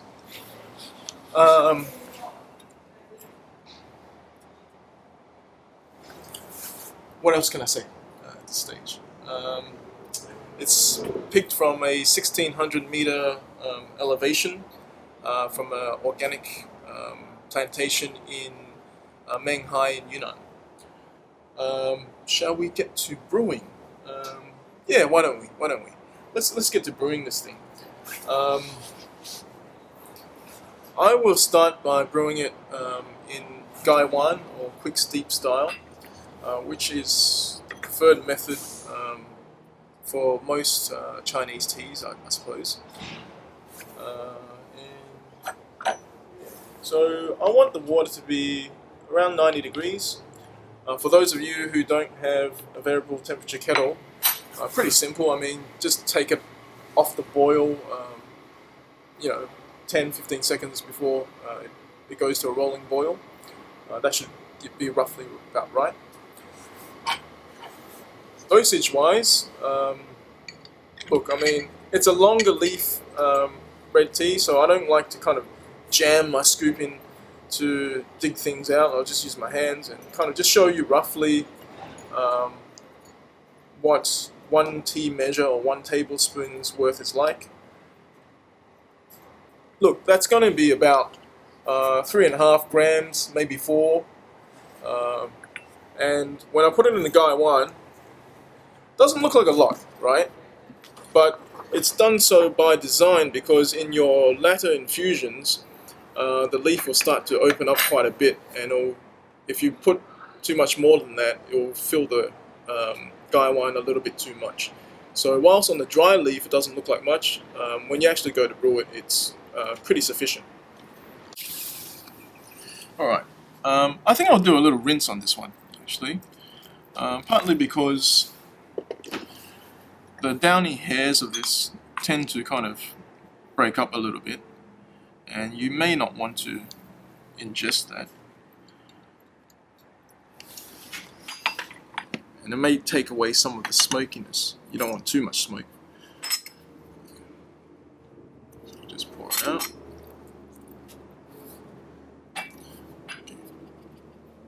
You might like to do the same.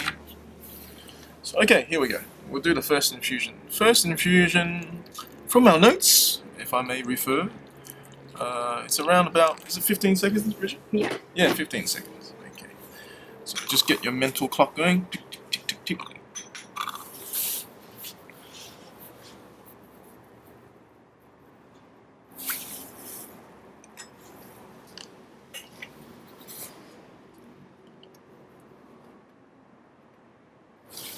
That's about right. So we'll agitate it a little bit. And here we go.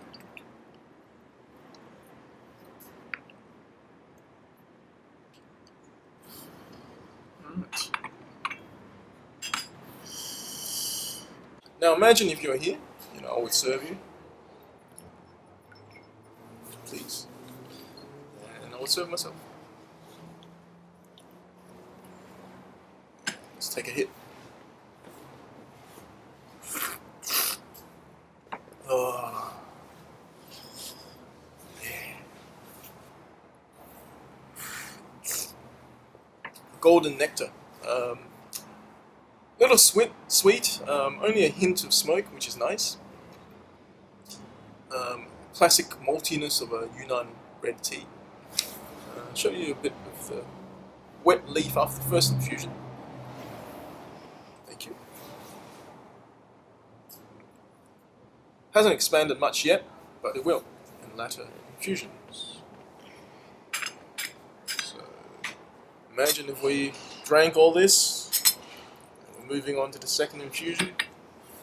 Look, I mean, when I go on brew, I don't really like to use timers and that. You should really be doing it by feel. I'm sure most of you do that already. But roughly speaking, you're looking at maybe subsequent brews 8 seconds or so, 10 seconds maybe.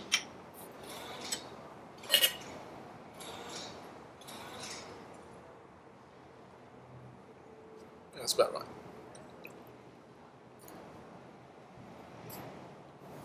So as you can tell, the brew color is very similar to the first infusion, so I think I'm doing something right.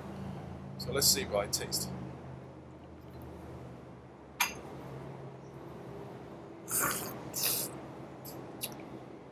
Very similar, and you can tell it's got a lot more to give. You can probably do maybe 2, 3 more. Okay. Now I won't sit you through all that. I'll let you play with multiple infusions on your own. But what I will do, we're going over a little bit of time at the moment, but let's just do it anyway. Let's just do a quick teapot brew for those of you who don't want to do gaiwan or don't have it. Yeah, again, 1 tablespoon's worth is fine.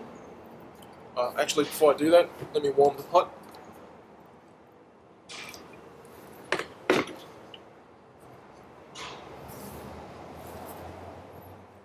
Just pour that out. Get the pot to the temperature that you want to drink it at. And 1 tea measure's worth. And this should be 1 minute.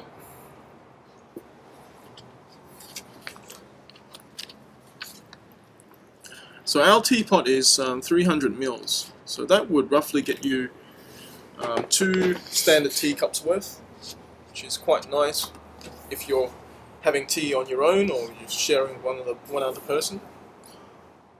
In this kind of brewing, you might be able to get away with a second infusion, but I think 1 cup each between 2 people, or 2 cups per person, is probably all you want to have per tea. So let's see how we're doing. So agitate just to get the flavour out of the tea, and we'll probably have about maybe 10 odd seconds before the minute mark. Agitate some more. Yes, we're going over a little bit of time, but it's alright. Tea takes time. That's about a minute. So remove the basket and serve. So I hope everybody enjoyed this tea as much as we have. If there are any questions, of course, there's a question time that we've been assigned, and I look forward to hearing from all of you. Thank you so much for sharing this experience. It's unique, it's fun, and we're here if you need it. Thank you. For those who are new to AUSTCS, and as a refresher, from the first seminar, it was agreed that meeting up once a year was a great thing, but more had to be actioned throughout the coming year. The annual strategies were created. First, we tried developing these through volunteer working groups, but then last year it was agreed to have a lead member for each of the strategies. These 2 lead members are Vanessa and Boroon. They each had 2 team members who would assist with the development of their strategy. The 2 strategies agreed on last year at the seminar in Hobart were the promotion of a hashtag to promote tea awareness, be it a place for AUSTCS members to engage and share images, along with encouraging others around the world to share their images on tea, especially in the workplace, but also an opportunity to build awareness of AUSTCS. This was the hashtag myofficeteabreak. Next, the feasibility, development and creation of a social platform or app for tea. An app that could identify where we tea lovers could drink tea, buy tea and enjoy fresh leaf tea around Australia, with contributions from everyone who loves tea. As both these strategies are long-term and involved enterprises, we feel it's only suitable to continue and allow these strategies to run through the coming year, not introducing any new strategies this year, but continuing with these 2 being already established. If, however, you wish to get involved in either of the strategies, then in the first instance, you would need to email the 2 lead members. So, without further ado, can I introduce first Vanessa and the hashtag strategy, followed by Boroon and the app strategy. Thank you, Vanessa. Hi everyone, I'm Vanessa from Quality Tea Emporium. At last year's AUSTCS seminar in Hobart, 2 separate strategies were voted in. One of those was the hashtag strategy. Myself, Bamini from Greenleaf Tea House and Ferry from the tea blog Tea Lovers Journal volunteered to oversee it for the next year. This strategy involves the use of the hashtag myofficeteabreak. As we sat around and discussed ideas with other members, we decided to look for a strategy that could be both easily achievable and accessible to members of AUSTCS and the public alike. From this, the idea of using the hashtag was created. There were a few objectives to this strategy. The first was as a way to highlight the benefits of drinking tea for both physical and mental health reasons. AUSTCS members have spoken in the past about using tea to help promote good health habits amongst the public. We know many people stop for coffee breaks at work, or some don't even stop at all. We wanted to highlight the fact that stopping for a while to brew and drink a cup of good quality tea can be very beneficial, no matter where your workplace is, be it in an office, a construction site, or at home. Taking some time out for tea allows people to stop and reset, to have a fresh outlook and to interact with those around them. This can then help promote good mental health. Physically, it can have the benefits of consuming less caffeine, sugar, milk, or other additives that may be present if you're drinking coffee, soft drinks, or energy drinks. Also, the action of making a cup of tea gives one the opportunity to stretch and move around. Another reason for the strategy was to attract more attention to tea and to bring the tea community together. Tea is such a big part, or at least a common part of our lives, and is drank often on a daily basis. We see many folks actively taking photos of their food, desserts, cocktails, and coffees to post over social media. Yet we find people are less likely to capture those moments involving tea. Tea is still sometimes viewed as something enjoyed by our older generations, or is considered to be rather formal. But every member of AUSTCS knows that this is completely untrue. There are just so many amazing teas out there, delicious and interesting blends, and teas of such high quality, rather than the dreary, tasteless tea bag produced by a conglomerate or the standard no-name supermarket brands.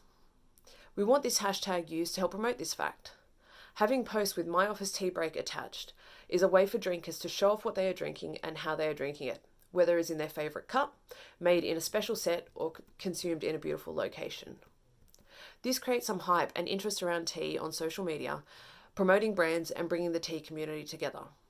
As normal as it is to see posts shared of food and alcohol which tag restaurants and bars and such, we want to see just as commonly accepted and fun to see tea posts shared too.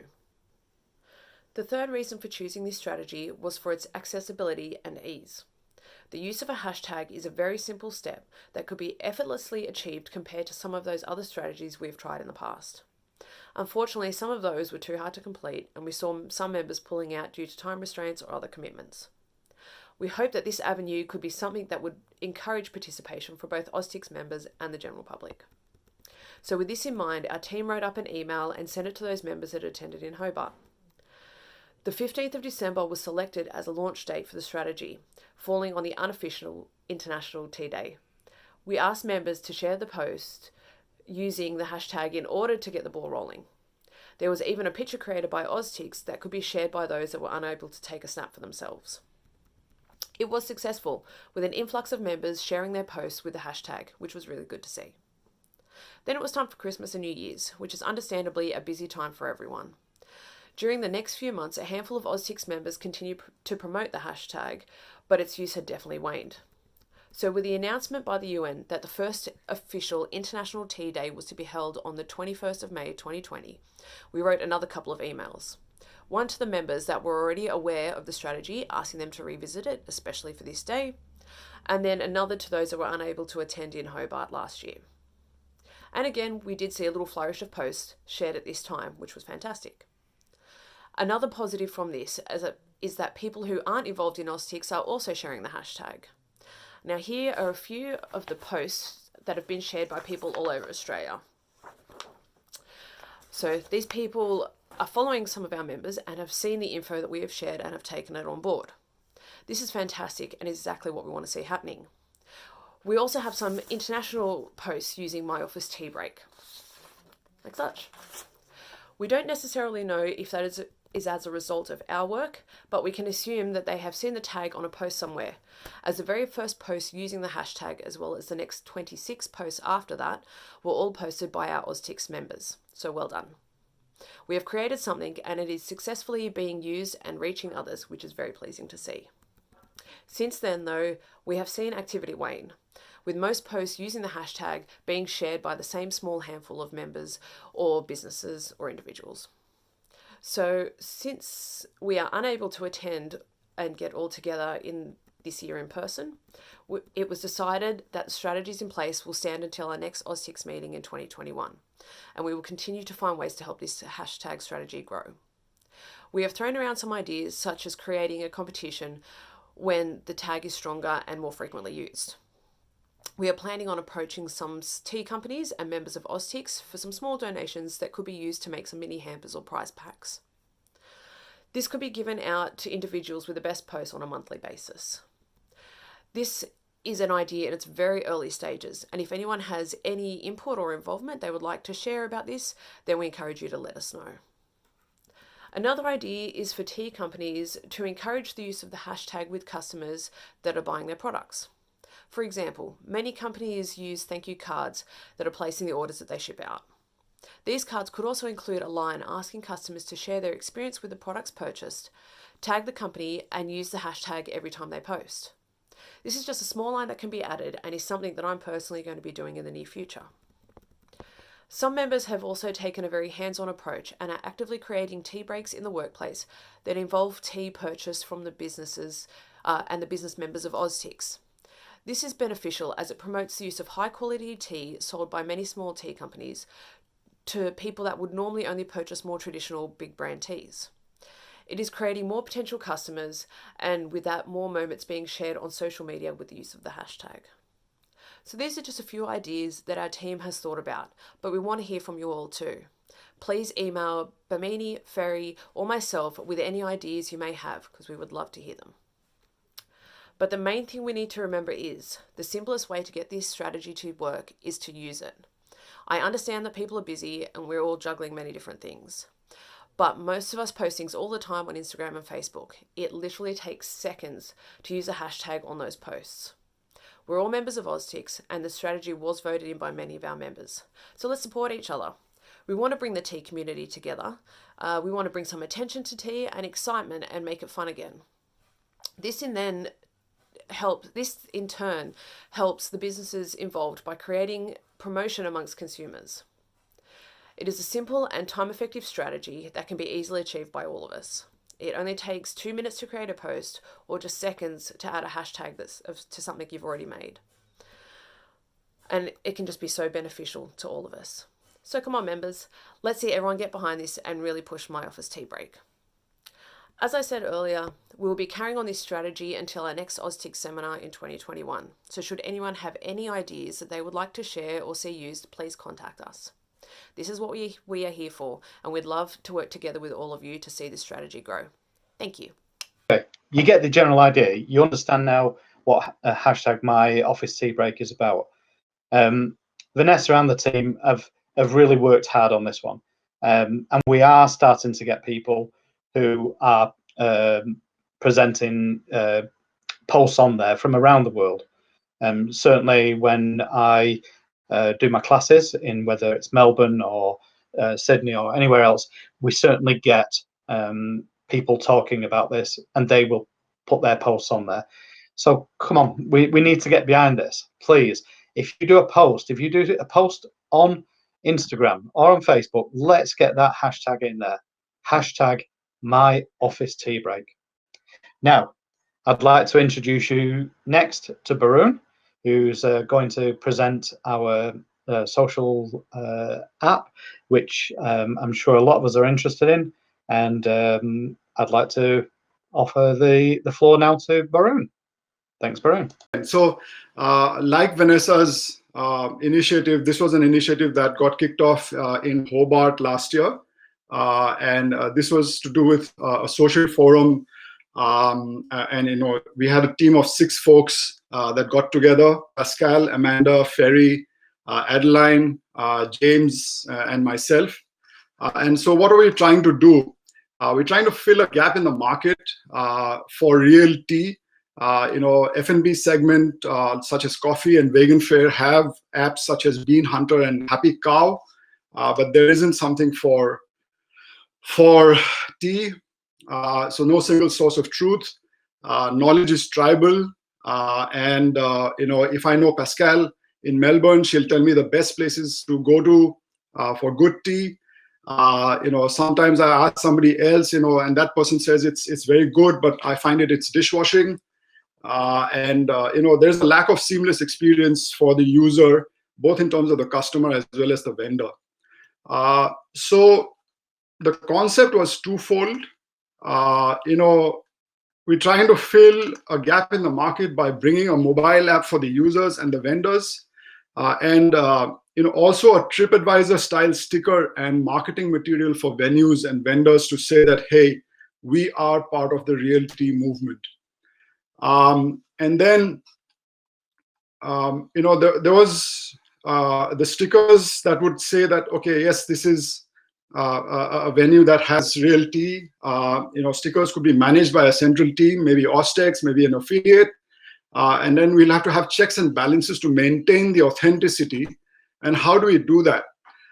So we thought aggregated user ratings over a period of time will drive that authenticity. Ratings could be across breadth of menu, availability of the teas on the menu on the day, presentation style, choice of loose leaf versus tea bag, et cetera, et cetera. And overall, the service was most important. Like somebody mentioned earlier today, we are all in the service industry. And what would the rating be? So we thought maybe it would be a cup, but that's something that we will be deciding and getting your inputs on today.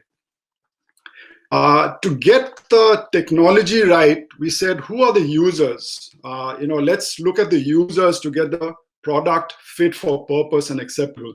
So on the one hand, we've got the tea sommelier, the cafe barista, or a vendor. And what are the motivations? So we looked at getting input from various AUSTCS members to find out what could be the motivations of the tea sommelier. So obviously loving tea, wants to promote good tea, wants to see quality of tea and the way it's served compared to other premium beverages in the market, such as fine wine, right? Or a single origin coffee for that matter. The core need is tea culture, knowledge available to all planters, not just a select niche of people that know Pascal in Melbourne or Adeline in Sydney. And the pain points, obviously, lamenting tea bags and its impact on the industry and environment, and despaired by the general lack of knowledge and interest in tea. And on the other hand, we've got John, not John Doe, John, who loves tea, and it's a way of life for that person. Loves the different flavor profiles, what it does to energize and relax him at the same time. It's a great alternative to say hydrated, right? For example, right now in Melbourne, 88 suburbs have a problem with the water that's being given to us by Yarra Valley. So, I have not been drinking anything but tea for the last 2.5 days. Access to good quality teas, good online options, good communication between the user and the vendor, and pain points. Everything these days seem to be fast, and quite often that's the way in the cafes and restaurants. It would be nice to know where I can enjoy a good cup of tea and slow down, especially in these trying times. So behind all of that, James, myself got together to look at what would be the technology requirements and what's behind the scenes. And we thought we can't build it all in one go. Both time, effort, money was important. So let's start with the minimum viable product. So on the one side, you had access, and on the other side, the functionality. So a mobile app, which is web-enabled, and of course accessible by smart devices. Everyone's on the move. You will have 3 pages: admin portal for controlling access and the overall application. A user portal, which is social in nature, building profile, just like Instagram or Pinterest. A business portal to allow vendors to kind of post menus, just like Zomato or one of the delivery services. And functionality, you would have user rating and reviews, the ability to search for good tea around me, so a mapping function, a business profile page and a user profile page, a social forum, chat, etc. And then 7, 8, and 9 maybe could be a stretch, if not part of the minimum viable product, but definitely an online marketplace, a booking system, and for events as well. So that's where we reached in terms of the work that we put in over the last few months. And we said this is what the project should look like over the next few months. We've done the planning of the MVP or minimum viable product. We need some inputs so that we have an inclusive way forward with inputs from the AUSTCS members today. We need to discuss financials. How much is it going to cost? How do we fund it? Do we develop it in-house with whoever is an app developer? Charit, your name's coming up. Then we test, and for testing we need the involvement of the AUSTCS members, and spreading this work, just like Vanessa's initiative. We are a small organization, but the reach is many when we get together. So we test 3 months at the very least, and then we roll out. And when we roll out, what do we do? Do we select a small city or two in Australia maybe? Or do we start with a large city? And then, we definitely need the, AUSTCS members' involvement in the acceleration and the adoption of this. Otherwise, it'll be like what, was spoken of earlier, another one of those projects that becomes too difficult to move forward. So looking forward to all your involvement. And with that, I'm going to hand over to James to roll a survey to ask a few questions around some of the way forward for the tea app. From the lovely Adore Tea, and I just wanted to say a big thank you to all of you for spending the whole day learning and talking all about tea. So now we're going to brew tea from Adore Tea. Thank you.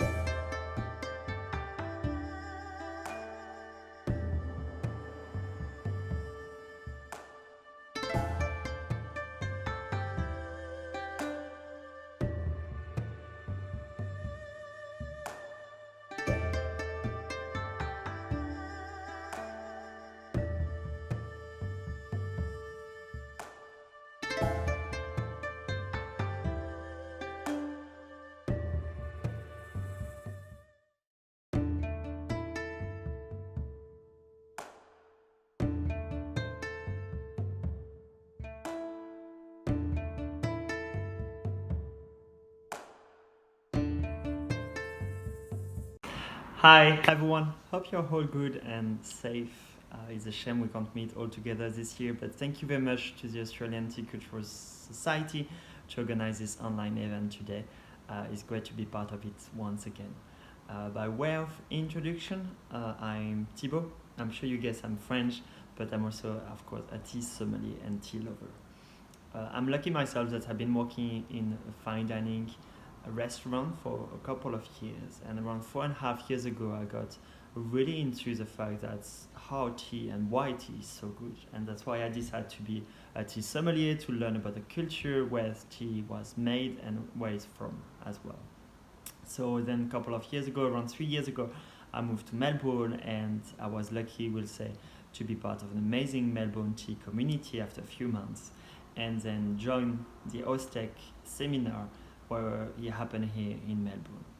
I originally decided to be part of it and be a member to be able to meet new people. As I say, we have a great community here in Melbourne, but I wanted to see how our other community around Australia, and I think AUSTCS really bring different tea community from different cities together as one bigger one as well.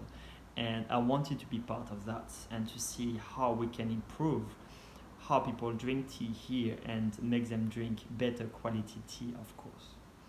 One of my big hope after the first seminar was really to see how AUSTCS will be present on different events as well, and in general during the year. And that's really what happened, we'll say, last year at the Melbourne Tea Festival and also at Brewing, that AUSTCS was really present to showcase what we are and what we're doing and thank you. That's really great, I think one of my biggest hope for us all together personally will be to be present a little bit more with hospitality and fine dining, also basic restaurants or cafe, and to support hospo professionals. To support them by the fact we need to educate them as well, to teach them how to choose good tea, better tea, but also how to brew tea in general, even if you do on the morning. And we know the standard for coffee here usually is not to wait more than 3 minutes. So it's our mission maybe to teach them how to have a mise en place or preparation in advance to have a faster service, but also how to explain to the guest where the tea from, what the cultivar, what farmer history behind. Also a big hope for myself for Austea will be we need to get to the younger generation. By that we need to teach them as well younger what is a good tea. That's how they're going to move to a habit of drinking better quality as well in general. One of the highlights we saw over the last 2 years of the seminar, I wasn't present for the first one, will be first at the beginning of the seminar when we have on the first day the meeting, and we also have like different brewing station where we can drink tea but also meet with new people and start a new interaction as well, and at the same time see people from the previous year, or you can start to have a new conversation and bring new idea also. I also really like the fact that Austea is close to the ceramic artist and the ceramic scene in Australia. Every year, I'm sure you know, and you all have your cup already today, we have an amazing cup made by different artists. And for the last, I wasn't present the first year, like I said, but for Melbourne and Hobart, I really enjoyed the fact that the ceramic artists have time as well to explain what the story behind the cups as well, and give it to us and explain to us how everything and all process happen. I think be present as a member is good, but you also need to be active. I know we are all really busy during the year, and that's a good thing as well. But just by making a post on Instagram as well, or reading the news and the newsletter as well, I think is more important, and you feel better to be part of the community as well, but be active. I know it's a shame once again we can't see all of each other together this year, but I'm looking forward to Brisbane. Brisbane, no pressure, you had 2 years to organize. I'm joking. But please have a fantastic and amazing day. Can't wait to see you all. Make sure you drink tea, good tea, and better tea. See you soon. Bye-bye.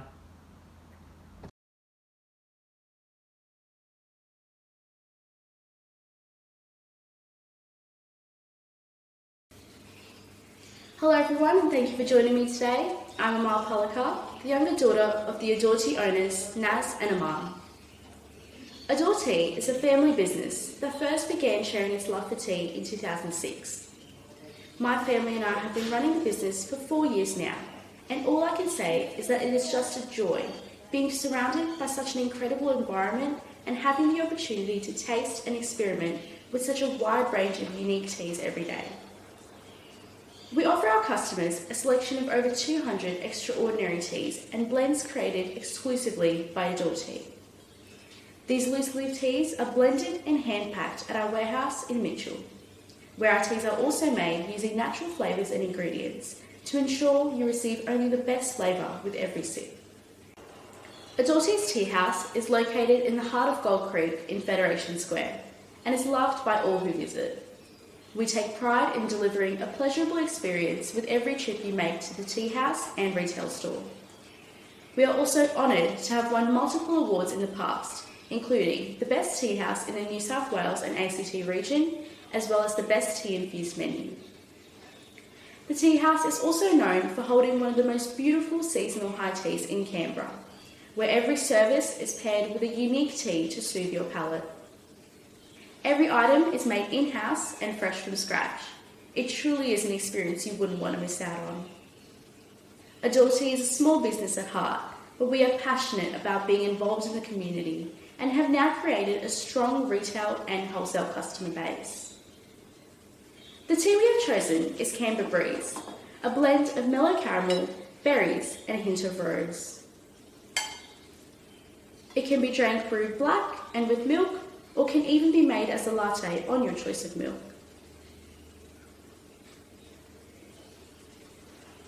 While it is really difficult to choose a favourite tea since there's so many to choose from, I would definitely say Canberra Breeze is at the top of my list. This tea really does play a big part in representing Adore Tea, as we are a Canberra-based company and built the brand itself in the capital state and still are continuing to do so. After taking over this business, we had introduced numerous different teas to our range, yet still felt like we were missing something fundamental to our brand. And that is when we realised that we needed to create a tea that represented what Adore Tea is, and created our #1 bestseller, Canberra Breeze.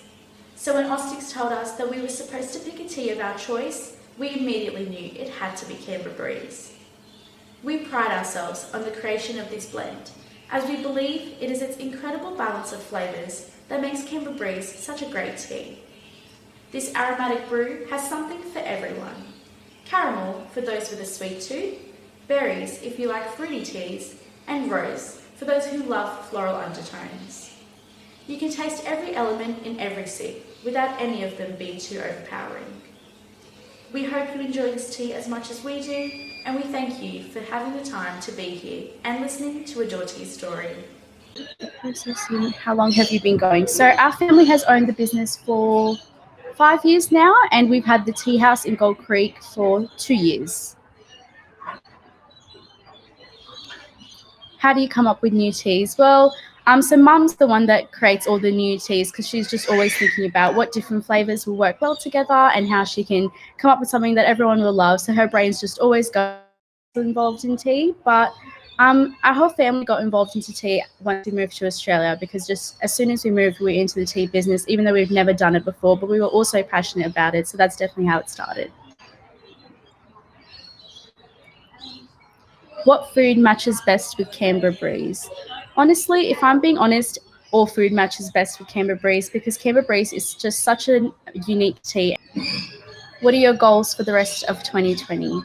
Well, we're looking to just branch out our wholesale and retail customer base and just expand the tea house a little bit and get some more customers in and just get some new tea infusions. Can we look into your tea house? So we've just finished off the day and we might be doing a bit of cleaning inside, but we could probably take you on a little bit of a tour if you'd like.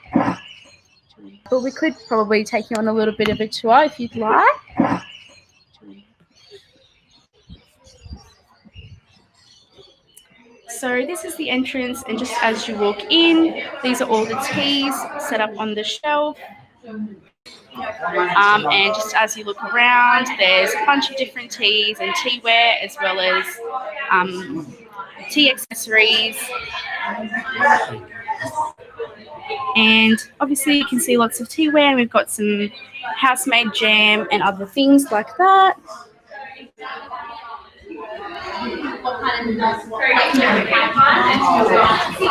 Several teas are made in the store, and we have coffee as well.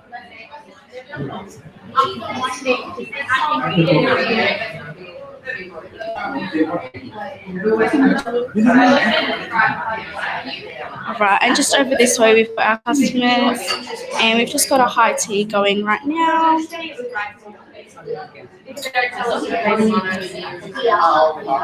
Are there any other questions? What is your favourite at the moment? Look, it's a bit cliche, but I'll say Canberra Breeze. It's definitely my favourite. I crave it every single night. But I am branching out and trying some different ones every day because we've got so many. I try to taste a different one every day, but there's just so many to get through. But right now my favourite's definitely Canberra Breeze.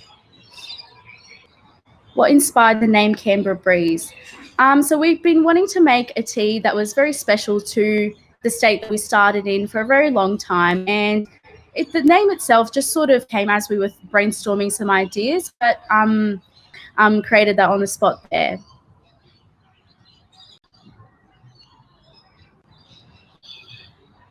Hey David. Hello, how are you going?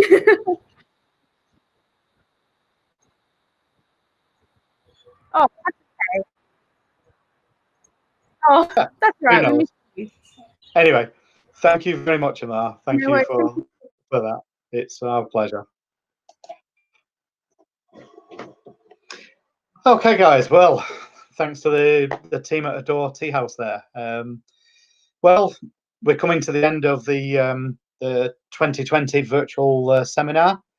But before we end, only a short while ago, this event was to be in Brisbane, and we would have all been together, sharing tea, chatting, hugging, and enjoying the hospitality of Arakai Tea Estate and the Brisbane tea community.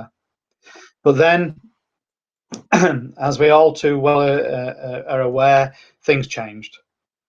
I hope what the AUSTCS team have pulled together, even against the wishes of the technology gods, in such a short period of time, to offer you, the Australian tea community, I hope you've had an enjoyable, enlightening and fulfilling experience. My take on today's event is that it's education.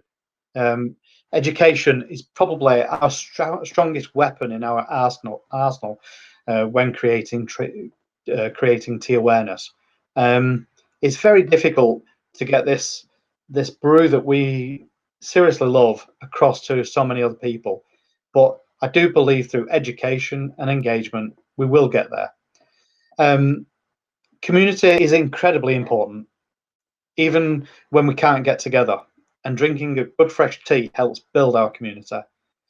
We may be a quiet group, we tea lovers, but we are strong, and together we can demand better service tea throughout our country.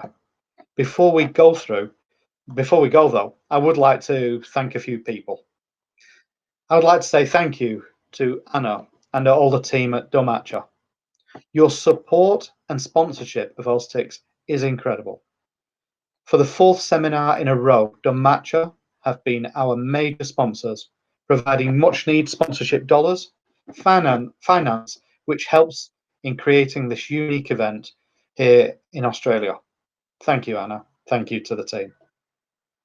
Thank you to Vanessa and Boroon and the members of their teams for all the time and effort you place into the strategy space.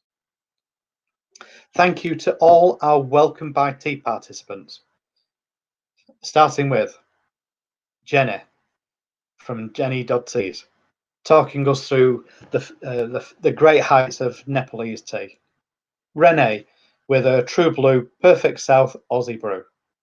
Boroon and the whole family of Rujani tea, inviting us to the beautiful tea gardens of Assam. Arthur and Bridget from Teacraft, taking us to the origins of tea.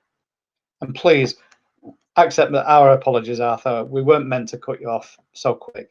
We hoped we were going to get you back on to do a question and answer. But last but not least, Amal from Adore Tea and her family's signature tea of Canberra Breeze. An enormous thank you to all our guests. Shabnam for offering us insights all the way from Toronto.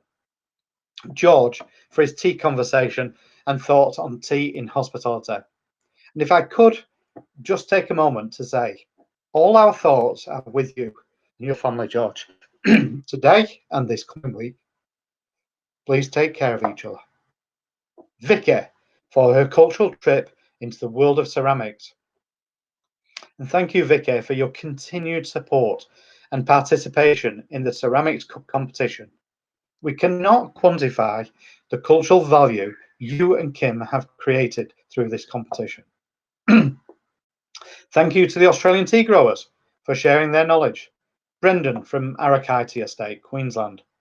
John from the Australian Tea Growers Cooperative in New South Wales. And George from the chilly heights of the Kiewa Valley in the Victorian Alpine region. Thank you to each and every one of you for giving us your time today, for sharing those precious insights and knowledge which only time and experience can provide. Thank you. I'd like to thank all of those who have attended today, because without your support, there simply wouldn't be a seminar. So thank you. And thank you for putting up with the glitches that we've had throughout the day with the technology, but that is the nature of the beast. You do these things and you are in the hands of the gods. But before we take a break and lead into our annual general meeting, there's one last group of people who, without their amazing input, effort, skill, thought, and unselfish giving of their own time, this seminar would never, ever happen or take place. The AUSTCS management team, made up of directors Adeline Teoh, Christy Moorcroft, and James Lyons, regional ambassador Bamini Lehan, and ceramics cup competition coordinator Kim Cooper. I thank all of you so much for everything you give to this organisation and to this very unique event. On this particular year, I think all of the team would agree with me when I draw particular attention to the amazing job that James has done to present and administer today's event. Well done. I know that this was hard, James, and you know, we can only thank you for having a go and doing the best that we could come up with. I think everybody will enjoy watching back through the video that you'll release in the next few days, and they can sit and watch this in their own time. So that brings us to the end of the seminar proceedings for those members wishing to attend the annual general meeting, and we would encourage you to do so. There will be a short break, and we will be back at 4:45 in just over 15 minutes. Otherwise, thank you everyone for being part of our day. Thank you for being part of this event. Thank you for everybody who's put an input in. And hey, we'll see you all in Brisbane this time next year, if not before. Thank you, everyone.